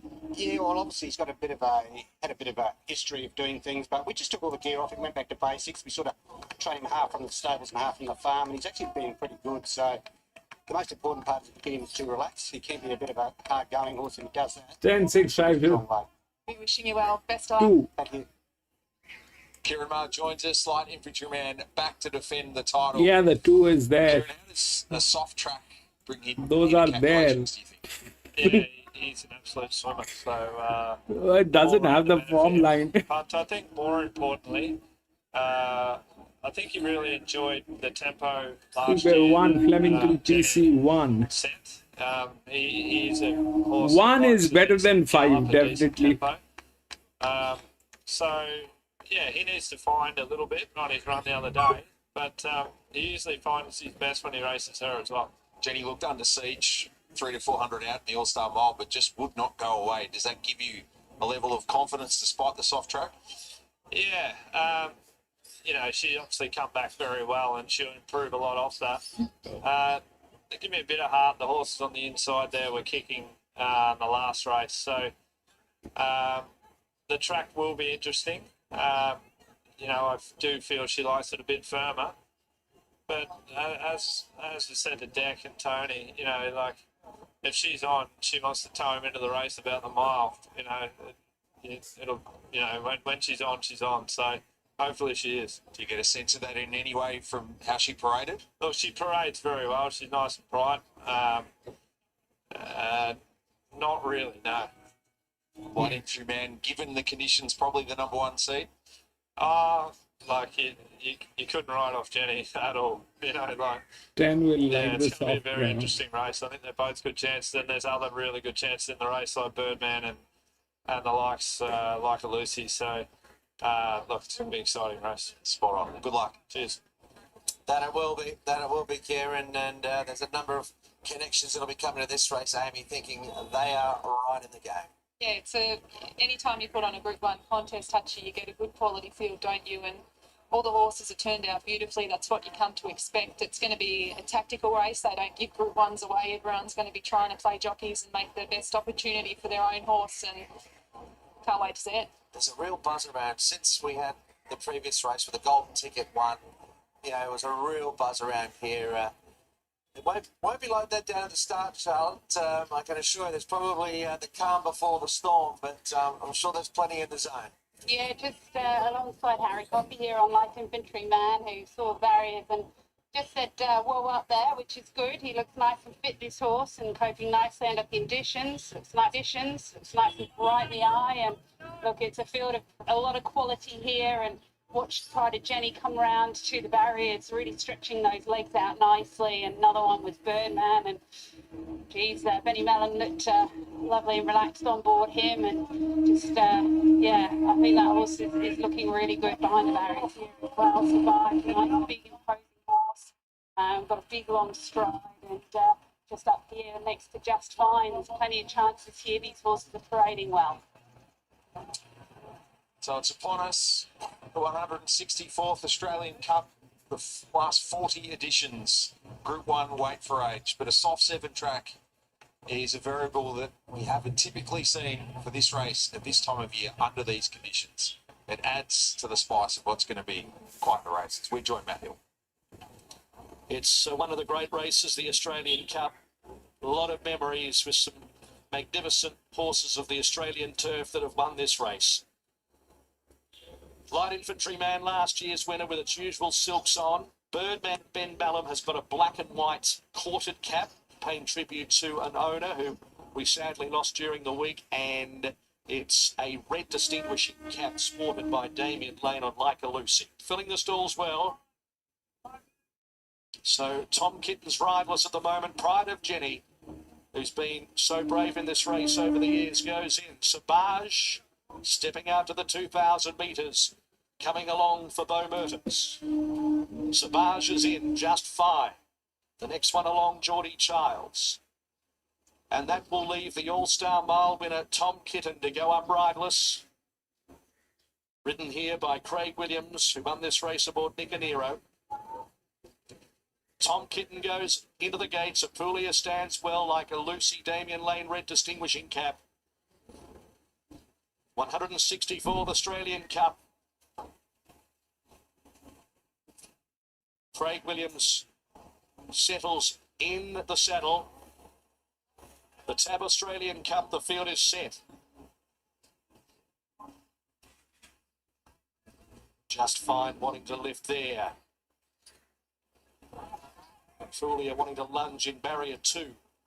Starter barking instruction. Signal racing in the Tab Australian Cup. Sabage a touch slow, and Mark Twain going back to the end. Tom Kitten fourth last out. Philia jumped well with Birdman, Like a Lucy, and Light Infantry Man. Pride of Jenny out deeper on the track is putting herself in the picture. Just Fine is wider about sixth, and then came Sabage, who's drifting back. Passed by Apulia, and Tom Kitten's progressing around them. Damasco's well back. Mark Twain second last. Basilina at the end of the field. Pride of Jenny went to the lead at the 1,500 metres by 2 lengths to Just Fine. They were followed in third, a length and a half away, by Light Infantry Man and also Birdman next on the inside of Philia. They're 2 lengths in front of Tom Kitten, then Like a Lucy, a length and a half of Apulia, Damasco, Sabage. 3 further back is Mark Twain, and last of all is Basilina. So past Chiquita Lodge at the 1,200 metres, and Pride of Jenny is 4 or 5 lengths in front with the choke out from Just Fine second. 3 or 4 Light Infantry Man. They were followed by Birdman. She did the same thing last time. Philia in fifth, about 3 lengths Tom Kitten, Like a Lucy. 3 lengths of Fulia, Damasco's, a length and a half Sabage, a mile back. then Basilina and Mark Twain. So it's Pride of Jenny has gone fast mid to race as she likes to do. At the 650, Pride of Jenny's 5 or 6 lengths in front of just Now five. she's Light going to Infantry get Man, tired. Birdman is sneaking round the inside. They were followed by Filia. Further back in the field of Pulia, Damask Rose, Savage, and well back Mark Twain. Pride of Jenny looks down the long straight at the 400. She's 2 lengths in front of Birdman, who's about to challenge with Light Infantry Man. Followed then by Leica Lucy. They've got to Pride of Jenny. Birdman, Light Infantry Man. Up to Pride of Jenny, who kicks at the 200 metres. Pride of Jenny digs in, finds reserves. A length in front. Light Infantry Man. Jesus.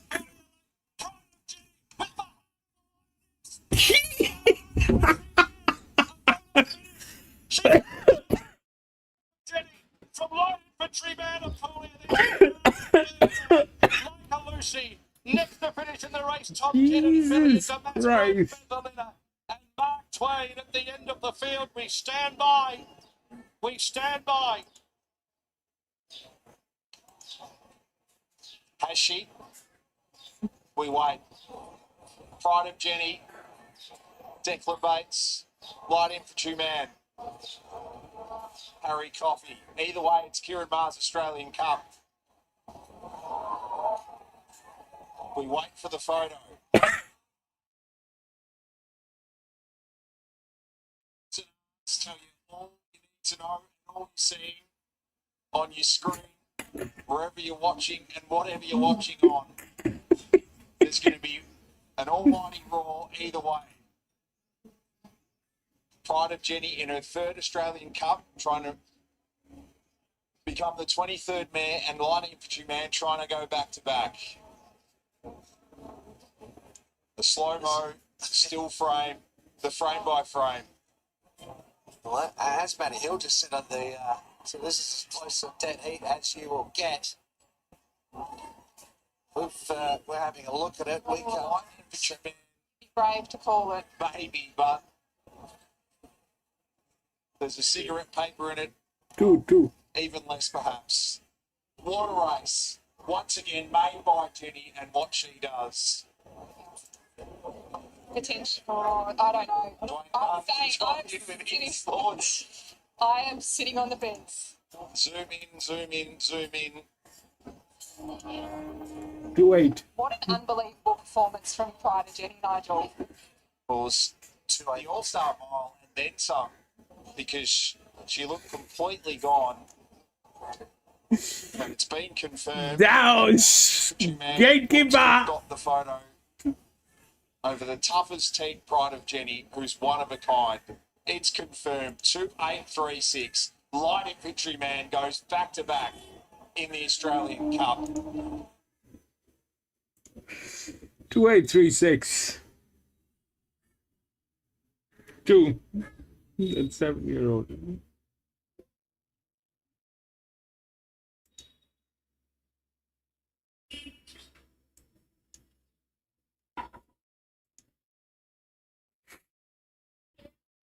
So they both were in draw. They don't win from there. The 6 came in 4th. The 7-year-old gelding with a low pressure, which I should have looked at. But that is something that happened.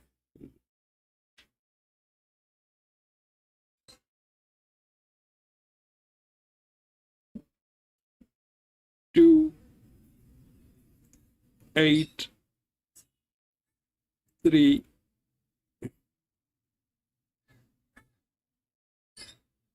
6. Low, high, low, high.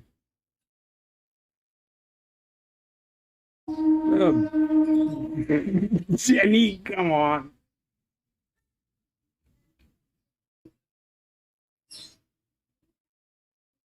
We'll go to the next. 1, 7, 9, and 13. All scratched.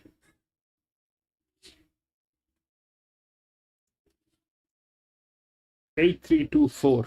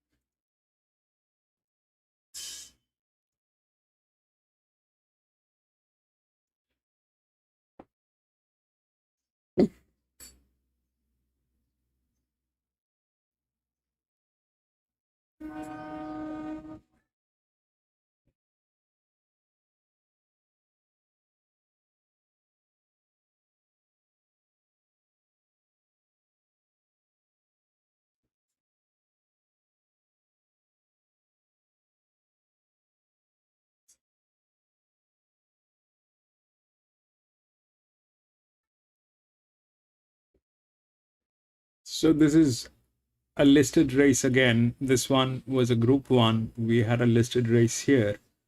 So generally listed races are about them.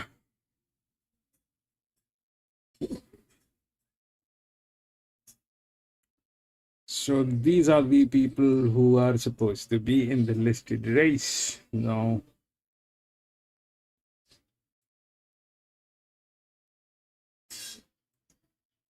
out of which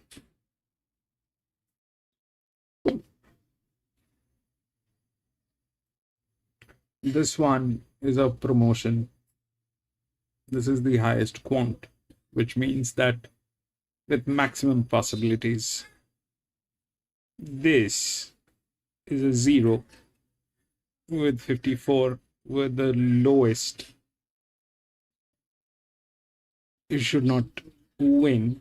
That is not where the race is. 3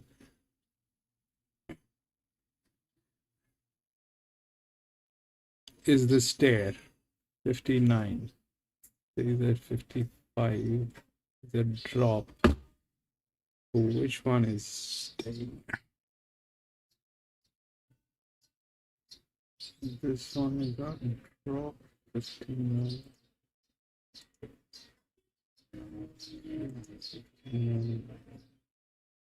54, 55.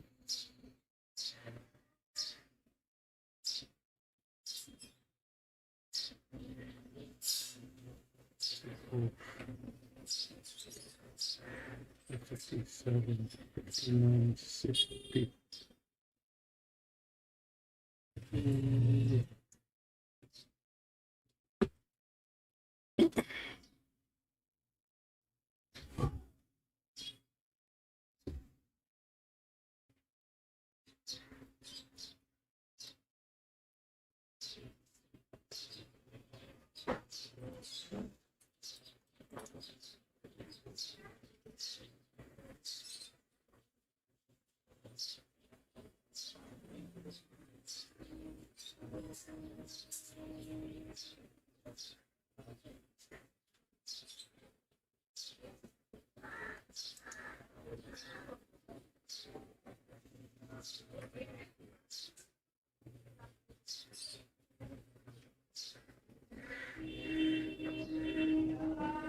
So both of them are bad matches. The 3 and the 8, both. 4 is a 58, 4.5. This is a 57 here. This is a larger drift.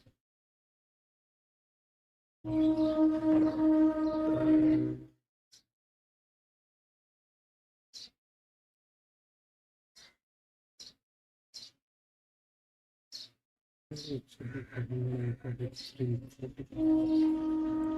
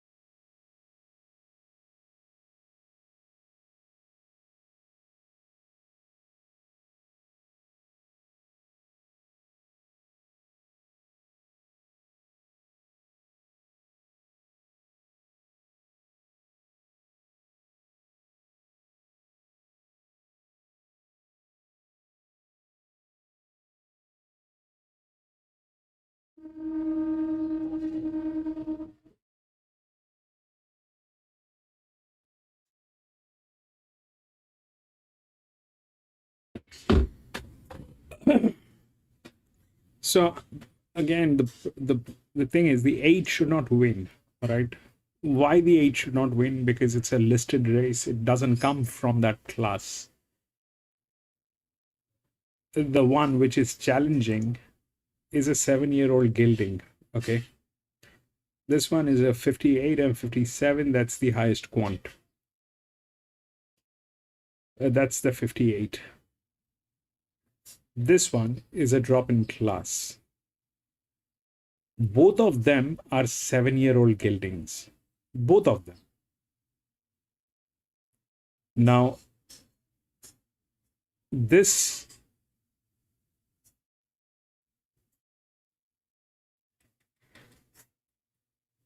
is, I mean, this is originally from here. With the drop, it went to the second line. This is with the promotion, it came to the first line. So the chances are definitely with 3, but the match is bad. The 8 and the 3, both the matches are bad.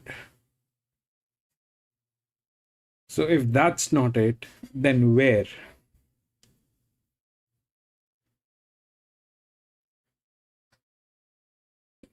$58, $59.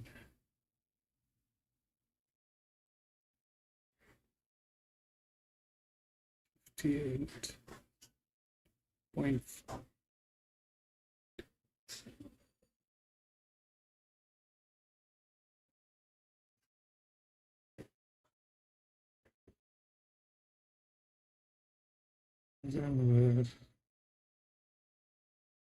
Here. 57, 54, okay.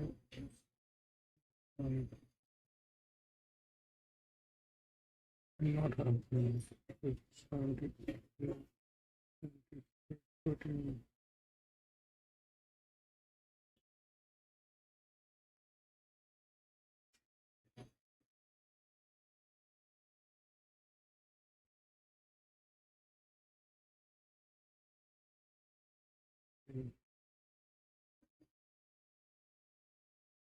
From 60 it drops.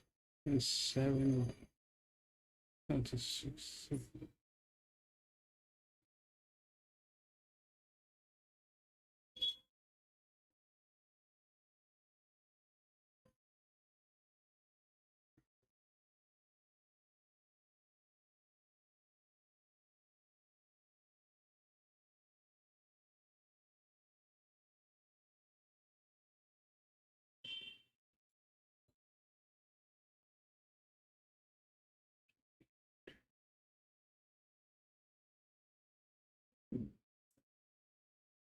Nice idea.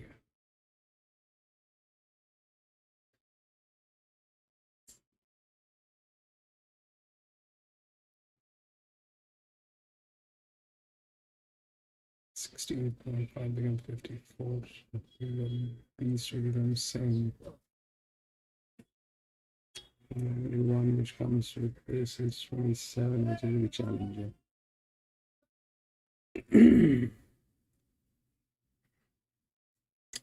I don't know that if you see, the problem is this, that this is a 7-year-old. The one which is challenging is also a 7-year-old. Now, what is the difference between these two horses is this, that here it's a bad match. 8 is also a bad match. The 4 is okay, but that's a 50, 58, 54.5 and 2 here. So if this is in a bad state, this is in a bad state. And this is the third option actually. If that 10 from the drop doesn't knock it out.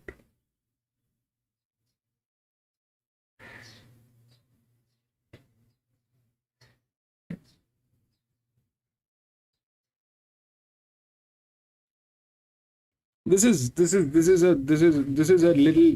little dicey one. I mean, I kind of I don't have the nerves to actually support a 7-year-old gelding over a thousand meter race on the straight. I don't have that nerves. I honestly don't have. I'll have a heart attack. Me losing is one thing. Me losing over something, a 7-year-old gelding over 1,000 meter, that's that will be the end of me.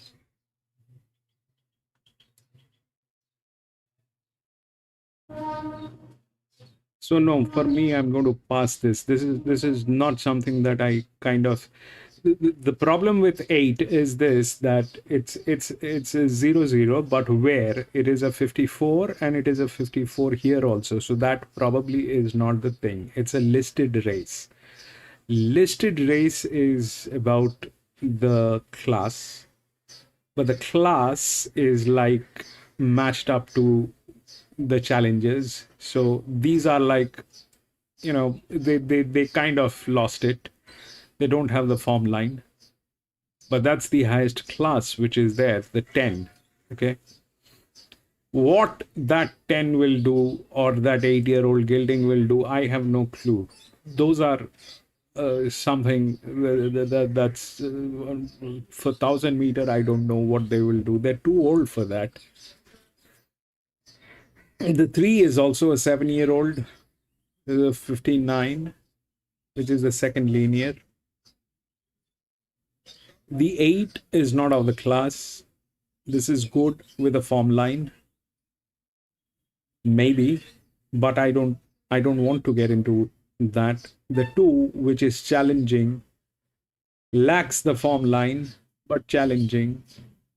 This one doesn't have the match. This one also doesn't have the match. The match is on 2, but it is a 7-year-old. So for me, it's a pass. I'm not going to get into it.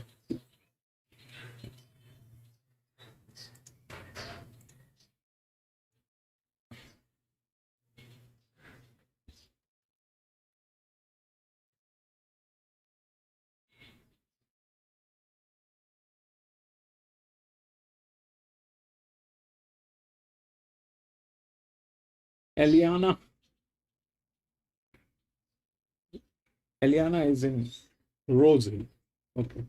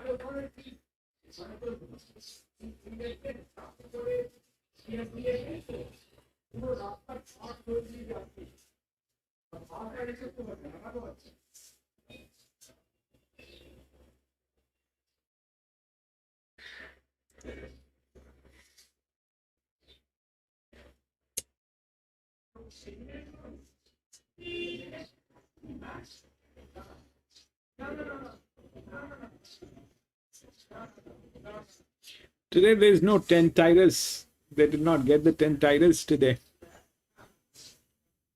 Good thing that they thought of giving it a rest. Not enough form.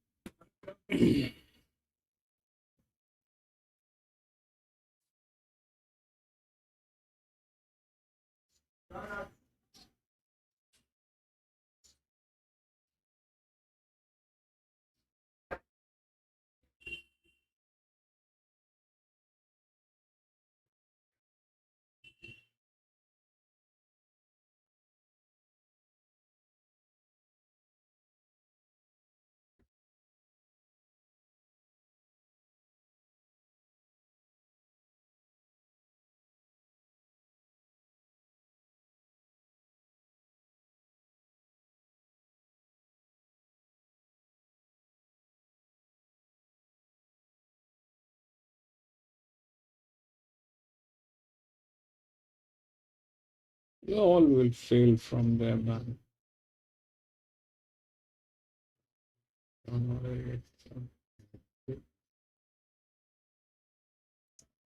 One winning team behind Apocalyptic, Ninja, and Space Rider.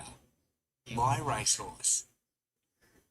Another of the races that's come from Australian Guinea State to the back end of the Festival of Racing, the ATA Bob Hoisted Handicap listed 1,000 metre contest. Joyful Fortune last year is a $21 chance winning this. Of course, one Mornington Glory is amongst the scratchings. Two Way to the Stars, winner of the Adams two-back, winner of a Century Stakes here, was 8th, beaten 4 in the Oakley Plate. It's hard to get the heart rate down, Nigel, after what we just saw there. What a race. Gotta love the game day. Your Way to the Stars. All right, let's crack on with this horse. It was great winning the Adams. And I think, you know, with the horses proven down the straight as well, this race is more than within his grasp. As a 7-year-old, Matty Smith has him going really well. He looks outstanding in the yard. Couldn't present the horse looking any better than this. His fitness is right on point. His coat is amazing. Excellent grade. To the 3 in Midwest, 3rd in this last year, 5th in the Adams, beaten 3, and then runner-up to Bridal Waltz here in the Vobis Gold Comet. 9-time winner and has won 1 here, but he He's a very fast horse on his day. If Dan Stackhouse can find the right lane, get him into a good rhythm, he will take a lot of running down. What you can't underestimate with this horse is how honest he is. He's so brave. He gives his all every single start. He presents beautifully here. For Pisanello, makes its debut for Lindsay Park, was 7th in this race 12 months ago. Good fresh, new stable as mentioned, and I didn't mind the recent jump out. His better figures give him a chance to figure here, so he could be capable. He's a really good-looking horse. It's been turned out perfectly too. He's very forward in condition. I think there's a lot of intent with the way that he's been trained for this. 5 is Tiger Shark. The best of her preparation for Clayton Douglas was the victory at Caulfield on Underwood Day, having the better of Oak Hill and Co. When she's right, she's very effective. It looks a nice race for her. I think she's drawn where you want to be. Not sure about the straights at first crack down the straight, but if she likes it on her better form, she could certainly make a presence felt. She's an absolute tank, this girl. She's so big and strong. Don't know if she's going to take a run just to hit her peak, just because she is so big and muscular, but she's presented well. 6 Corniche was runner-up in the Able Stakes to Miss Icelandic at Cranbourne Fresh. Had excuses on a heavy in the Show County last spring. Did win a Gold Coast Guineas on a heavy in 2024. She's probably going to be as fit as she's been all preparation. Bit of money around for her too, 17 to 13. I haven't minded her runs. It's a tougher assignment today, but you look back at what she has achieved in the past, and some of those performances will be good enough to be competitive. Yeah, really lovely horse is. I think that he's presented quite well here. He's strong, he's moving well, his coat's nice and healthy. It's a tricky race from where I'm standing so far. 7 Johnny Rocker out, 8 Celerity. Good victory here on New Year's Eve. That was the precursor then to a stakes victory on Adelaide Cup Day. She's been racing really well. I like the win at Morpheville. I think she was well placed to beat Mike Drop in that listed race. It's a tougher assignment here, but you cannot deny that she turns up, she runs her race, and I'm sure she'll do the same again. Not in love with Gate 1. She's a real spunky type of mare. She's on a mission in the yard today too. She's got somewhere she wants to be. There's a lot of purpose with her. 9 Philosopher is out. Sean Mathrick also represented by the 10 Unflinching. Yeah, I think an interesting runner. I mean, you're typically good around a bend. We know him as a Valley specialist. Hasn't won in a little while. Is he probably high enough in the ratings? Quite possibly. But yeah, he's another horse that could certainly zip and get going. He's drawn a high number, an outside barrier. If he finds the right lane, he could run well at a price. Yeah, another horse that's been turned out nicely. I sound a bit like a broken record here. He's strong, he's fit, he's well, his back legs. That'll have no...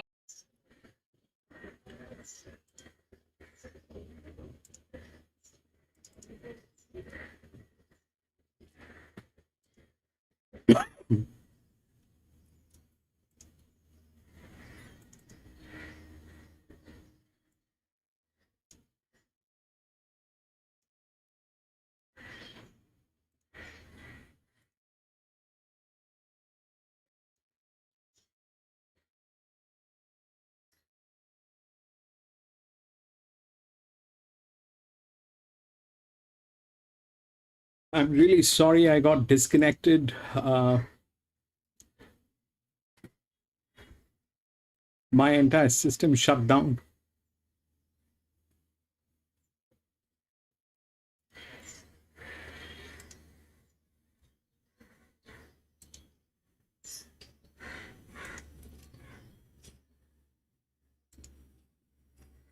I don't know what to do. My system had completely shut down, and I went offline completely. Anyway, the last result. Yeah, I got offline. Gate, I'm really sorry about this, but I went just offline.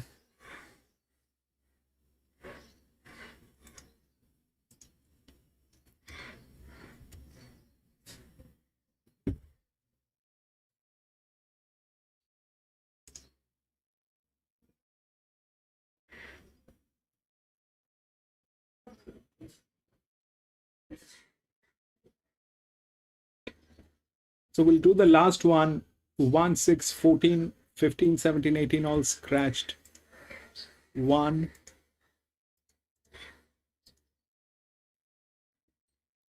6, 14, 15, 17,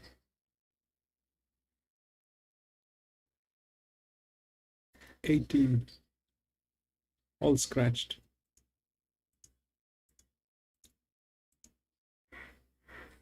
You take the odds. 11, 19, 12, and 2.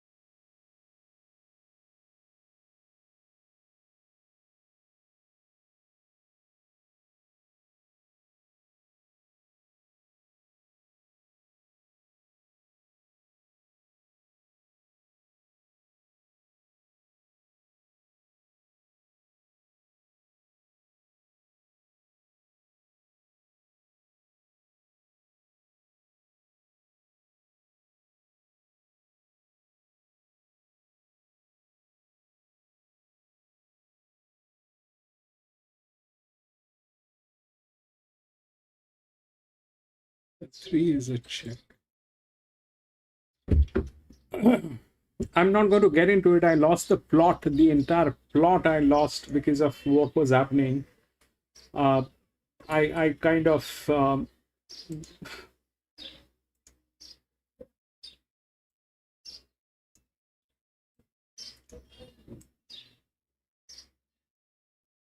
Gate, I'm so sorry about this. I'm very sorry about what happened, ladies and gentlemen. You know, I just went offline. I couldn't do anything about it. Everything was disconnected.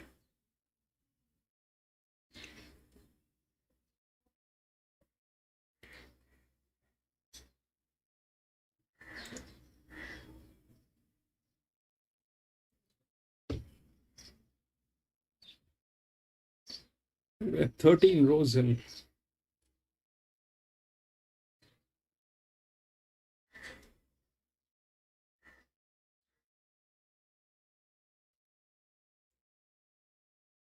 Everything just fell apart. I did not know where to look at.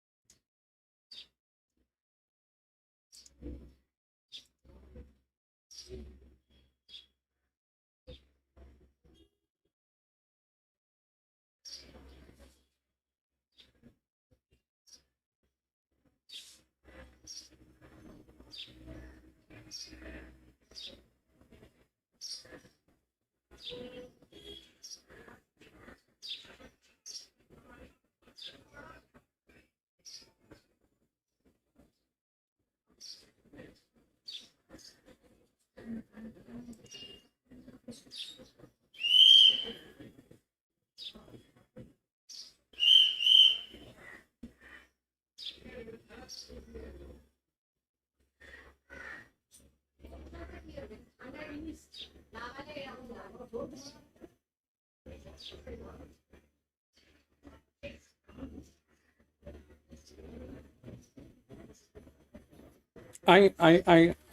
not going to get into it, but I mean, I also lost the entire plot of where I need to look and what I need to do.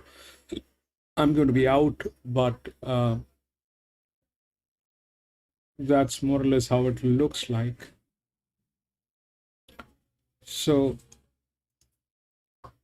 the 11 is here, which is a 58, dropped to 55.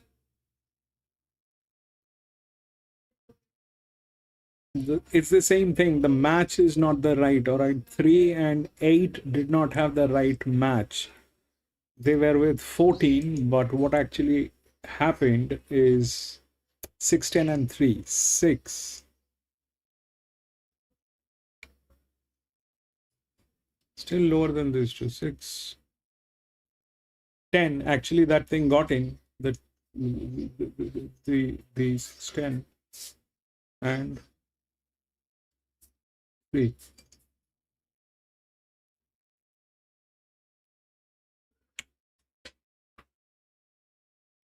Here, the highest quant is on 2, which is coming from gate number 15. For a 1600 meter, gate number 15 is very difficult. That's very difficult. 11 is the favorite, but out here, the match probably is better on this. We'll see how that works. I'm not going to get into this.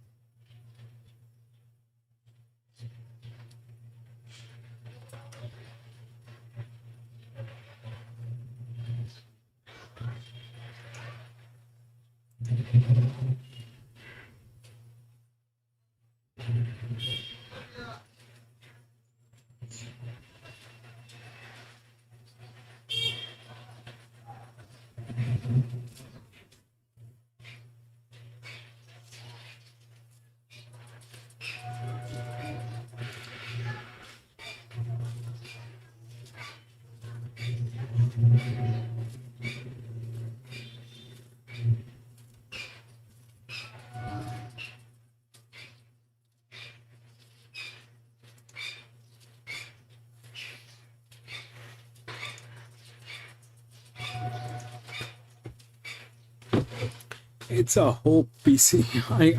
I seriously don't know, but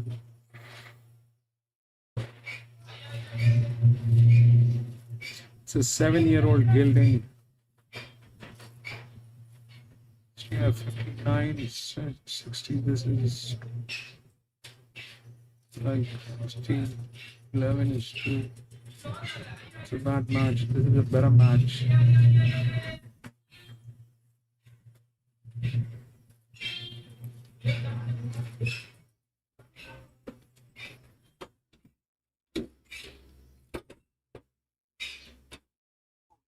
diagnoses.racing.com. The Royal Advocate Handicap 1600 metre contest brings the curtain down on a thrilling Australian Cup day, whilst one Cafe Millennium out as a result of the track downgrade.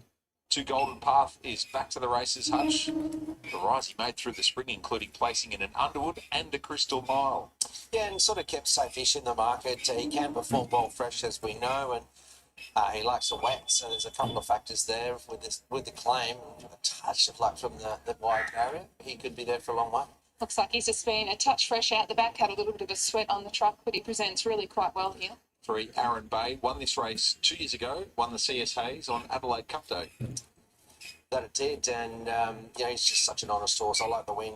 The CSA, he loves it here at Flemington. He can just put himself in the race, you know what you're going to get.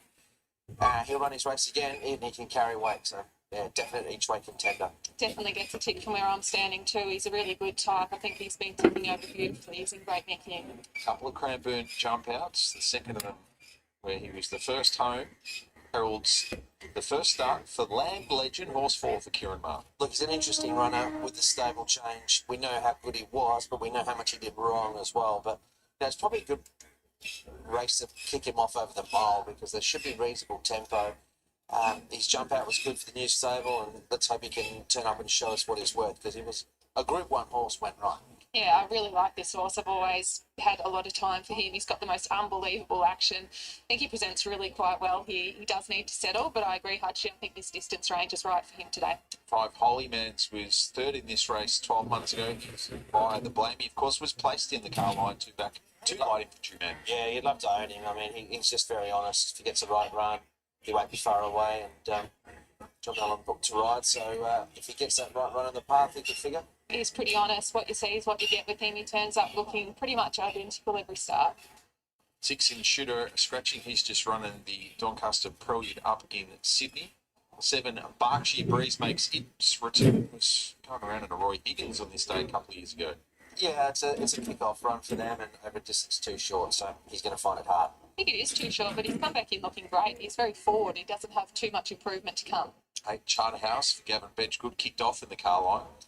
Ran pulled up last one, pulled up lame as well, so there were excuses, but there hasn't been any market support. He's been running to his price today. Same again, $61. Seems to be moving great here, so hopefully he can bounce back. Back up in trip for the Coastal Classic winner 9, Precious Charm. 40s into 30s, and a horse that can roll forward. And Harry Coffey's had a pretty good day at the office. Will strip a little bit fitter. Had the pattern against it to an extent last up, but does also need to improve. Yeah, she does. Her coat's just starting to turn too with this colder weather coming on in, but other than that, she presents really well. Gatekeeper, long It is shot 16. Statuario, who's back to the track with a Pakenham jump out and a Heath trial under the belt. Pleasing jump out, 21 to 18. We know he'll be better over a touch further as well, but he's good enough to be competitive over this distance, and he has placed 2 or 3 at Flemington. I agree with you, Hutch. He's definitely done enough work to be running a cheeky race here.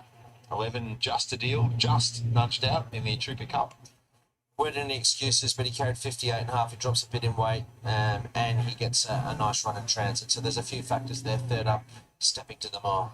Yeah, presents really nicely, this horse. I think he's extremely fit, one of the main chances from where I'm standing. 12, Taken's another who's backing trip, suited by the location and conditions. Yeah, 5 into 420, so good market support for Taken, who's more than capable. Didn't see any excuses last time out, but I think coming back in trip's the key plus. He's very, very fresh today. He was just putting on a little bit of a show when Jamie got on board. He's here at his peak. 13, Antrim Coast, having its first run for the Payne Stable. Market will be an interesting guide there, and it's 100 to 1, and a horse that will be better over further as well. Yeah, he's still got a bit of improvement to come in regards to his fitness too. 14, Chief Little Rock came out with the track downgrade earlier today. 15, Helsing also scratched after running in the race last year. 16, Vedad was the runner-up to Aaron Bay in the CSA. Yeah, and he's a horse that I know doesn't have the great wing strike rate, but he can turn up and run his race. I think Flemington suits the big field. He'll just need some luck from the barrier. If he gets it, he can figure the cushion in the track would not be ideal. He's got a lovely, healthy coat. This horse looks very similar to how he has done all preparation. 19, El Duca is the only emergency taking its place. It does have a placing on a heavy track. Yeah, and, a horse that I think can win this race. I mean, it was a terrific return by Harry's Yacht. That's good form, very consistent, gelding, and he'll strip fit and suited up to the mile. Plenty of positives. I do think he strips a lot fitter today than what he did first up. He looked great when he was at Caulfield, but I think that he's at his peak here.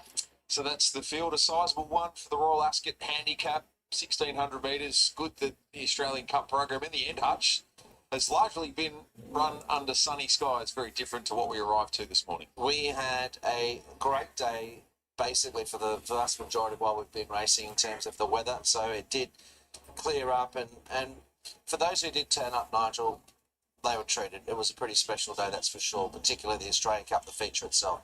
Alduga, Vedad, Just a Deal. Outside of that, obviously there's some good support around for Taken. Be happy to respect that as well. But I'm with Alduga, second up. Hopefully up to the mile will be suited, Amy. Yeah, well, we're on the same team here, Hutch, to close out the day. Alduca on top for me as well. I thought he looked fantastic. Just strips a lot fitter today than what he did when he was first up recently. So happy to have him on top. There's a couple of others that I think will be chasing his heels. Taken's one of those. He looks great, very fresh in the yard today. I also thought Aaron Bay and Just a Deal looked fantastic. I'll welcome in Michael Kent Jr., who's co-trainer of 2 horses here. Let's start with Golden Park. How's he? He's very good, going well, but he's first up at the mile of 2 trials and looks like he'll need the run. What about Taken? He was fresh, putting on a bit of a show for Jamie here when she got on board. That's pretty good for him. He really spread up badly at Caulfield last start. We actually brought him here for a day out last week just to have a nice day, and he's much better. He got a little bit cantankerous there, but that's pretty good for him. Is he quirky at home as well?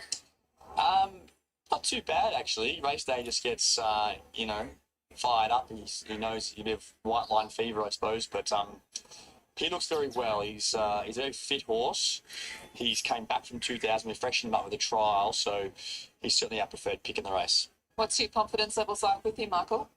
He's a very nice each-way chance. He's just got a sticky draw, so going to need a bit of racing luck. Jamie's going to come out neutral, have a look. If she can slot in, that'd be beautiful. Otherwise, she might have to go forward. She didn't want to drag back to last, so it's up to her. In capable hands. Good luck. Very capable hands. 360 the field, as I mentioned earlier. El Duca, very popular, but Taken there coming for late, looking like your market mover. Race 10, number 12. Top 2 in the market, holding sway. With that, Just a Deal firmly. Then we're getting out to double figure odds. The best backed at the price, number 4, Land Legend. 10, 12, your market mover. Get your bets on for the lucky last. What a day of racing. You win some, you lose more. For free and confidential support, call the 1-800 number or visit the website. Brett Taylor joins us. El Duca, the third emergency, gets a run in the Royal Ascot Handicap for the Freedmans. And Brad, you did have Chief Little Rock in. He was one of the first scratchings once the downgrade happened earlier this morning. Back to the drawing board. Is there any understanding on when the local debuts are coming? Look, there's the Anzac Mile in a couple of weeks at Caulfield. Could potentially be a kick-off point, but we'll have a look through the program over the next few days and speak to Nick and Lloyd and make a bit of a game plan from there. Nice to sneak him in. How do you assess the race? Yeah, he's drawn slightly awkward at 13, but he's a roll forward sort of type of horse. This morning we probably thought that we were going to be in the best part of the track, but that inside part of the track's held up extremely well, as it does here, as usually at Flemington. But he'll just roll forward. He's a big, tough horse. He's got no weight on his back. He's improved from his first out run and should run really well. Good luck. Thank you. Out the back of the barriers here and just alongside William Pike here. Now, Parody is back Pike in the last and drink what you like. I think I've said that wrong there, haven't I? But you're on Just the Deal, a horse that I know a little bit of. I was against this horse in the Echuca Cup. What's the instructions from the team? He'll begin probably begin pretty well and sit just behind the main speed and see if we can't produce at the top of the straight and see if we're good enough. I've run a string of birds for the Hayes team, so I'm trying to break that mould. Well, hopefully today is your day. You've already had a good day. Has it been good being back over this side of the shore? It has. Everyone's I've got good support. Definitely can't complain with how things have gone. I run well in the Group 1, so it's been a good day overall, and I'd really like to cap with a win here if we can. Good luck. Thank you. What's that saying again, Nige? Oh, Little might be said she might be making her get on debut on Thursday. I think so. Good money for taking it. Change the subject. Rolling Stone. Done a great job, Charlotte. She's done a great job. Under trying conditions, as I mentioned earlier on today. Most definitely, but as I said, people that have made their way out on course today, and even those at home, hoping you enjoyed the coverage. We've enjoyed delivering it. There's some spectacular moments, none more so than the feature race. That was something that will be replayed over the years, Amy, and we can say we're here to see it. It was an amazing contest, wasn't it? It's just what you love to see. Coming here today, I would have said my festival of racing highlight was the Blood Diamond and the scenes around Streisand. Got to see it with what we said today. For sure. Absolutely. Go Golden Path, 13 to 750.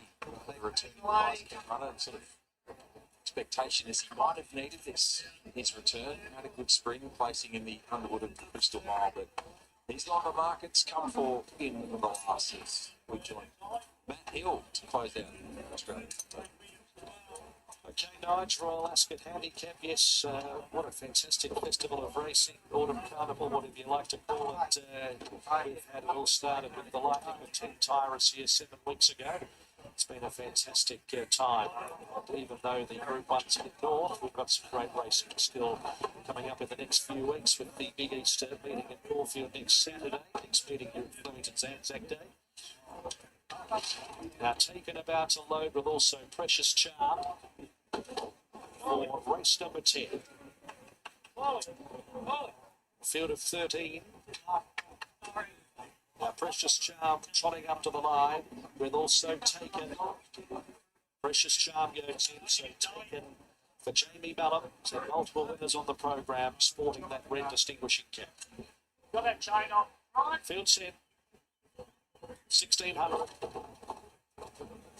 Just a deal trying to lash out the back gate. They're away, just a deal away moderately. Aaron Bay bounced away well with also for Dad, and now from the deep El Duca is coming over. Taken's trying to follow it. Holy Man's and Charter House also punching through. So it's Aaron Bay the leader after 200 metres from El Duca, who's working over. Charter House got the box seat third outside of Dad, a length and a half away. Holy Man's just a deal.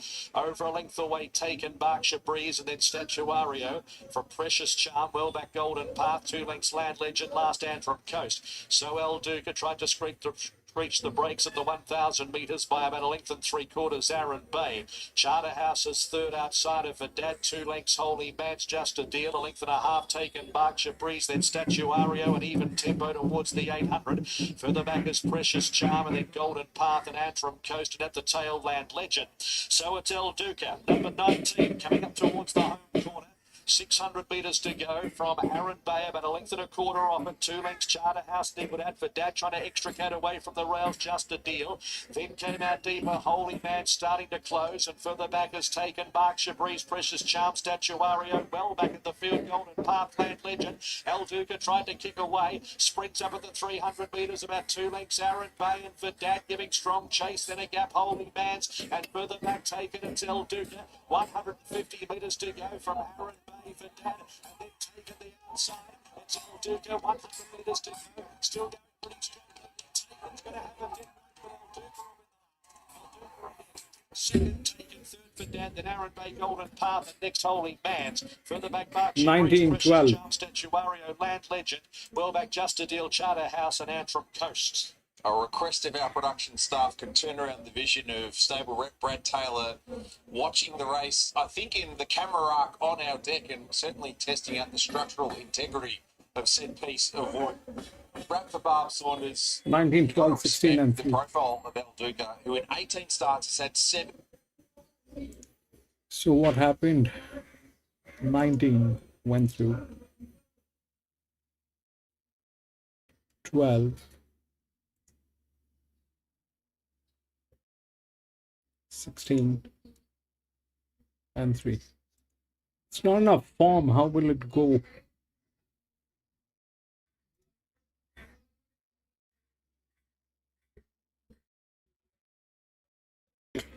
Anyway, that is it, ladies and gentlemen. We had 10 races today here at Flemington. That was the last one. But we race Wednesdays and Saturdays. So if you have a little time, please come back and join me. I'll be racing back again on Wednesday.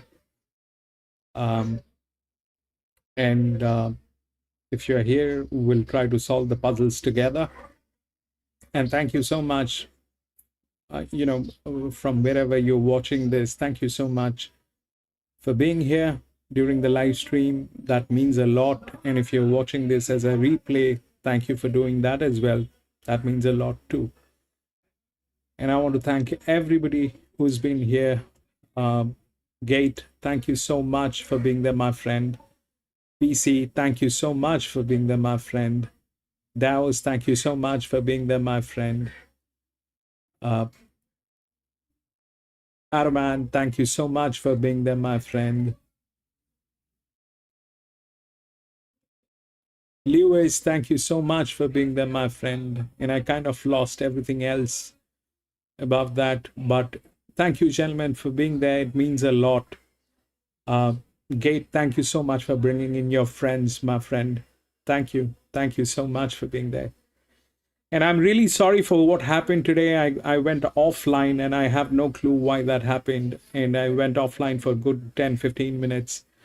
I'm going to check why, why that happened, and I'll make sure that it doesn't happen again. But, technical glitches are something that happens, and there's nothing that we can do about it.